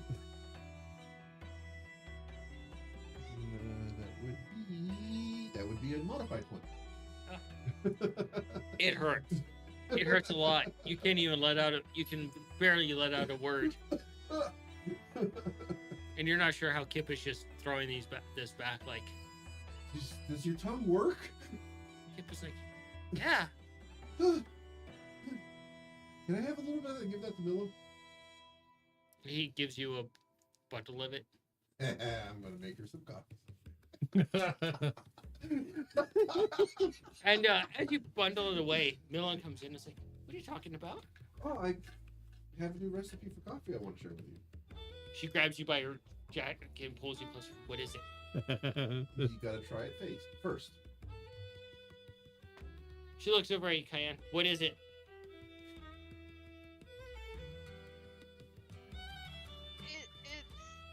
It's spice that I know you'll like. It's a no for me. She looks over at you, Scav. What is it? I know where you sleep. Honestly, I actually don't know. All I know is that it's hot. She looks over at you, Mongo. I know your pages are flammable. Excuse you. No, excuse you. Tell me. Look, I don't know what the hell he's planning. For all I know, it's coffee mixed with fucking motor oil. That's an insult. No. She it walks is over not. and slaps you upside the head. It's not. I'll make it for you right now. I don't need coffee right now. 3 and 1. Good. Good. Fine. Fine. I'm still a better tinkerer than you. Not proven yet. Well, look at you. You're grounded. I get to go on warships. I get to save the world. Blech. Does that coin only work on paladins? What about gearheads? I died first. Meh. Such an accomplishment. You were a failure first. I was successful. I died first. You just have all of Dad's dumb genes. Ooh. Go over, give her a little pitch on chick. You have mom's cute genes. Yeah, and it's better than looking like Dad's butt.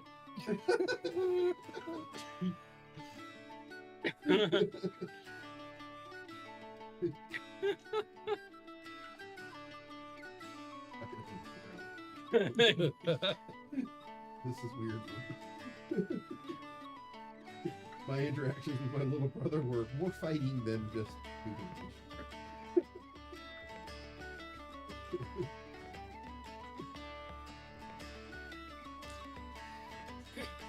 Turn my attention to Kilo.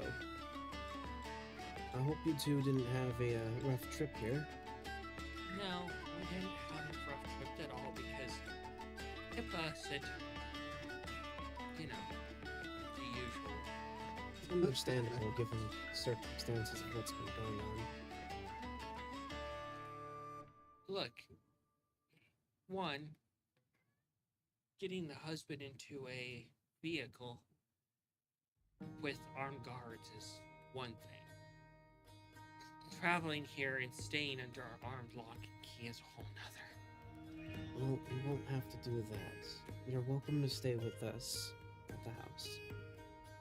Sir Amir comes over and he's just nods. He's like, I'll watch over them both. I don't think you've been properly introduced. How quickly is it going to get between I know you met Sir Mir here, friend of the family, and Kip was a personal guard when I'm not able to do it. Mildew, he's like, I challenge you to a drink. And Sir Mir's like, can't, on duty. He's like, fuck.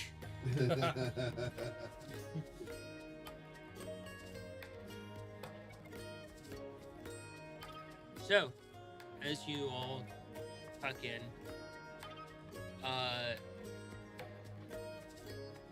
Cayenne, Yes. someone taps you on the shoulder, and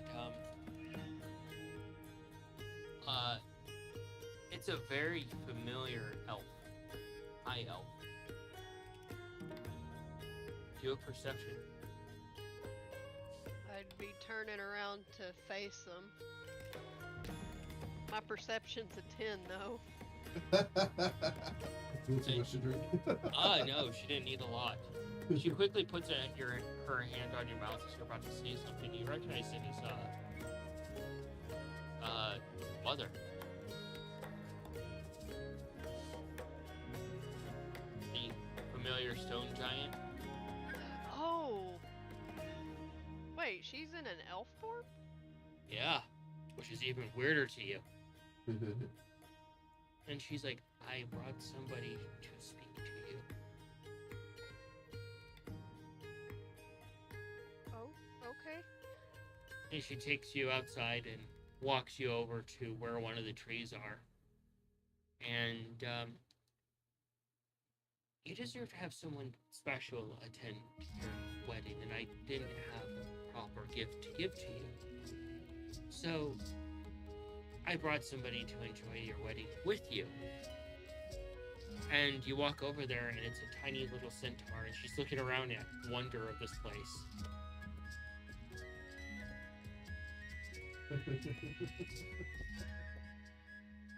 And she instantly goes over and gives you a hug. I'd give her a hug. And with that, Miss Tree, we're going to call it a night here. With that, the session is coming to a close. With the family enjoying their night, getting to meet all the guests that are going to be at the wedding. Oh, it's gonna be interesting. And the future trial of Maggie. Not looking forward to that. So, with that, we'll go over a few things real quick.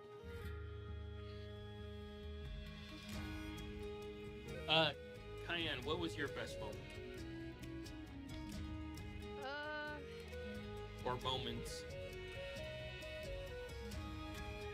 Well, just how abrasive the dressmaker was. She was hilarious. In fact, she Hey. left. She wanted to make a point by leaving a pin in me. As Nate said, she's a fashionista centaur.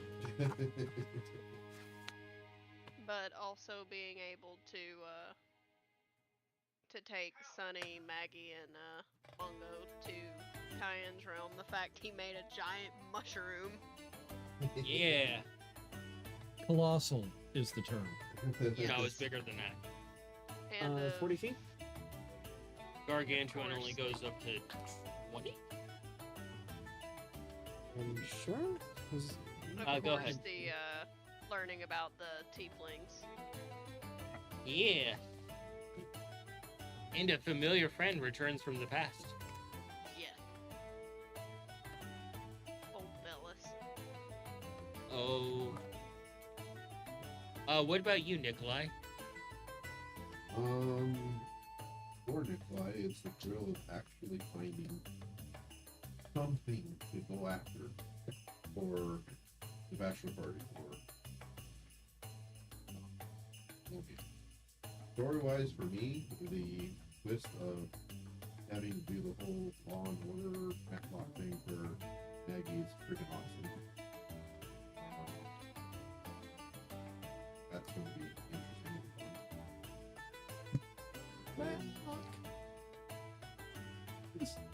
Okay. I know Matt Long is like crime solving.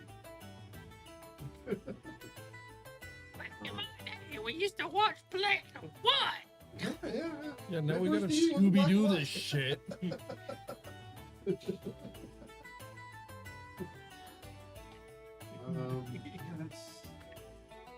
that's coming in line. As far as like, yeah, the reveal at the end. Oh yeah. No, Yeah, that's we're not fucking saying dope anything as about that. shit. That's gonna be a surprise for next session. Yeah.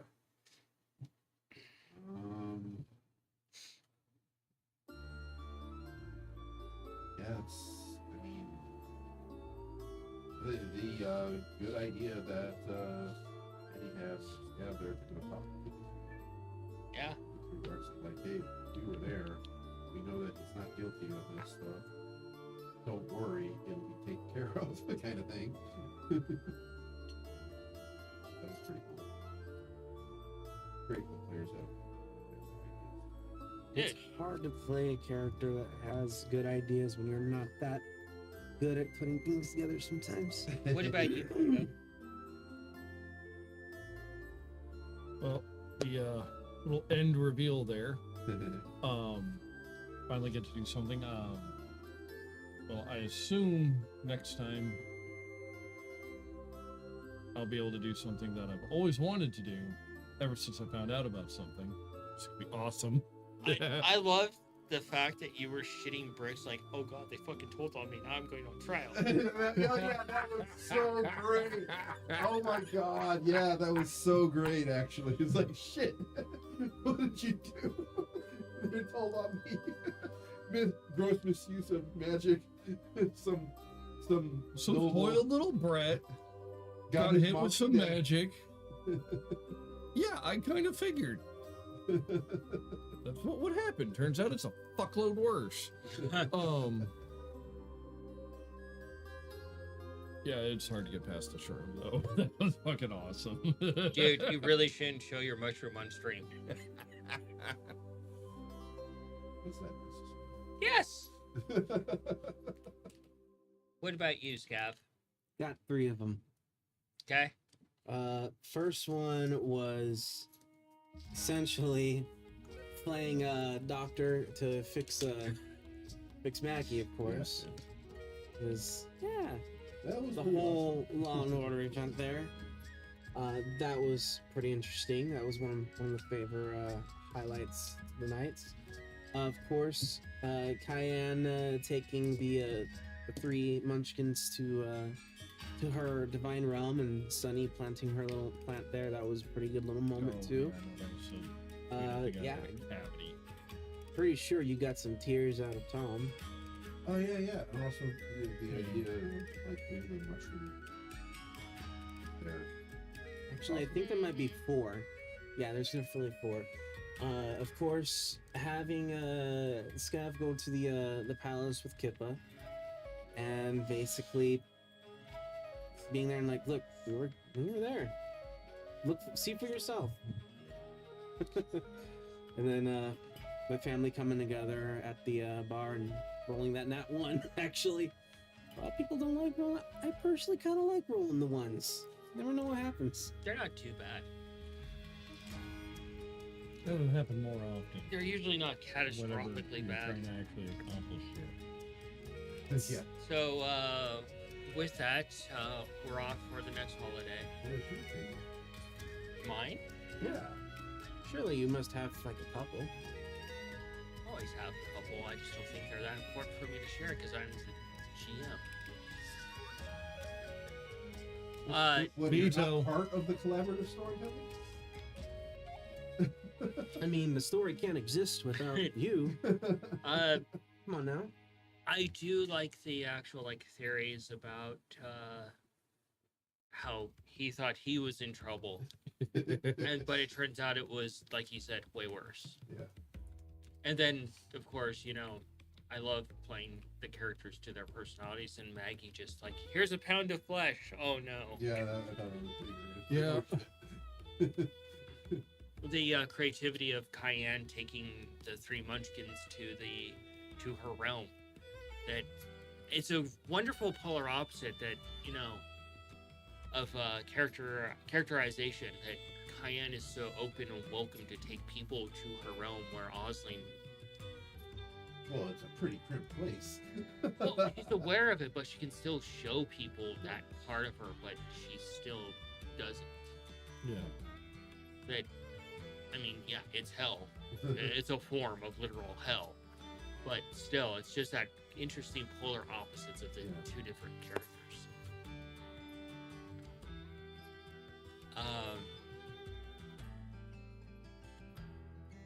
Nikolai playing detective to find out anything about Lumion. That's pretty great. Yep.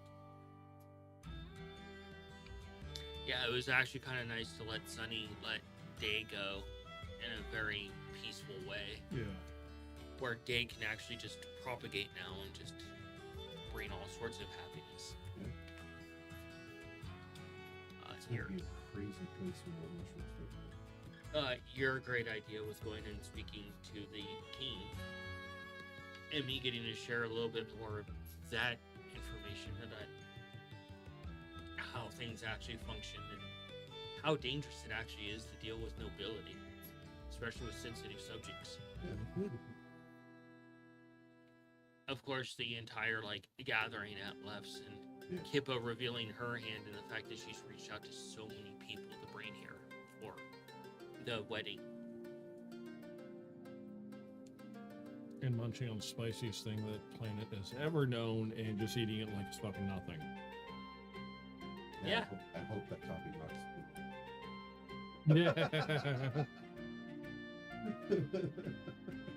Oh, just wait and find out. I know it comes down to dice rolls, but wait and find out. Yeah, I mean, mine basically covers the entire session. I really just, it's hard to pin down something specific for me. Introducing another part of the Magic City with the judge. Yeah. I had no idea that such a thing existed, and now you do. Judges are terrifying. Just don't think we got his name though. He never gave a name. And we also never asked. Well, we did ask. We asked, who are you? He's just simply stated that he was a judge.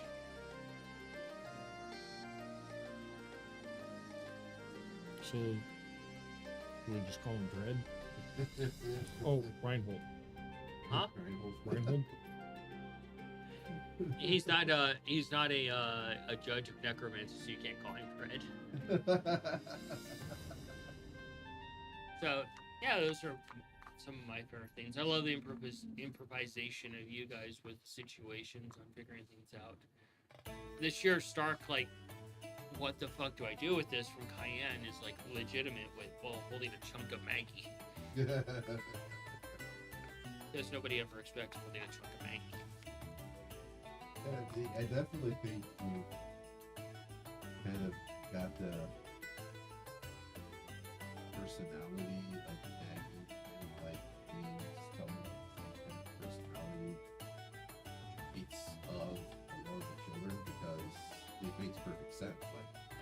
What he did there, giving the pound of flesh, it's yeah, it has to be done.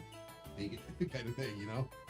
Any one of us in that situation would probably have done the same damn thing. Oh, and another thing that was actually really good to hear was, and interesting to hear, there was a bit of a lesser moment in the bigger ones, a quieter moment, I should say, is Nikolai stating that you can do whatever to that abomination. Yeah. He let go of that demon, essentially, that was haunting him. A little bit, yeah.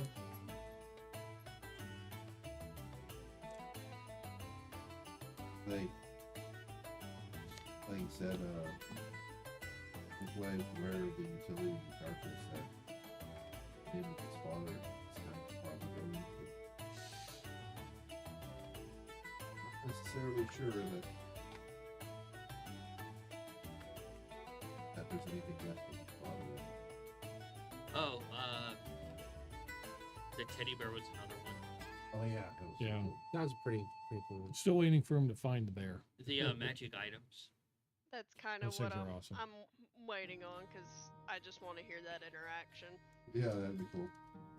Maggie is going to crash like a meteor into a car. Good. But yeah, that's mine. Cover the entire session. This is where I sit. That's why it's like it's everything. I really enjoy my gaming tables and sitting where I sit to enjoy those interactions. Noodle being completely passed out at Corin's. For a week now? Like, Yeah. damn. I'm trying to keep up with Coin. He's not even half. Yeah, he's like literally half the size. Not even. He's smaller than Nikolai.